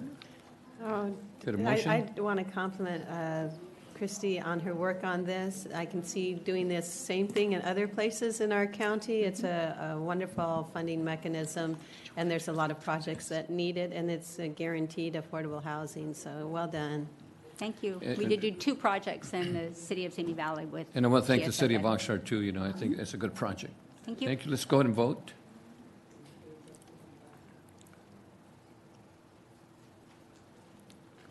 And that's approved. Thank you. Now we're going to go into item 26. And one of the things that I'd like to do at this time, because we've had this folks waiting all morning, and I'd like to call up the speakers at this time before we continue with making the presentation. So I'd like to call up Rosa Moreno, followed by Kim Bolton. Where's Rosa? There she is.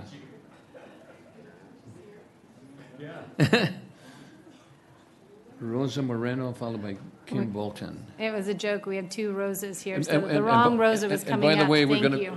we're gonna go 3 minutes. Mm-hmm. Hello, my name is Rosa. Oh, wait a minute. We got an interpreter? No. Okay, go ahead. Hello, Teammates. Hello again. Okay. My name is Rosa, and this is my mother, Norma, and we both live in Oxnard. Welcome. Our day, our day starts at 5 a.m. and we start preparing meals for the day. Our routine is cleaning, washing, and preparing medication as well. We have two patients. One is handicapped and the other one is mentally disabled. One is my grandmother and the other one is my aunt. Sorry, I'm so nervous. Take your time.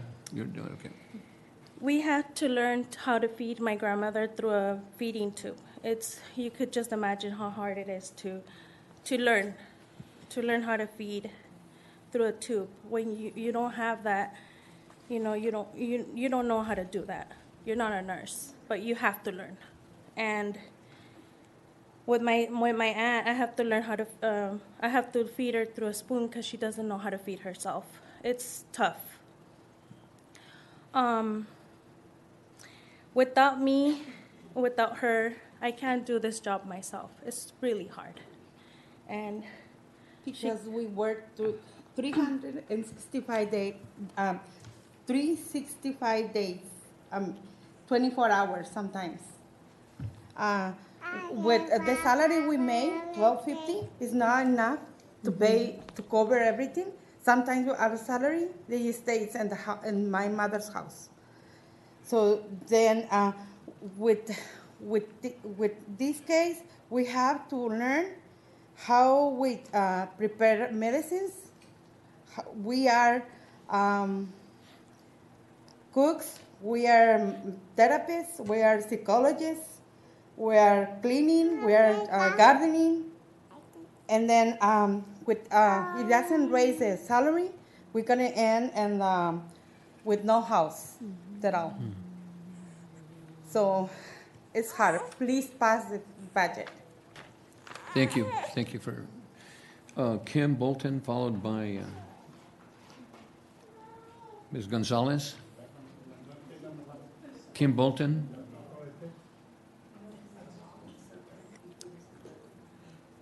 Ballin, excuse me. Ballin. Not Bolton, Ballin. Probably got a little confused because you know me as Tomas Castro, like most of you. But Kim she had to leave. She had a personal thing to take care of. So, but I have some notes here from her that I would like to read to you, if I may. Thank you very much. Mm-hmm. Dear members of the board, my name is Kim Ballon. I'm a certified medical assistant who works for IHSS, and I prefer to work with the end of life care patients and clients. It is important to give all people the best quality of life possible, even more so at the end of their lifespan. All people deserve to be treated with dignity and respect. I feel it is important for the patient and or client to remain in their homes as long as possible and in familiar surroundings with family and friends close by. As people age or become ill to terminal, they are so unsure of things, people, and situations, they become very vulnerable. Keeping them in their homes provides stability and safety, which are the basic human needs. In some cases, keeping the patient or client in their home also extend their life. I'm happy to provide such services. With regard to cutting our wages, you will also be cutting our dignity and quality of life. People thrive when they're appreciated and valued, and one way to do that is to increase their wages. I'm someone who lives in poverty. Last year, my wages were a little over $18,000. I reside in affordable housing through I cannot afford cable. There are times I need to visit food bank for groceries. As an IHSS worker, not only am I concerned for the clients, I'm also concerned for the providers. In my opinion, cutting wages perpetuates homeless. At any given time, our life circumstances can change. I know my life circumstances change, which lead me to affordable housing.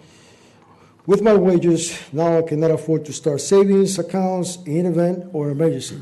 My only option would be trying to obtain a credit card, which would further put me into poverty by having to make monthly payments. I ask you, please consider increasing our wages. In fact, it's imperative to do so. Being able to earn a decent wage is what all Americans want and deserve. I thank you for your time. Sincerely, Kim Bella. Thank you. Thank you. Thank you. And Daria Gonzalez, followed by Maria Herrera. Hello, my name is Miguel Benitez. Also, Erendira Gonzalez, she had to go to school. Had to leave. Yeah, she's a full-time student. She had to leave. Mm-hmm. First, I want to thank you for giving us the offer to speak earlier. We just felt it was important to speak during this budget item, so thank you for that. Mm-hmm. Also, as you can see at our peak, we had about 50 home care providers here, but they all had to go to work. So thank you for the people that were able to stick it out here. But Erendira, she's a full-time student, and she takes care of her mom. That's her consumer. Her mom is disabled from a hip surgery. She has back problems, and she has knee replacement. So she basically does all the daily tasks for her mom. She cooks, she showers her, she dresses her, anything that she needs. Erendira feels that if there's any cuts to this program, she would have to drop out of school because she would have to get a second job, and obviously she would still take care of her mother. She also wanted to add that this job is very rewarding for her, and she wants to be, in the future, she would like to be a nurse. Thank you. Thank you. Maria Herrera. Okay.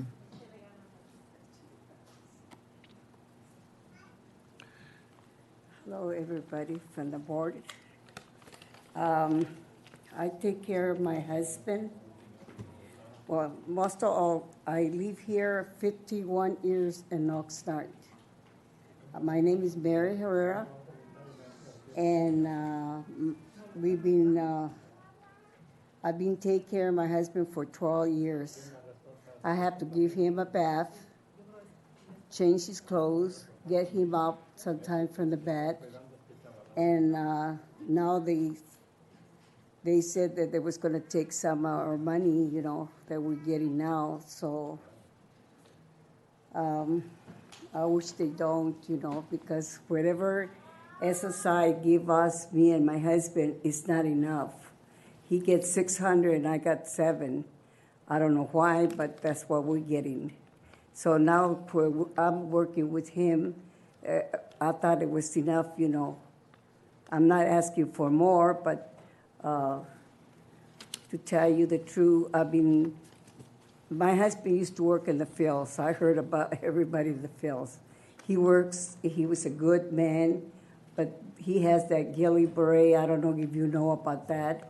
And it's hard for me to take care of him, especially that he can hardly walk. Thank you very much. Thank you. I appreciate it. And I want to thank you so much. I think that's my last speaker. And I want to thank you for waiting. I know it took a long, long time, and thank you. I know you've been here since, about 10:30 in the morning. And what we're going to do now, we are going to actually adjourn the meeting temporarily. Not adjourn, we'll be back because we have to do APCD at 1:30. So we'll probably be back about 2:15? 2:15 or so. But I want to thank you for waiting, and my apologies for waiting so long. Yeah. And thank you for the work you do. Thank you. Thank you so much for all the work you do, too. Thank you.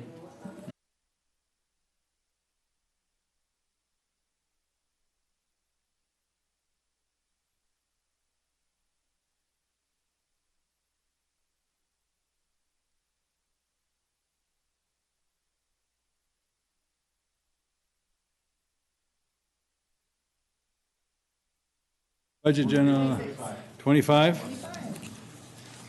Come on, John, we're on 25. Let's go. Yep, let's go.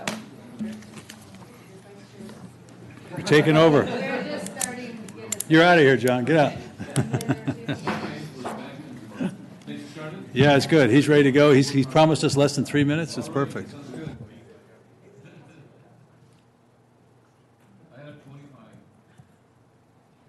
Excuse me, item 25. So receive and file the department budget presentations for the healthcare agency. Yes. Okay, you're on. Good afternoon, Supervisor Zaragoza, members of the board, CEO Powers. A couple of weeks ago, when the agency presented the budget, we had several departments that were presented, but there were two very important departments we couldn't present due to the length of the presentation. So I am back again in front of your board to finish up on those two departments. And those two departments are the healthcare plan. And the accomplishments for this department for this past year are listed here.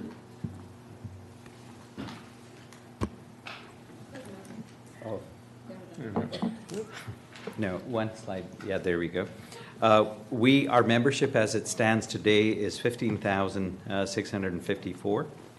Other accomplishments are that there was a reduction in access to care complaints. This was a collaborative between the healthcare plan and ambulatory. They worked together very well to reduce the access complaints that they had. 4% decrease in emergency room visits. Our goal is to continue that trend, and also the implementation of BC or Health Plan Electronic Eligibility Verification app. Very proud of this work because this was done internally by our IT team. They developed an app where anybody can log on and see if the patient is eligible for the services that they're seeking. And there was a $3 million savings in the various contracts that were negotiated by the health plan. Next table.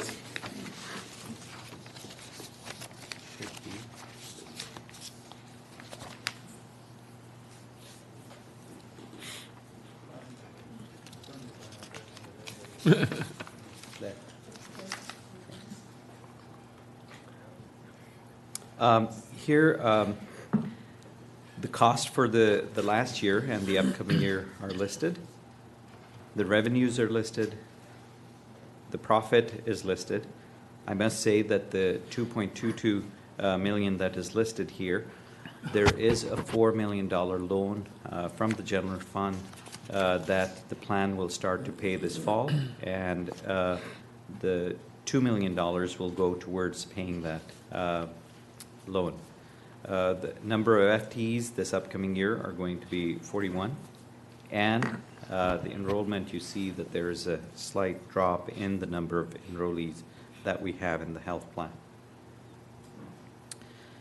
The goals for upcoming year is we at the healthcare agency have been very focused on changing the culture of the organization, and want to thank the departments that have totally embraced that culture, and health plan is one of them. Along with this culture, we're focused on 6 pillars of excellence that are evidence-based, and the plan has embraced both of those very nicely. The goal also is to make sure that our T&E is within what the Department of Managed Care expects of us. Currently, we're slightly below that, but this upcoming year, the goal is to make sure that we meet the expectation. The next bullet point is important. Case management, or care management, as it's called in the new literature, is important. These are patients who are using the services a lot and need some help from a nurse case manager, in many cases social worker perhaps. We want to make sure that that enrollment goes up, and the goal for next year is that those that need the services, that need these services, that we have 20% higher enrollment. And again, the focus on quality will continue through the plan, and we want to increase access in the East County. That is what the health plan budget presentation looks like. Now to our very special department, Animal Services. And I have a team here. If there are any questions from them, they'd be more than happy to answer those questions. Their accomplishments are many, and only a few are listed here. On track for 93% live release rate. And that is a very high live release rate when compared to other similar shelters. 30% decrease in ownership surrender. This is a program that they've worked very hard with, working with community members and working with the owners, allowing them to access some programs, so this remains low, the percentage remains low.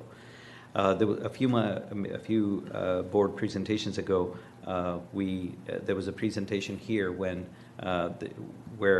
Animal Services has partnered with the Sheriff's Department and brought in animals to help with the inmates. They also created a 9-part shelter life series, which is, if you go to their website, you can access that. Quite popular. People really appreciate that. Partnered with FEMA to get 2 trailers. Each trailer can, in a disaster situation, can be deployed, and each one has 30 kennels on them, so they can go to any place and provides safety for the animals that may be caught in a disaster. Email licensing and renewals. That means electronically, people who need licenses can receive that, and their receipts are also electronically submitted to them. They don't have to go to the shelter to do that.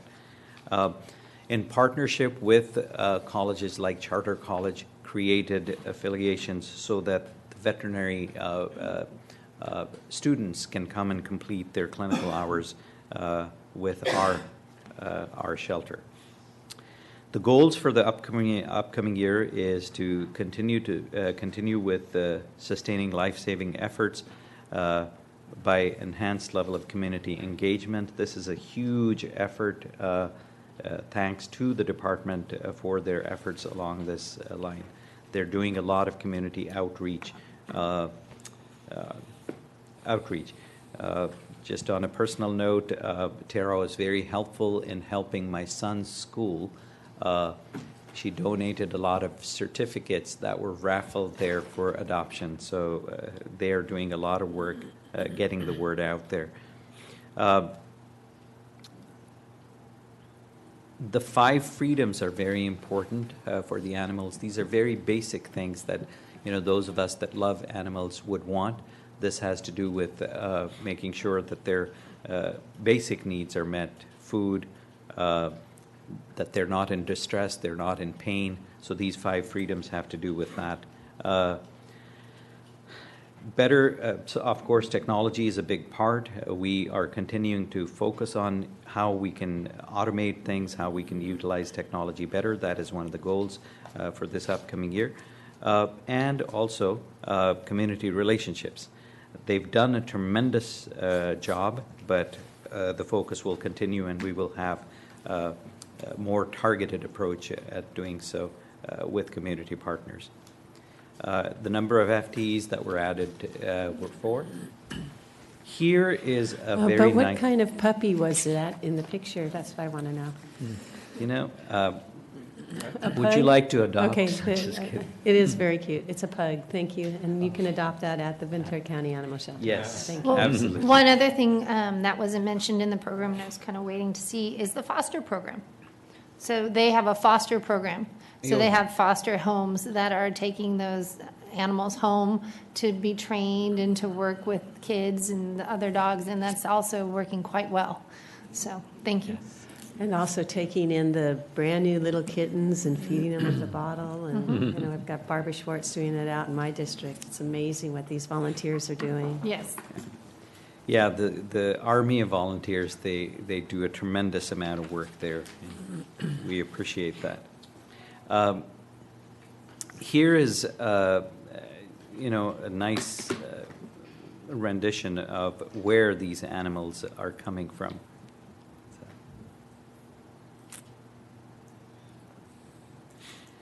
Here's the budget, broken down. Salaries and wages, supplies, fixed asset expenses, total expenditure, total revenue. You could notice, a lot of effort has gone into that. Next year, 14% increase. We're hoping to realize that. And then the county cost and the total number of FTEs. This last slide summarizes the entire agency's budget. So all the various divisions of the agency are broken down. Last year's budget, this upcoming proposed budget, and so that slide summarizes the entire budget. Johnson, can I ask you a quick question? Yes, sir. You go back to the animal services budget. Yes. When I look at that total budget, it looks like it's gone up. We've got new people, we've got all that stuff. I mean, Tara's had to deal with all the cities and all the stuff she's had to deal with. How is that? What are the cities saying about this increase and how their portions and how's all that going? Or are you going to take the arrows for her? They're good? Everybody's on board? Okay, all right. Well, that while it's going up by 16%, the net county cost is going down by 15%. At least that's how I'm reading it. Am I reading it wrong? The total expenditures are 4%. I believe that's correct. Salary and benefits are going up. Right. Right. I'm just talking about the total. Total expenditures are up 4%, Yeah. but the net county cost is being reduced. Well, we It's have a fixed negative. assets reduction, we got a couple things, but. Yeah, my big thing is that she did a lot of work to try to get the cities on board and everybody on board now. I guess it's all been communicated to them, they know this is happening, or, yeah. Because otherwise, I know all of us will be hearing. We've been working on it, yeah. Good afternoon. You're correct. We've done tremendous work on the city cost and contracts. We have sent the cost out to the cities, and we have not heard back from them. We have commission on Thursday where we will review the budget and the cost with the cities. Okay. However, we have worked on transparency for so many years now at this point. I feel like there's this level of trust that has been gained. It's remarkably smooth this year. Good. Well, I know you took a lot of arrows for all this stuff, but. Yeah. Supervisor Supervisor Foy, if I could, we were at the last animal reg Oh, you were? meeting, and we thought, and it was just, everybody was fine. And it's because the battle was fought a year ago. Yeah, and that's why I was curious. They And were. a combination of Tara and her staff and Mike dealing with the city managers, I think holding tough, and this board being willing to hold tough, we held tough, but the heavy lifting was done before, and so they're not getting the big increases now, and suddenly all the other issues that they were talking about, you could tell they were all really just issues that dealt with the budget. As soon as the budget got under control, they're fine with however we run it. I shouldn't say however, but. Mike? Thank you. Two things I would add to that. One is the increase this year, we kind of, for just what you're talking about, supervisors, we kind of shared the increase. We didn't want to just say it's going to be just on the cities. We put some more general fund in there so that the county was bearing a little bit more, so we sort of shared that. The other thing is that the cities, some of them, most of them, I think, did a little bit of an informal review to see what it would look like if they did it on their own. And I think through that process, they felt better about being part of the larger group. But I commend the cities because they were really great partners, and it was a very healthy, open discussion about it. And thank you for your board support. And I think Oxnard and They have Wanimi a were greater having. appreciation for the opportunity that they have. Yeah. Tara, Oxnard and Wanimi were having a difficult time initially, right? And then you work with Oxnard and Wanimi. Yeah, we have a great relationship with all of No. our cities at this point, and we always have. Of course, it was a sticker shock, right, when we produce such high cost. If I may go back to the budget slide where I think it was, I'm sorry, one of you mentioned the cost had decreased. Supervisor Parks, I'm sorry, yes. Looking at net county Yeah. cost. The projected includes the one-time fixed asset costs that were given to us mid-year 15-16 that were carried over. So that 2.6 looks higher because of a one-time contribution that you guys graciously afforded us. Does that make sense? Okay. So it's the adjusted. Okay. Any additional questions? Thank you. Thank you, Chair. Thank you. Thank you. Going to the last slide, I do want to thank, it's a big budget, and obviously there's a huge team behind all these numbers, and I want to express my appreciation to the board, to the CEO's office. This is my first time involved with the budget. The huge amount of help that went into creating this budget and creating the presentation. So thank you very much. Any Thank you, questions Johnson. after? Any additional questions, Johnson? Realizing that almost 100% of the medical examiner costs are paid through the county, is that the way it is in other counties also? The 99%. If there's any kind of grant funds or other sources of revenue out there, it's just, I didn't realize that almost 100% was just strictly. Michael? Well, if Mr. Gill has something, I'll. It is very common that 100% of those costs are paid through the general fund. And our effort is that we're getting that department better organized, that we can, if the decedents that we are receiving have designated that they can donate their organs. So partnering with Legacy One to harvest those organs in a timely manner and getting some credit for that. So that work is underway. But it is very common for medical examiner offices to be 100% funded through general fund. Thank you. Okay. Any additional questions? Are you done? Yes, sir. Okay. Thank you. So this Thank is you a for receive your and file. Two comments. I'm sorry. Michael? Thank you, Chair. I would make real quick. I know we're trying to cover a lot of ground here quickly. Healthcare plan did many wonderful things, but two big things is one, they reduced their costs down significantly, made a lot of tough choices. So thank you for being able to do that so well and thoughtfully. The other thing is they reduced access issues. And so they're doing these things at the same time. And we know our employees have had those issues, and I know you're being very attentive to those. And it sounds like you're going in a good direction. So thank you. Okay, let's vote. Thank you for coming back again. I know it's hard to sit here all day and then have your item postponed, so I really do appreciate your time and effort.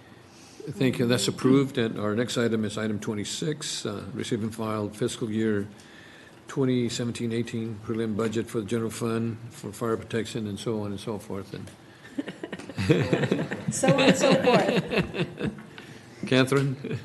Good afternoon, Chair Good afternoon. Zaragoza, members of the board, CEO Powers. For the record, my name is Catherine Rodriguez, the county CFO. Our presentation for today will have three folds. One is the highlights of the 2017-18 budget, preliminary budget, as aligned with your county strategic plan that was approved by your board, and also for the capital expenditures, the grants. And second will be the third quarter update, and finally the multi-year forecast update. Without further ado, we go for the first slide. This is just to show you the budget process. We're near at the end already. We're on number 6, which is the June 6th, where the preliminary budget presentation is being done today. And the budget, going too fast? Budget development. Budget development, as we entered the process of the budget development, there was a little bit of a challenge at the beginning as we heard the governor's unveiling in January. So the process in itself, having the realistic revenue projections, was a little bit challenging, so that it gives us a little hope when it comes in May, revised, that we have some reductions of the cuts that the governor has actually was proposing. So this budget development, it again highlights a rigorous study of the realistic projections for both revenue and expenditures. So for the highlights and the key data for the budget, we have the recommended budget at $2.24 billion, which is $70.8 million, or 3.3% increase from 2016-17. So 3.3% is actually very modest in comparison to the prior 2 years. The prior 2 years, we have 8.7% and 5.6%, so it's really a very modest increase. Now we have the general fund appropriations at 1.08 billion. Again, is a 2.5% increase, which is $26.8 million. And our general fund general purpose revenue is 396.80. That's $18.2 million or 4.8% increase from 2016 and 17. And biggest portion of that is coming from the property tax revenue, which is increasing by $15.3 million or 4.6%.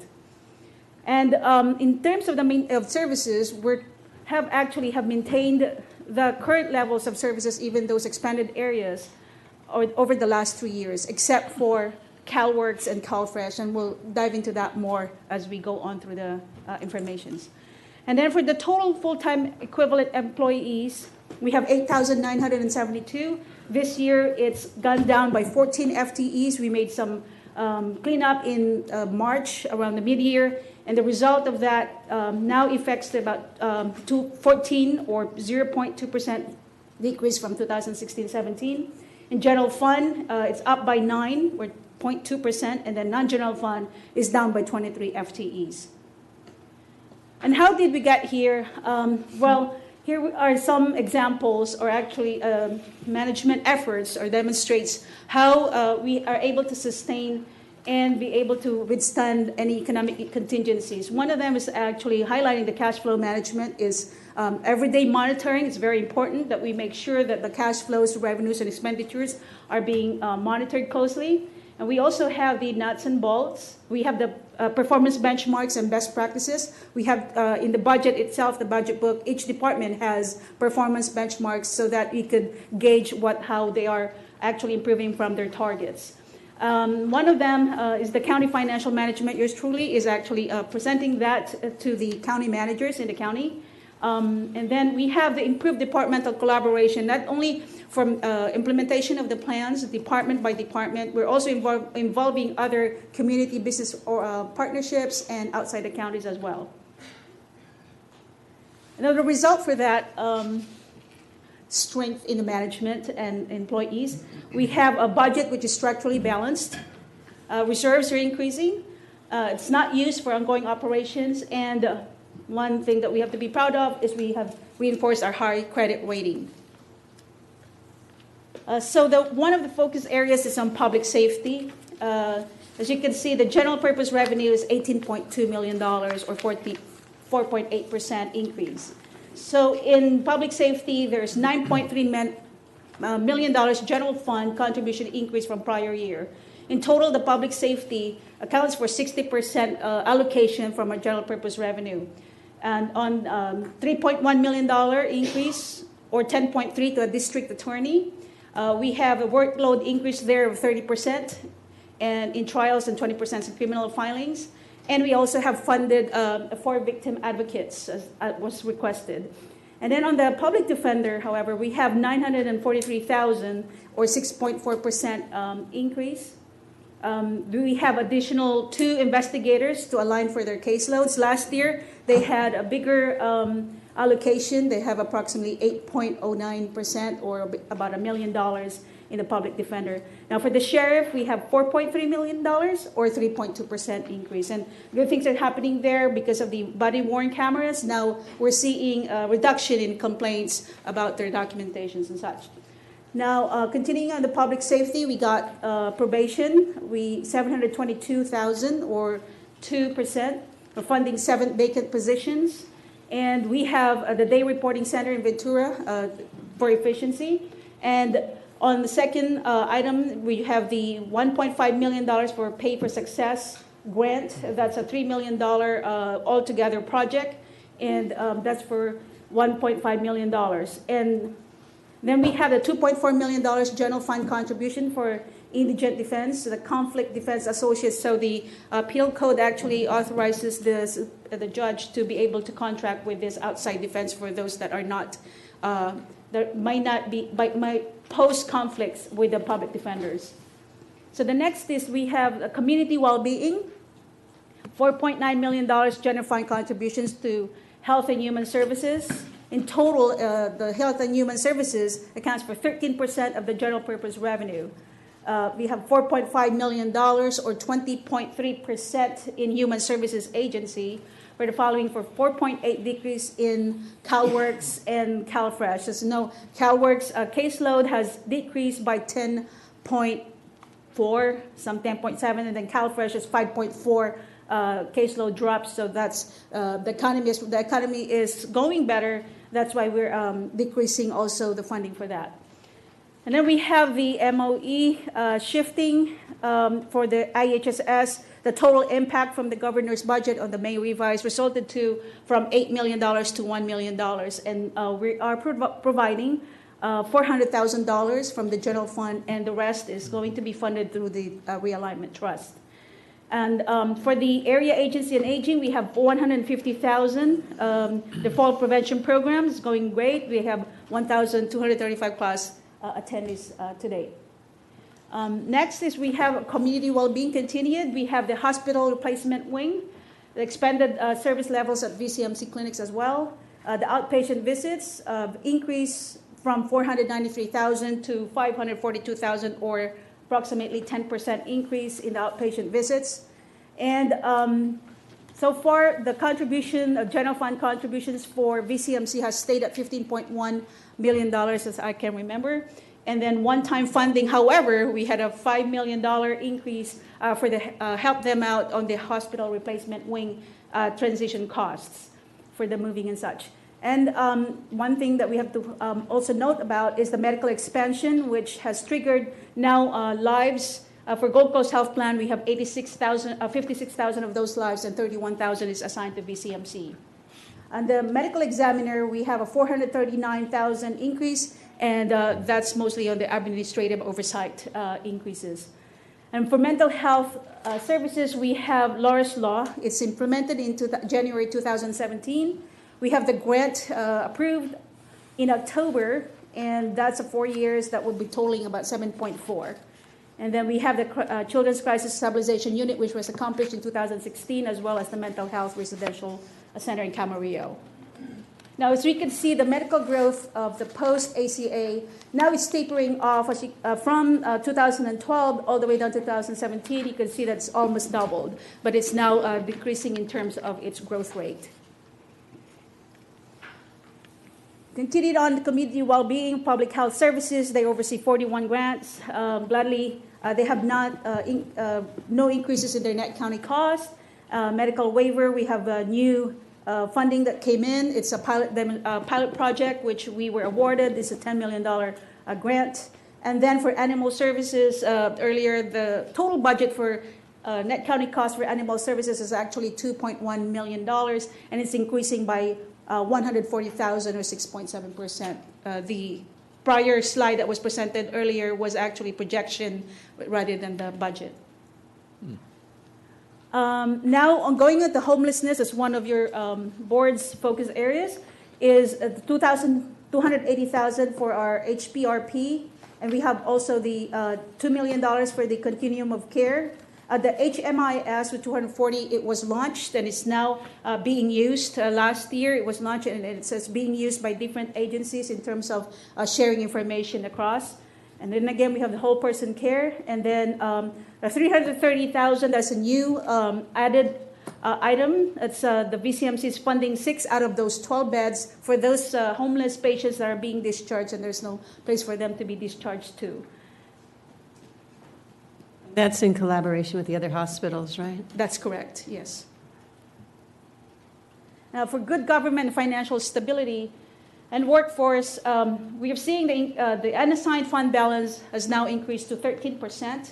The service excellence is continuing to produce savings. It's now $3.9 million as of May 2017. We have seen our 4th year market-based adjustment and raises. And presented earlier, our overhead at ISF and ITSD has been very low. And the general liability insurance, because of the accumulation of its net assets, we are able to provide some rebates to the department. For this year, we were able to give out $3 million credit. Along with that, we continue to do energy efficiency sustainability programs. The program fund itself, so it's actually generating good savings, $2.2 million in terms of the energy savings. And lastly, we have the high credit rating. Here's the unassigned Unassigned, wrong spelling. Fund balance to revenue ratio, we're now at 13%, going to 15%. So as you can see, although it says here 13%, our CAFR, which includes the theater, is actually now at 15%. And this is just to show where we are in terms of how well we are being able to manage this. It's not done on the fund to ongoing operations. So, Catherine, is that going to happen next year with the 15?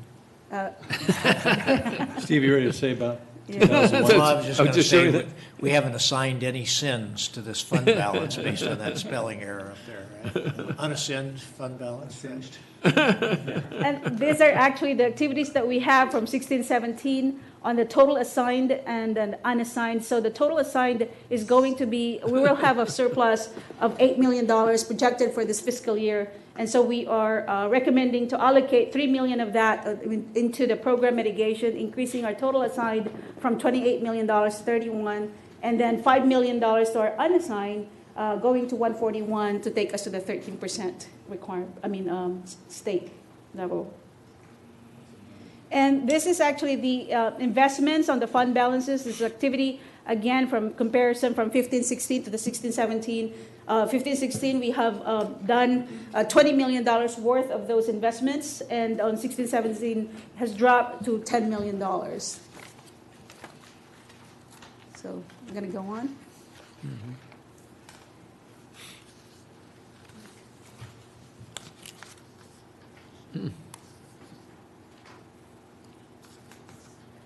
So this is just the calculation of how much altogether do we have in terms of our fund balances or reserves. We have a total of from $167.8 million.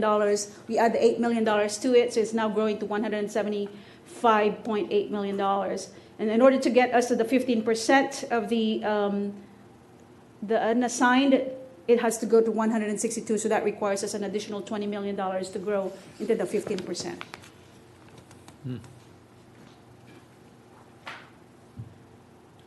It's stuck. Michael? There you go. Mike? Well, when she was stuck, I was going to say something. So. Okay. Well, I'll just go back real quick. Yeah. You know, we talked about that. So the 13% only includes the unassigned, not the assigned budget amounts. And so one of the things that your board has done is pre-fund some capital projects. So you saw previously you spent the last couple of years about $30 million on projects, and now you put away another $30 million for projects that's not affecting your unassigned reserve. Correct. And actually, the credit rating agencies commented on that because that many counties do this. Apparently, we didn't know. So that also leads to what your board has is a very low borrowing percentage. It's like 1%. So that's very low. Not to mention the very well funded workers' comp and liability insurance, about 100% funded actuarially. So anyway, So it's good. This is credit rating, and as you can see there, we have maintained the S&P and Moody's at the AAA, and down below are the counties comparison. So the only county that's actually ahead is the San Diego County, only because they don't have a hospital. And what's wrong with Fitch, anyway? I mean, something must be wrong with that agency. I know, right? Yeah, what's wrong with Fitch? And now we have the good government, continued financial stability. Additional $2 million in general fund contribution increase to the general government. The general government is about 10% of the GPR. $317,000 increase to the Auditor Controller's Office for funding the 2 additional senior financial analysts for internal audit and the finance team. And the county clerk recorder, we have a $279,000 increase. We have expanded hours in the East County office. And also, in part of this budget is we have set aside $1 million for the under assigned fund balance for elections. We have the gubernatorial elections comes in June of next year, so that's we have a set aside for that. And then for the county executive office, we have $485. We have adjustments for the IT enhancements that includes the disability management and the facilities project, moving the HR staff going down to the HOA.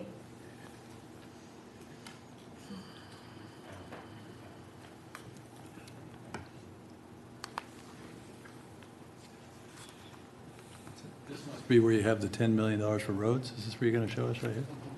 We go there. Wait a minute, I have a library. No, that was It coming from the does- sheriff, I thought. Yeah, right. That's not what he said. Yeah, to throw a few. No, I did note that the budget does include the 10 million from SB1. They said stated that in the text. SB what here? Oh, it's going to be on the next one. Yeah. In the next slide. Yes, yeah, right there. Yes. So we have the environment, land, and use and infrastructure. The general plan update has been set aside for 4.4. We have a remaining $2 million set aside in there. And then we have the RMA. We have 478 or 9.3% increase to them. Additional FTEs for fixed term positions for building inspectors and technicians.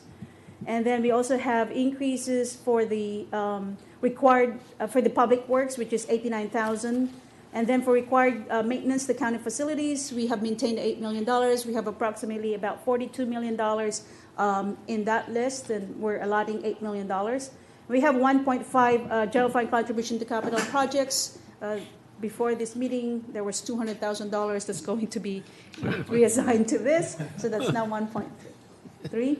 And then we have a $3.7 million increase in revenue, SB1, Road Repair and Accountability Act, for the 28 cents and some increase in gas and diesel. For next year, it's even higher. It's going to be about $11 million the year following budget year. And then for the Agricultural Commissioner, we have 117,000 increase, and that's for the funding of the 4 additional ag inspectors and biologists and an accounting tab to help them in their billings. Now is the recommendation also for your board to accept the grants. We have a total of estimated revenues of 48.9, a required match of 4.4, and a 23.2 on the multi-year grants, and then $0.4 million for the required matchings for the multi-year grants. So the number of grants is 126, and public health has the highest grants, got 41, followed by animal services, 30 grants. Going to be 31 soon when they get approved by Gold Coast Health Plan. 30 grants for animal services. I'm sorry, AAA. Okay. Sorry. They're really hustling if they got 30 grants. You had a whole new thing built. Said AAA. Area agency. You'll take it. Sorry. No pressure. I like Grant per dog. All right. All right.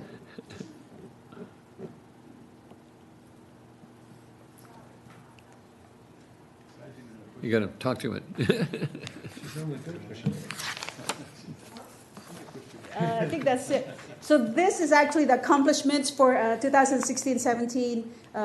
We've gone through this already. We have the mental health we have the vehicle storage facility, which was actually completed in December 2016. And then we have David Humble in November. And then we have the solar projects, which is actually also from last year. General fund. Yeah. Yeah.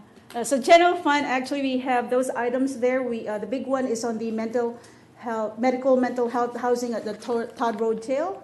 We have set aside 6.1 for that 64-bed facility. The Department of Finance has actually approved the project establishment, and then the bidding will be, for the design and build, will be awarded early 2018.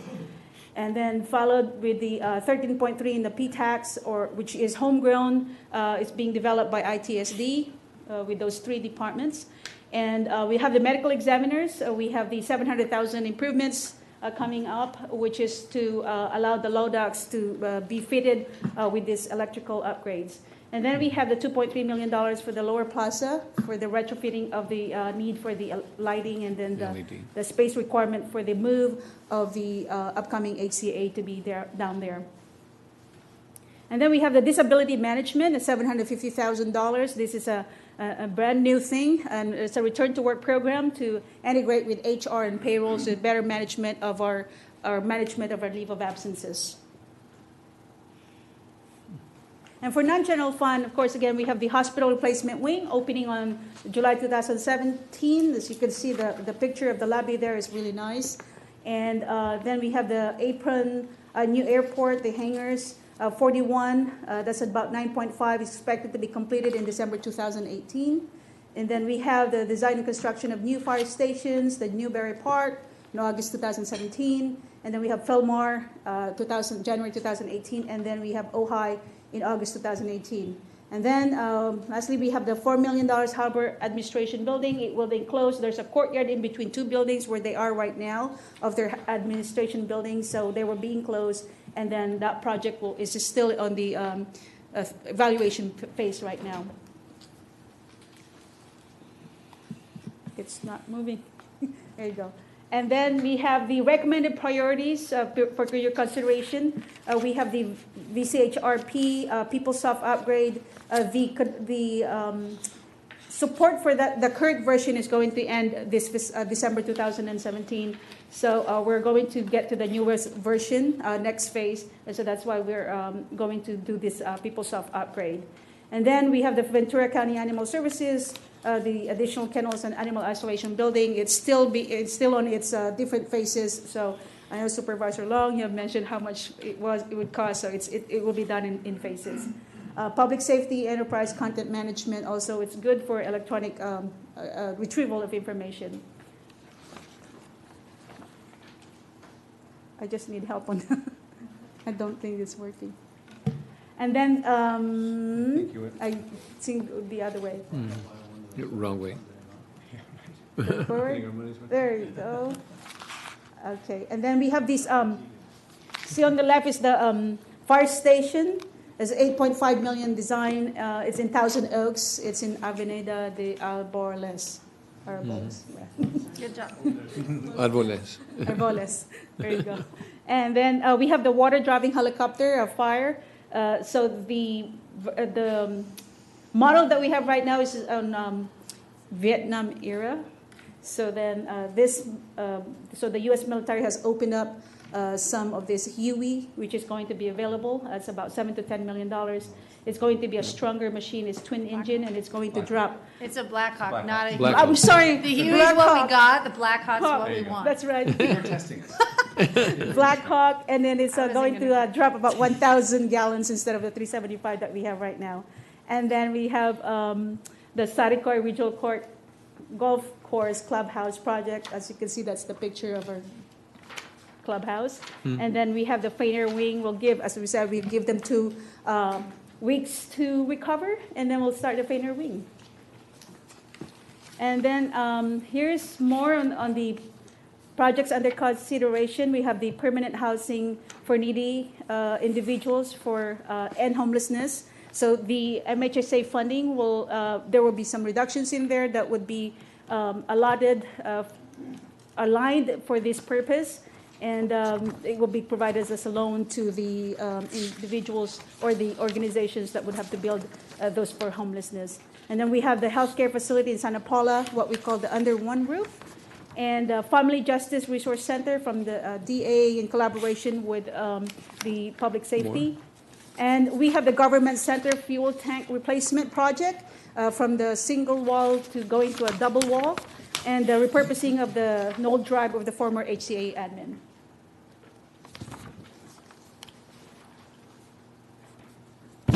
There we go. And then we have the FTEs. I've got a project. Yeah. So we have now the FTEs. It's as we said earlier, it's going down by 14. So 8,986 down to 8,972. And then a little bit of a growth from the general fund. And then we have the 5,318 to 5,327. So in a 10-year period, there's about 9% increase in the FTEs. So I think I could just borrow your.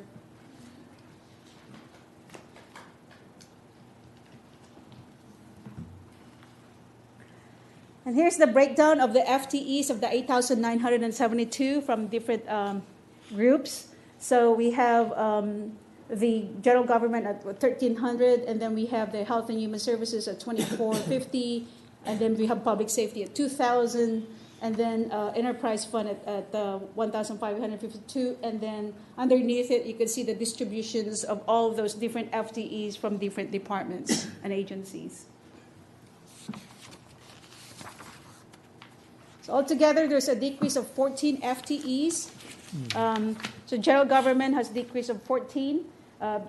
highest one is in the IT services department. There were some positions that were deemed to be now obsolete because now we have converted to the cloud base. And now going to the enterprise fund, we have 13 in there, and we have the Ventura County Healthcare Plan, decision of the NCQA, and now we're discontinuing so that we have 11 positions in there. And then we have to go on to public safety. We have 14 on probation agency due to the furlough closure, which is now reduced it down to 14. And then on the fire protection district, it's growing by 6 in total. So I could just go on. Here's the pie chart as a distribution of the appropriation of the $2.24 billion. The general fund accounts for the 48%. And then we have CSA and the other funds at 190 or 9%. VCMC accounts for 24% or $540 million. And we have fire protection district of 179 or 8%. And then the watershed protection 74 or 3% of the total appropriation.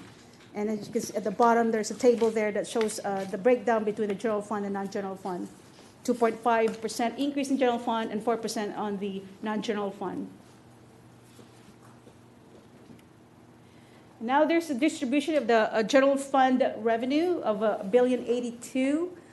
Most of it, 41% is coming from the intergovernmental revenue, federal and state funding. And then we have the charges for services, about 19%. And then the taxes, which is 33% or $361 million.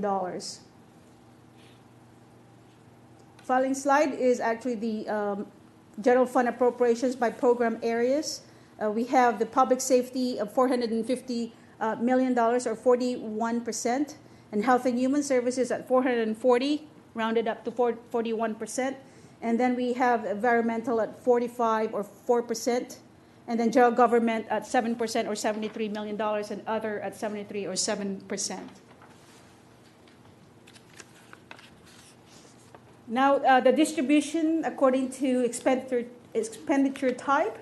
We have salaries and benefits at 61.7%. So most of it is going to salaries and benefits. And then services and supplies is 21.4 or $232 million. And the other charges at 12%, 12.3 or $133 million. And the other financing uses, we have 47 or 4.3%. General purpose revenue is $397 million. And then we have public safety accounting for 60% or $238 million. And we have health and human services of $49 million or 13%. And we have the general government 41 or 10%. The other general fund 57 million or 14%. And then we have the environmental balance 3%. Catherine, we have a question. Just a point. So this, again, is the slide that shows the revenues over which your board has the most discretion. So it's got mostly the property tax, sales tax, that kind of thing in it. So that's just I want to highlight that. Thank you. Thank you, Mike. This is VCMC's summary of their $525 million in revenue.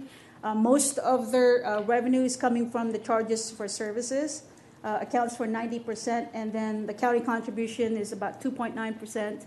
They also have some tobacco settlement that goes with them, which is $3 million on top of the $15 million. And along with that, MHS Mental Health provides $11 million in county contribution as well. The assessed value trend has grown to 4.5% as compared to last fiscal year. If you can see the previous years, the growth has been on the upper, 8, 9, 10, 11. But for this later years, they're trending at the 5, 4, and 4.5. So it's not as radical as the previous year, decade to this coming decade. Moving on. The general purpose revenue trend, we're projecting, at least for the actuals of 16-17, to come in at 3.2%. The budget, we're still ahead of the budget, although it's increasing by 3.5%, we're still ahead of the projection as compared to the budget. And the next fiscal year is going to grow to 4.8%. Most of it's coming from property taxes And we have and RDAs, as well as the charges coming from the indirect cost recovery of $2 million. And then we have the Prop 172, the public safety sales tax is growing. Still, we're projecting to be growing at 2.2% from $68 to $70 million. And then the RDA, as mentioned earlier, I think the projection is actually going to be higher than last year. So that's going to be at least $25.6 million in 16-17 for RDA. Coming on the sustainability fee, as you can see, the 11-12, we were at the 0.06, and then now it's coming into $2 million. Over the last 3 years, we have been over the projection. This is an additional money that's going to our general purpose revenue. Here we also have a key potential future impacts. We have a state funding with, that sits on the health and welfare realignment. We have the public safety realignment in there, and the Prop 47, the criminal justice realignment. And then the new one is the Prop 57, which is the public safety realignment and rehab act, to where the inmates now are able to contribute to their earlier parole by showing good behavior. And so therefore, if they participate with the programs and activities, then they get some credits over that. And then we have the SB1, the road repair provides us extra funding. And going on, we have the costs. And then we have the CalWorks, IHSS, and the CalFresh. So those are things that we still have to be mindful about on the upcoming years. The third quarter 2016-17 budget update, as we said, we are on track. We're projecting a fund balance estimate of the $8 million. We have the FDA reconciliations that we have had done in the early spring. And so then on 16-17 also, we for next budget, June 20, we will have some year-end adjustments. We are currently doing some fleet utilization study with GSA. The CEO's office is trying to work with GSA and trying to look at the fleet utilization. And then the constructive receipt modification, the annual buy down, we can see the trend in there is different from the trend from last year. So it's showing lesser buy downs with the 2 more periods that's going in June. It's still going to, it's lower. It was 13.3 or 13.4 last year, and then it's trending about 12.5 this fiscal year because of that constructive receipt modification. And then we have the labor negotiations in progress, about 90% is covered with active MOUs. We have completed the fiscal reclassification study. And then the PEPRA savings, we have 28% of our employees, or 2,380, which of the 8,400 in our payroll system. Mm-hmm. So now we are going into the estimated retirement contributions forecast. Supervisor Bennett, go ahead. What's the denominator on this? Of this one? No. This one? Yeah. Oh, so we have to use the pensionable income of the pensionable income over the pensionable income over the retirement expenditure. So $206 million is the pensionable income, the contribution divided by the total pensionable income projected. So that will be the denominator. So as the pensionable income goes up. Okay. Yeah. Okay. So this is the retirement contribution. Correct. Over the pensionable income. Pensionable salaries that Correct. are paying people. Yes. Got it. Okay. Thank you. So based on the actuarial that was ended on June 2016, we're using that for budgetary purposes. It's projected to be at 27.52%. And it's going down. Now on the multi-year forecast, we have the 2017-18. On the 3-year forecast, we are going to be a little bit slightly on a deficit of $3 million, 3.5, and 3.7. And our estimated retirement increase from last year to this year's budget is growing by $8.9 million. And then on the out years, it's approximately $6 million, and it's decreasing. And estimated for the retirement increase for the general fund is $5.3 million for 17-18, and it's going to go down for the succeeding years. Catherine, if I ask you this also I think you tried to make an assumption that the assumption rate will drop a little bit, and that'll be Yeah. a lot of this. Yes, so it's very conservative. The assumption is now at 7.5%, so based on this, it's even lower than that. Because we'll probably most likely follow CalPERS and a lot of the other ones that are getting down to 7% in those areas, yeah. And that's what we've assumed. Yeah. Yeah, as part of this projection. So the only thing that's hard. That's Assume 7%. Yeah, we've already Yeah. assumed that in here. Yeah. Yes. And it's hard to predict, depending on what the market does. If the market stays flat, we're pretty good, we're okay. But that's Yes. but then we just know that the assumption rate's coming down. Right. Yeah, okay. And as you know, the market return right now is doing favorably. It's about 10%, so hopefully it continues at that level. Appreciate you guys working through this and being conservative with it. So. Yeah, I was going to just say the same thing. I mean, this is probably one time in the board meeting when we're all pretty happy because we have similar values in terms of this and things are going well. But part of why they're going well is there are not very many places that would have automatically knocked down our assumptions down to 7% in that. So to Mike and Catherine and the team, I appreciate being conservative in that situation, so thank you. And then this is just in percentages of the increases or the assumed rates increases for the property tax. It's grown by 4.6%, but for the out years, we're being conservative again at 3.5% and 3% for the 2 last years. And then on the public safety for the increase in salary benefits for 17-18 has grown to 4.1%, and then for the non-public safety is 5.48%. Most of the increases in the non-public safety is coming from VCMC. And then we have the total general fund, it's 4.76% on the salaries and benefits, and then the retirement cost is increasing at 4.32%. Again, it's very conservative in terms of the salaries and benefits. We're talking about 3.25% for the out years. So if I could, I mean, so we're running higher than the 3.25% that we're projecting out on salaries and increases. Do we feel like we're going to be able to negotiate contracts that are going to keep us at 3.25%? And could you just share with me a little bit, since we're not there in 2017-18, and do we feel like it's some one-time anomalies there as we're trying to catch up and all that? Certainly, Supervisor, a couple things going on there. The main thing is what we've worked on with your board is to make pretty significant market adjustments over the last 4 or 5 years. Trying to sort of show with those comparison studies where we are, where we're at, and make those adjustments. And we've made pretty significant adjustments. Your board has over the last 4 or 5 years. So that's what you're seeing there. Okay. And then also bumping up the flex credit because because our health plan is so fiscally attractive. That's great, but it also helped keep our premium low. I mean our flex credit low. So we need to bump that up a little bit too. That helped the employees too. Yeah. So going forward, we think that's more of a realistic projection.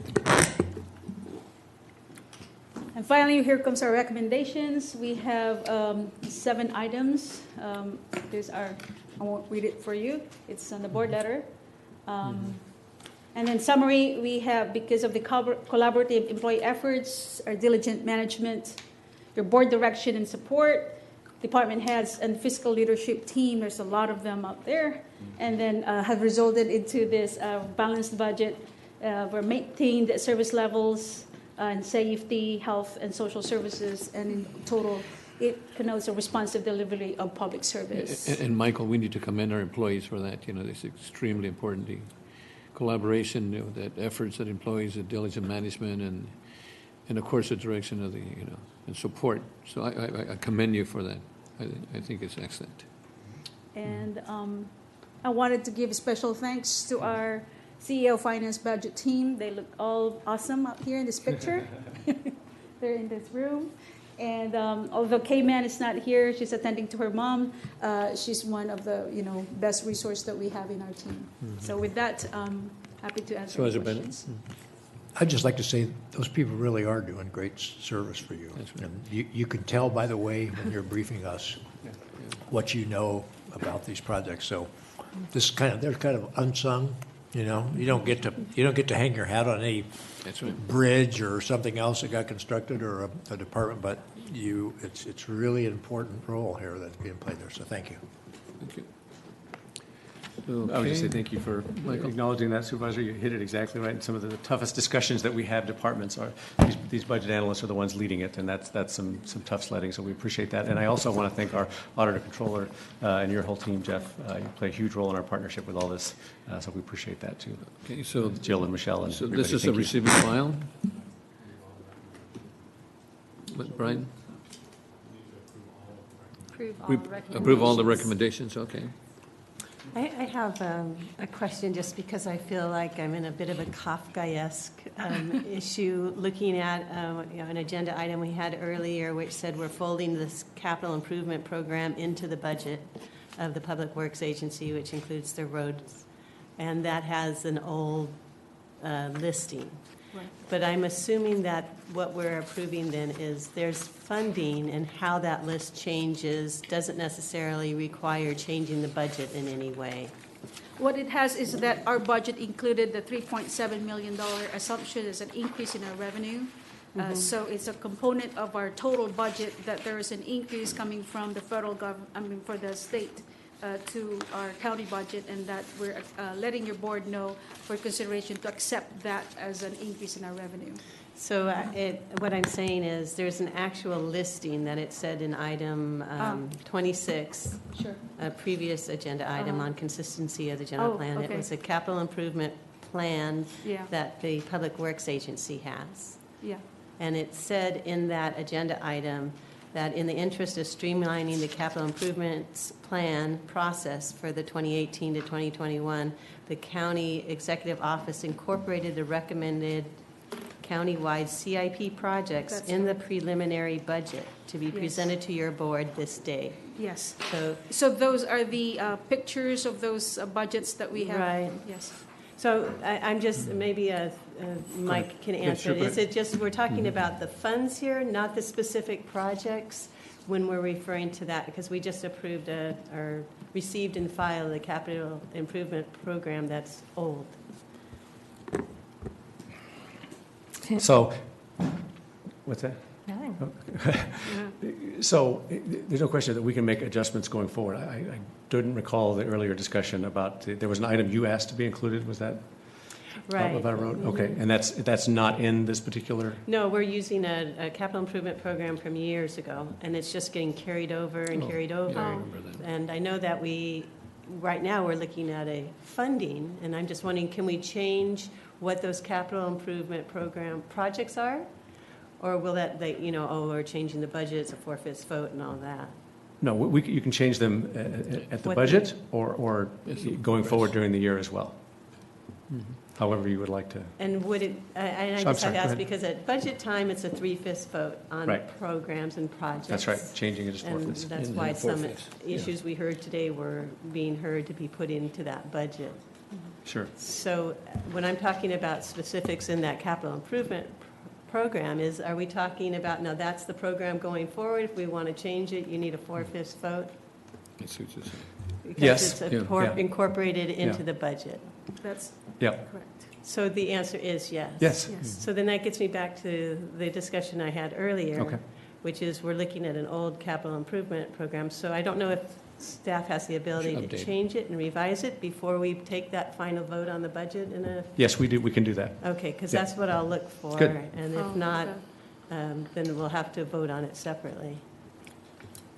I heard you say, yes, we can. I think I heard a little bit different answer from our Public Works Director about when we're going to be doing that. So I just don't want to leave Supervisor Parks with the wrong impression in terms of that. So, could I- So the total of the $2.24 billion budget includes projects that are within the public works area, about $20 million, I think. And so we have a listing for those projects that are within the public works, so that's a part of the full $2.24 billion budget. Okay, and so being specific, we have a roads Yeah. program, and it has this much money in the roads fund. Sure. And currently, we have designated projects in that roads fund that are old, Sure. not what we're necessarily going forward with in this next fiscal year. Sure. So it depends. Can they move those projects around in the roads fund? That would and be it still some- is the yeah. amount of money? You know, so Yeah. you can see Right. my I think- Kafka-esque I thing. I think just what we're don't, I getting don't to is- understand how this So- works. That's what I And say. it I think what we're changes. getting to is the money's there. The It's money's being in there approved, to be allotted and then for we're the just going to have to projects. go and try to, what projects get to what. And then Jeff can tell us. Is that where you- That's what I think. I think Isn't that- that, I think Jeff? that, I think that Mr. Pratt said Jeff is going, what's he's going to re-rank the projects based on the new criteria we gave him. Yeah. He's going to bring this criteria back one, then he's going to use that to rank the project. Right, and so at then we that don't point need a in time- 4/5 vote for money, we just need the 3/5 vote for what project. Well, So that's Jeff, Jeff, that's what I'm I'm gonna, I just want I to guess. get, so that And nobody's, it gets nobody's. back to that, you know, wording in the previous agenda item saying we are folding this capital improvement program into the budget. So this is a question for both Leroy and Jeff that I Jeff. have, is when Jeff does his re-ranking, is it a 3/5 or is it a Oh, is it 4/5 four- vote? And 4/5? can you two help us with that? The vote is, I'll leave to Leroy. I can give you the pro. So, first of all, the CIP is not old. It's fresh. What it doesn't have in it is the item that your board discussed the last meeting, which was the bicycle pass and how we're going to prioritize those, how we're going to get them done. There was a lot of discussion, and your board gave us some very specific direction. It's going to take some time to incorporate all those criteria into a matrix whereby we can rank bicycle projects. The road projects, as far as I know, your board isn't interested in changing. We've already ranked those. Your board has on many occasions. You'll see each one of them individually as they come for approval for various points: environmental, design, construction, etc. So the bicycle projects will be re-ranked and brought to your board. And the criteria will be developed and brought to your board to make sure we got what you told us to do right. And then we'll rank the projects. And then those projects can be changed at that time, added to, or taken, whatever your board decides, taken from. And I'm not sure that it's just like any other project you tell us to do mid-year. And the budget's there. Your board will be discussing the threshold, the budget that you want to appropriate for that amount. So it's not anything unusual, and I'm not aware, though, from a public works standpoint and getting work out, but I'm not sure whether or not when we bring you a project or project list, in the past, I've never heard it requiring 4/5 vote. So. Well, then Leroy. First, the budget is just approving money, it's not approving projects. So the reference earlier on the earlier item that it's been rolled into the budget, I took to mean the funding for those projects were rolled into the budgeting so that there'd be enough money in next year's budget to do the projects. So, and part of the budget recommendation here also has a capital improvement plan, but I take that as just sort of informational in the budget. It's not an exhaustive list of plans. Having said all of that, and then when we get into road and transportation projects, a lot of those projects are they don't come to the board for individual approvals because the department's been given, discretion to do paving projects. So if the board wants to add, and the earlier item was informational only in a sense also because it was to show for proposed projects, and it said right in the item that just the inclusion on the list did not mean the board actually approved the projects. They were proposed or contemplated plans, and that was for general plan compliance review purposes. Yes. Bottom line is, if the board wants to approve a specific project, they should bring that as a separate item and just approve the project.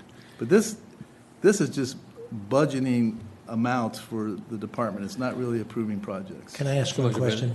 And that is, the 4/5 vote, the way I have always understood it, is only if we're going to take money from one budget item and move it to a different item. Is that correct? Partly, but the real 4/5 vote secret is in this annual budget adoption, it's majority vote, 3/5. Right. If you go to amend the budget later, right, it requires a 4/5 vote to amend the budget. Now, what is it?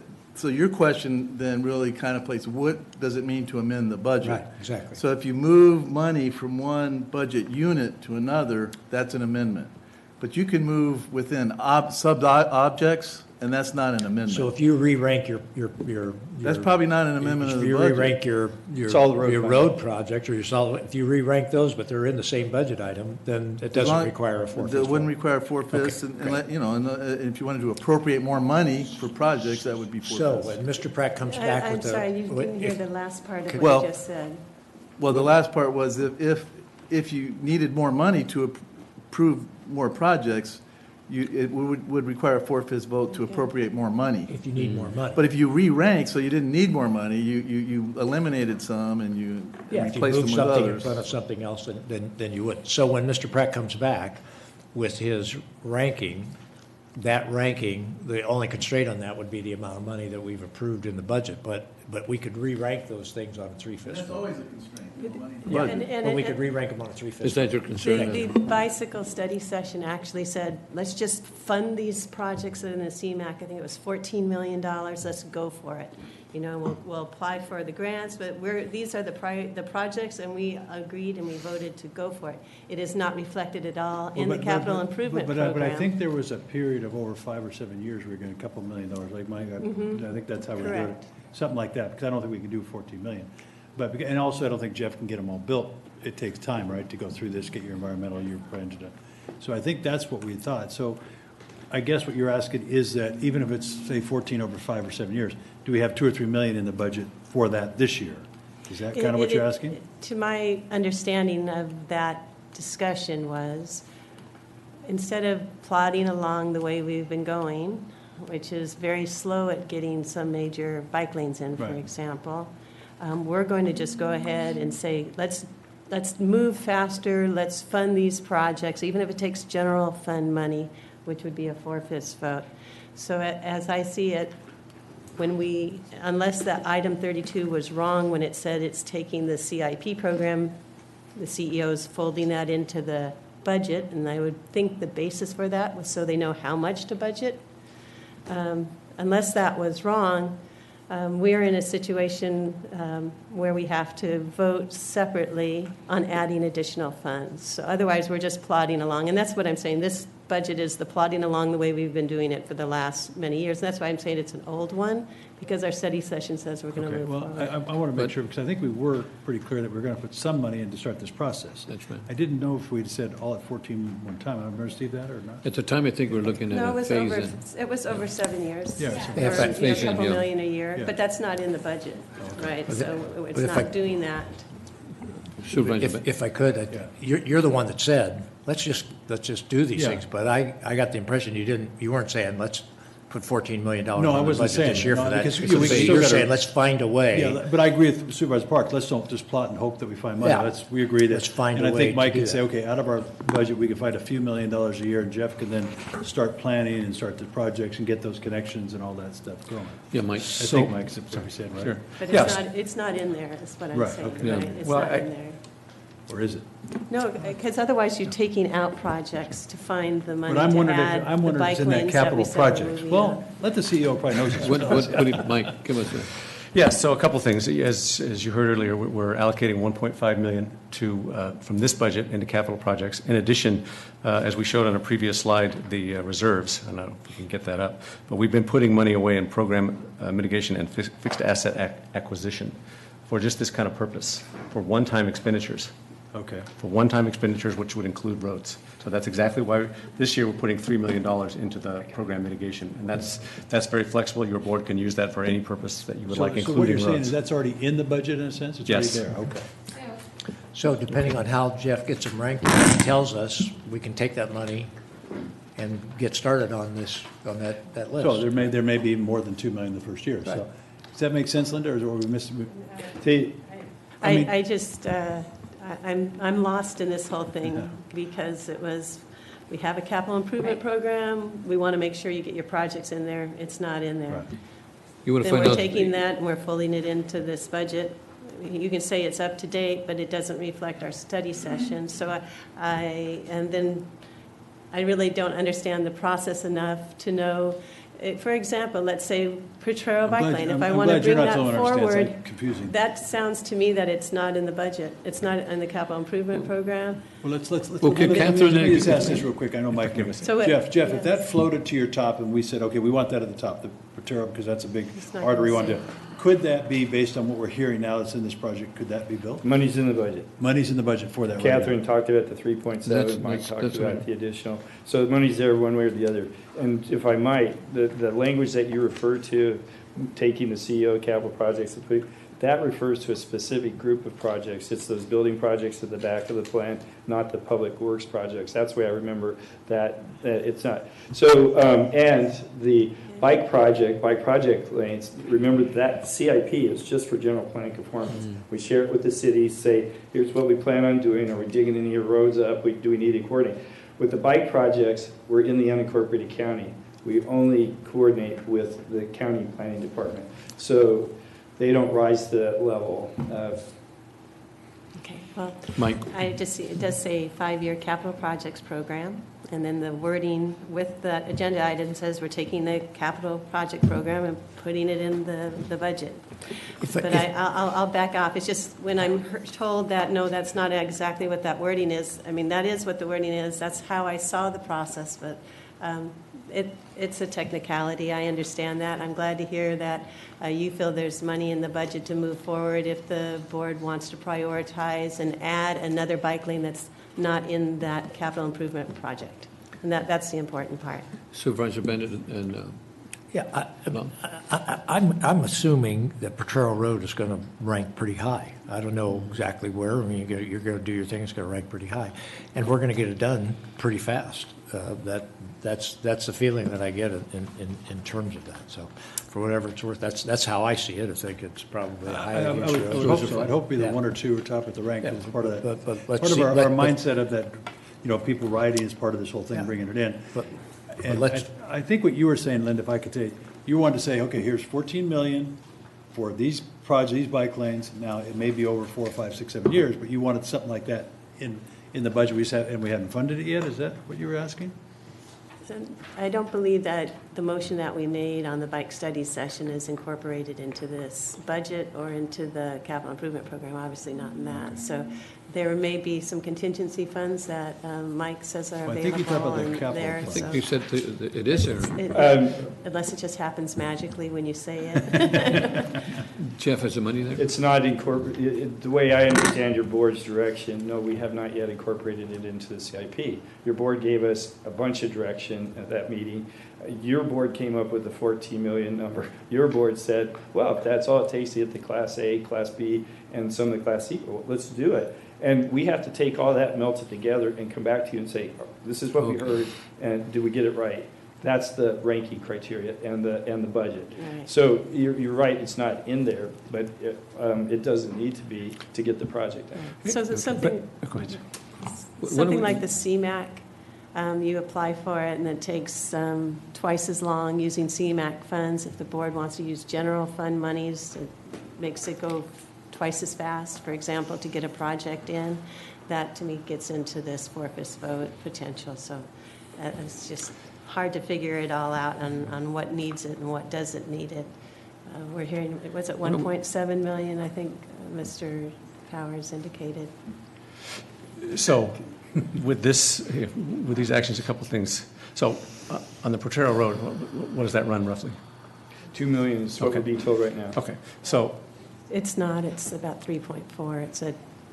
Your department's thinking of doing it in 2 phases, for example. That's one way of approaching it. 3.4.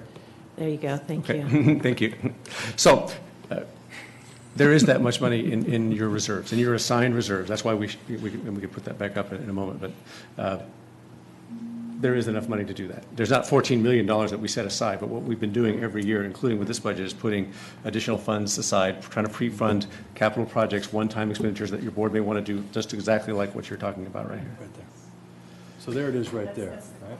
Well, one question I was So if we moved it from assigned to the Public Works to build it, that would be a 4/5 vote. That I'm not sure of. Is that right, Leroy? Go ahead and share that. If you move the money from, what was it, He said the money's in assigned, and if we want to move it to Public Works to build the road, that would be transferred from one fund to the other, and that would require a forfeit. I think it would, that would be my. That would require for. Because you're moving between budget units. Okay. Is that what the unit, I mean, I thought the unit had a special designation. That's what I was going to say. I thought that you were putting it for Internally. projects. That was Yeah, separate projects, I not. thought it was a special designation. Is your assigned for capital project? It's for one-time expenditures like capital projects, And yes. so it already has that designation, so then if Linda said, this I'd like to do, and it's 3.4 million, we said, okay, let's do it, it wouldn't take 4/5 votes, we could do it on 3 votes, is that?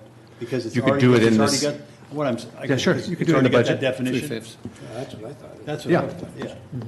Because right, the same thing, if you said, okay, I want to go repair this roof, it's already designed for those kind of capital projects. Right. No, she doesn't think so. No. No, because it's not in the Public Works budget. It's in the unassigned budget. And that's what I'm hearing from our county council. Well, you want to Does move it have to it. get moved to the Public Works budget?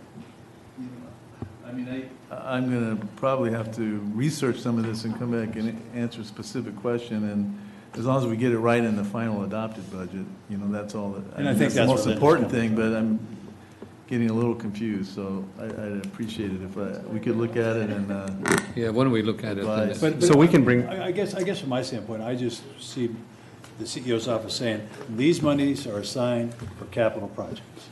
And then we don't know who's going to do it. It could be roads doing it, it could be GSA doing a capital project, it could be somebody else. So I'm not sure there has to be, you already had a vote to put it in there, we've agreed to that, so you just move it to the people who are going to do the work. I don't know if that requires the 3. That would seem like, because we're not spending more money than we didn't say we were going to spend. Mike, and a question, this is a preliminary budget, can we bring this, all this information back, for the? we can address this at address the it final hearing on the at 20th. At the Yeah. final, Yeah. this is And preliminary. that's what we'll do. Yeah, That's that's what a your board would like to preliminary do. budget, and the whole We should purpose is to get it out and published and and put it noticed, to and then the- you can make adjustments Yes. Right, accordingly. on June 19th or Absolutely. 20th. Right. Okay. Yeah. Hear from Mr. Berg, too. Okay. Four So you fifths. think it's a 4/5 for that, even though it's moved, it's already Yeah. set aside? Right. It's a But not if we adopt it on the budget on the 19th. That's 3/5. Yeah. Well, that's a If it were moved question. over to Public Works, then it would not have to be a forfeit. But right now, it is And it not has in to be- Public Works, so it has See, to this is only preliminary. Yeah. Okay, thank you all for So we had a clarifying second, that for us. I thought we had, I will now that we've finally cleared that smoke. okay, let's vote. Okay. Thank you, that's approved. Thank you, Catherine. And all the staff, too. Thank you so much.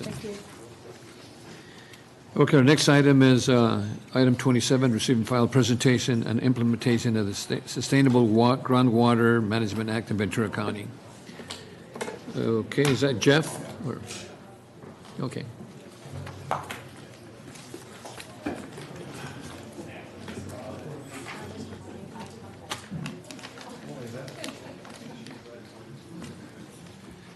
That's fine.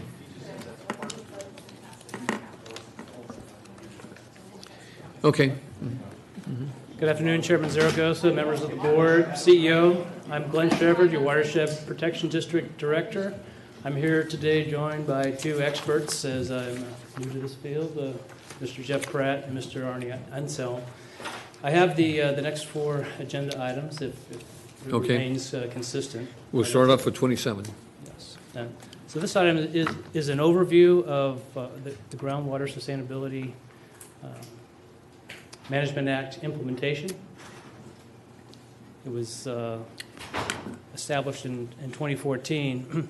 And so this board letter summarizes kind of the state of play, where things have been at, and aggregates activities that have been taking place and probably brought to this board in single activity basis. And this board lays out the framework, gives you the overview from a map perspective of things that have taken place since we've really come back to you in 2014, really December of 2014.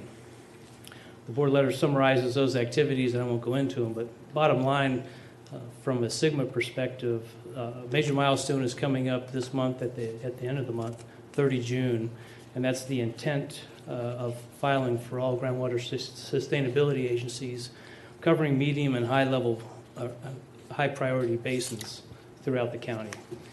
And with the next, with your consideration on the next 3 items in the agenda, and a subsequent agenda item that we will bring to you on the 20th, which is to consider the GSA, the county forming a GSA for the unmanaged areas. Bottom line up front is that the county will cover down and meet all of its SGMA obligations with respect to medium and high priority groundwater basins. Okay. Any additional questions? Brian, what? I just wanted to share one quick little PowerPoint slide, just one slide. It's a cartoon. I don't know if they have it up there. There it is. And it's this is kind of the way I think we often look at things, and we had this presentation at SCAG, but it's called the hydro-illogical cycle. And you've got the rain, and then people get apathetic, and then the drought comes, and then people become aware. And then when it gets serious, they get really concerned, and then they panic, and we do things, and then it rains again. So I just kind of pointing that out. I know the County of Los Angeles is doing a major effort right now, moving to get projects in place for stormwater capture. And I know that is just one of the many goals of the plans that we're putting forward. But I just thought, it would be great to focus in on that one aspect of stormwater capture. I can think of some areas out in my district that would be really good for that, and just hope that as we have a toe in, or a place at the table in many of these groundwater management plans, we now have an opportunity to kind of put that together, and I would very much encourage that. So that's my 2 cents for stormwater capture. Thank you for putting up the slide. I did have one question for you. On Exhibit 3, it shows entered the JPAs or not, so I really do appreciate the update. What is the action items for those that are not? Is it they get swiped into maybe one that's already forming? What do we do? For the other areas? On the fringe, those that are on the fringe. Right, that's an item that is going to come to you for consideration on the 20th, is the fringe areas. And at that point, if that goes and comes to fruition, then the unmanaged areas throughout the county will be covered. Okay. Thank you. I just wanted to make sure we didn't miss that part. As the county being the GSA for that. So Glenn, this is a receive and file for this 27 then? Correct. Okay, so we need a motion on that. Okay, and second. Let's vote. And that's approved, so we'll go to 28. And 28 is a public hearing regarding the joint powers agreement to form a groundwater sustainability agency to manage the Coyama Valley groundwater basin. Glenn, go on. And this is a public hearing, so we'll open the public hearing at the same time. Correct, Chairman. Again, the Glen Shepherd Watershed Protection District Director. I'm presenting the Coyama Basin Groundwater Sustainability Agency for your consideration. Conduct a public hearing, adopt a proposed resolution authorizing the county to enter the attached joint powers agreement, creating the Coyama Basin Groundwater Sustainability Agency, and appoint a director and an alternate director to the board of directors of the Coyama Basin Groundwater Sustainability Agency. To highlight just a couple items in the board letter with respect to this particular basin, which is different than others that have come before you. This particular board will be an 11-member board. There are four counties, San Luis Obispo, Ventura, and Kern. Excuse me, that's 3 counties. Oh, Santa Barbara, excuse me. The other aspect I wanted to highlight here is the voting construct with an 11-person board. Each of the votes for the member directors is 11.1% spread out by each member. And the other aspect is the County of Santa Barbara will have 2 directors on this particular board. Okay. The county will have 1 member director, and it corresponds roughly with the area from a pumper standpoint, the number of wells that we have that are irrigated in the Cuyama Basin that's in Ventura County is about 10%. So the weighted average matches our land irrigated stake from that perspective. Okay. Thank you. Those were the comments I had with respect Thank to. you, Glenn. And this is a public hearing. I do have a speaker. It's Brian Albano. Brian? It's Byron. Thank you. Oh, Byron, excuse me. Okay. Yeah, Chairman Zaragoza and members of the board. I'm Byron Albano, and I'm one of the directors and VP of the Cuyama Basin Water District that's been recently formed up there. So I just wanted to step up and express my support and appreciation for Ventura County's interest in this. My own farming operation is 400 acres, 300 of it is organic apples, and we are in Ventura County myself, and so it's exciting to me to have Ventura participating in this very much. I guess I just wanted to kind of say I think that the kind of compromise joint powers agreement that's been put forth is balanced, and I think I look forward to working with your representatives up there. Thank you. Byron, how far is Cuyama from here? Well, it's about an hour. I don't know on miles. I don't often take that 50 route. miles or what, Jeff? How far is it? Yeah, the bird flies. About 50 miles. About that, yeah. It's a beautiful country up there. It is, yeah. I haven't been out there in a long, long time. Okay, well, thank you so much. This is a public hearing. I don't have any additional speakers. I think this is, well, this certainly is the only one in our county that's multi-county. I think It's that's the Four what it Corners, called. huh? And we also learned how to pronounce Cuyama, right? Cuyama. Cuyama, not Cayuma. Yes. Correct. Yeah, well, thank you so much. Okay, thank So I'm going to close the public hearing. Any additional comments from the board? I just had a question for Jeff Pratt.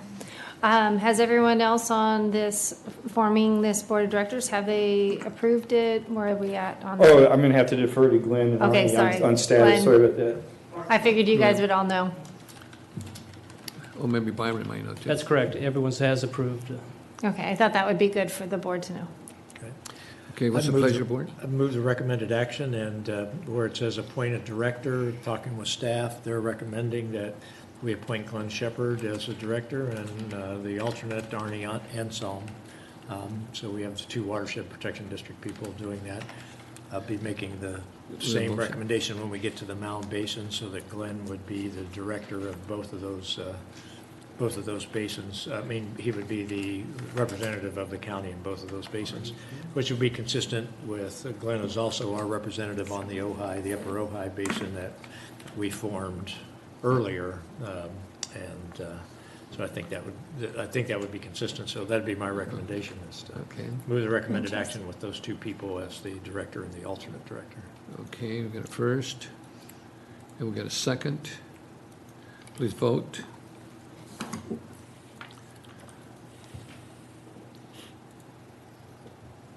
And that's approved. So item 29 is adoption of resolution authorizing director to execute the joint exercise powers agreement creating the Mound Basin Ground Sustainability Agency. Glenn? Yes. Thank you, Chairman. Very similarly to the other JPAs, the Mound is before you here for consideration, adopting a resolution directing execution of the JPA and adoption appointing a resolution appointing a director. What's interesting about the Mound Basin as it's a 5-person board with 3-member directors, the City of Ventura, United Water Conservation District, and the county, and 2 stakeholder directors, one from the agricultural community and environmental communities. In the board letter, just to highlight one other aspect with regard to the Mound Basin, as it relates to your board action from the 25th of April for the Fillmore-Piru JPA. Consistent language has been applied here for the Mound language, actually exact language with respect to the environmental stakeholder director, which really has the same listing of stakeholders that we applied to Fillmore-Piru, with the Nature Conservancy as a backstop to organize and present a environmental stakeholder nominee. Okay. Thank you. And I have two speakers, Joe McDermott and Tony Morgan. Mm-hmm. Good afternoon, members of the board. Joe McDermott, I'm the acting general manager for Ventura Water. Shauna Epstein, as some of you may know, she changed jobs and she's in Beverly Hills, so I'm now acting. Welcome. Thank you. So really, I just want to give my support for staff's recommendation for this item. And to that, I just want to add, it's actually been a pretty long road of a lot of collaboration, some good compromises, and we are tickled pink that hopefully we're at the finish line so that we can make this June 30th deadline. We actually already have a meeting scheduled, or notice that went out for a June 22nd meeting at 10 o'clock. And this is where the GSA board members will get together and officially ratify a resolution that will go with the package to DWR. So we're looking forward to reaching that finish line. And I will actually be sitting as the director for the GSA, and so looking forward to that. I'm sitting as a director for Upper Ventura River right now. It's been great working with Glenn Shefford and Jeff Pratt with that.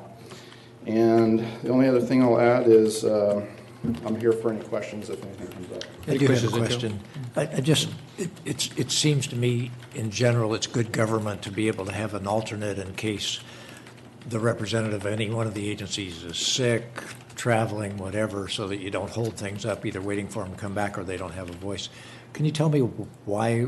I mean, it's just unusual. We just appointed an alternate for Cuyama, but we didn't. But there's no alternate allowed here. Can you share with me the discussion as to why no alternate? And who is it? Do you want to answer that, or this is something that actually we originally had the JPA written, and we had actually gone to. I went to my city council with a JPA that had alternate language in there, and then my understanding is I don't really want to speak for the county, but I want to get Glenn up here to talk about that a little bit.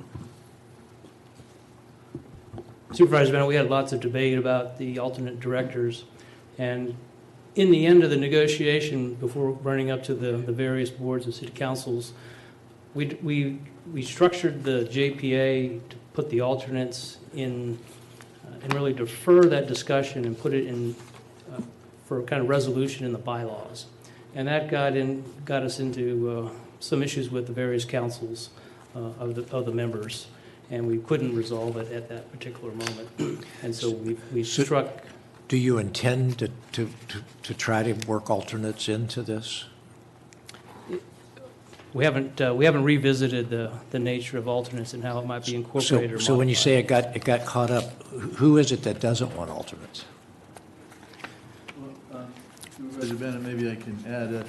Our office had an issue with it because we didn't think you could delegate to bylaws the creation of the rules for how alternates would be selected and how votes would go. We thought that had to be decided by the member governing boards, not through bylaws. Okay, but that would then require changing this JPA, and you didn't want to go back and redo that? Not at this particular time. So it's not that somebody's saying, hey, we don't want alternates. It's just that somebody's saying, we thought we'd do alternates through the bylaws. County council's saying you can't do it through the bylaws. And you're saying, we don't want to go back and change the JPA at this late date. Not at this juncture. So I guess when we make the motion, I would just say, I think it's in good government. I would just have the board say, when you can, add alternates, because otherwise you just cause a backlog for everybody in terms of that, and the others all have bylaws and stuff, so it makes sense to have. I mean, the others have alternates and stuff. So okay, thank you. Well, and if I can make an add into that, with this coming from the Fillmore-Piru Basin, that you and we all went over that, and the feeling was that they wanted to have consistency, and if you're always having an alternate, you have different vote and so forth. So I want to make sure people remember that as well.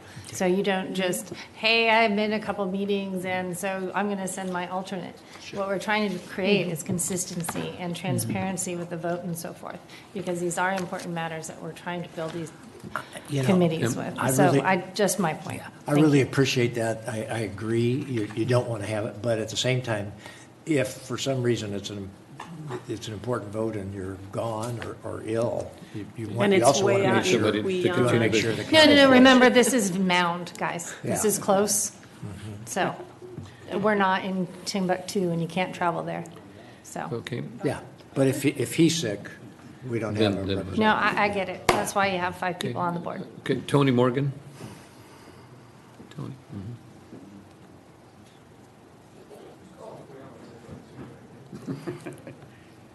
Thank you. I'm Tony Morgan, Deputy General Manager for Groundwater and Water Resources at United Water Conservation District. I'm just here today to urge the supervisors to approve the JPA for the Mountain Basin. This is a product of many hours of discussions and negotiations between the various stakeholder groups. We think we have a document that represents the stakeholders fairly, and urge you to approve today. I appreciate the opportunity to speak. If there are any questions. Thank you, Morgan. Any questions of Tony? Supervisor? Just a compliment. I know that you're looking at trying to do some of that stormwater capture I was talking about. You're doing some projects on doing a basin, I think. Isn't that right, in Santa Rosa Valley? Actually, in the Piru Basin. It's in the Piru. In the Piru Basin, yes, that is correct. Yeah, we need more of that, I think. Very good. It's always good stuff. Well, it's a beginning project. There's a whole issue with fish right now. We're doing a fish study. And we just had the opening yesterday for that. So we have to get past the EIR before we can start. Okay, Supervisor Bennett, you said you want to make a motion on this. Great. Yeah, I'd make a motion to adopt staff's recommended action, and where it asks for us to appoint a director, we again appoint Glenn Shepard as the director, and also just ask as a request that they consider at the appropriate time revisiting the issue amongst the board members of modifying the JPA to add an alternate at the appropriate time. Okay. So motion. Linda, now that you're talking about stormwater, we go back to the governor, so let's build some more reservoirs and catch regular rainwater on a regular basis. Let's vote. If we can get that done, it'd be good.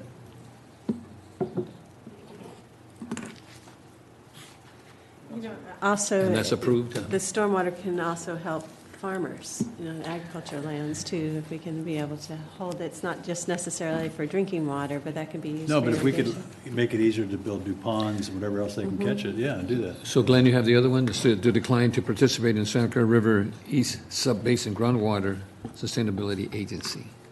That's correct. This is my last item today. And this particular sub-basin is at the very end of the Santa Clara River as it crosses into LA County. So refer to the map. And there's approximately 65 acres in this Santa Clara River Valley East Sub-Basin that is in Ventura County. There are no particular wells that we have, and that, more importantly, that we, Watershed Protection District, would kind of manage under our well ordinance in this particular area. The action of not participating in this could be no action, and then the Santa Clara River Valley East Sub-Basin would manage the whole sub-basin with respect to DWR. So you could do that.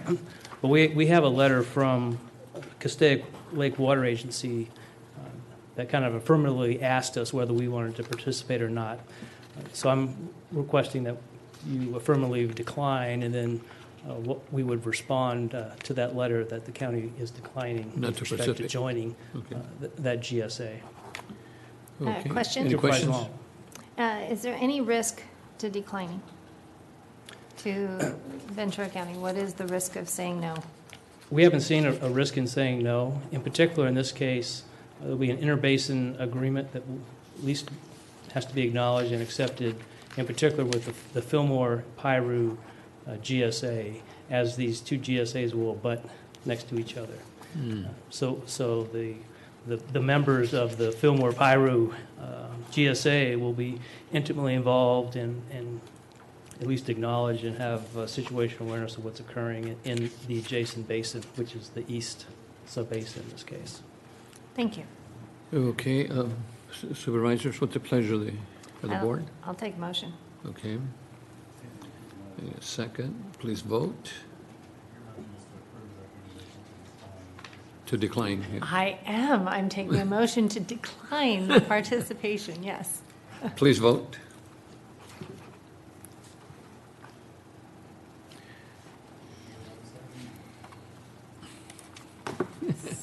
The fringe basins, we. So that's approved. Do we like by default get, become the agency for it? There's been some debate from DWR and the State Water Resources Control Board on exactly how to manage and take account for the unmanaged areas. And part of that debate was that the county could wait until after the 30 June deadline, and those unmanaged areas would default if they weren't covered by a particular GSA. But more recently, in some discussions with DWR, their opinion was to really kind of stay within Sigma's letter of the law, which says you got to affirmatively let us know that you as the county will form a GSA and cover the unmanaged areas within the time frame allowed by Sigma. And that's the item that we will present to you on the 20th. So Brian, that's our last item. So we are adjourned. Thank you.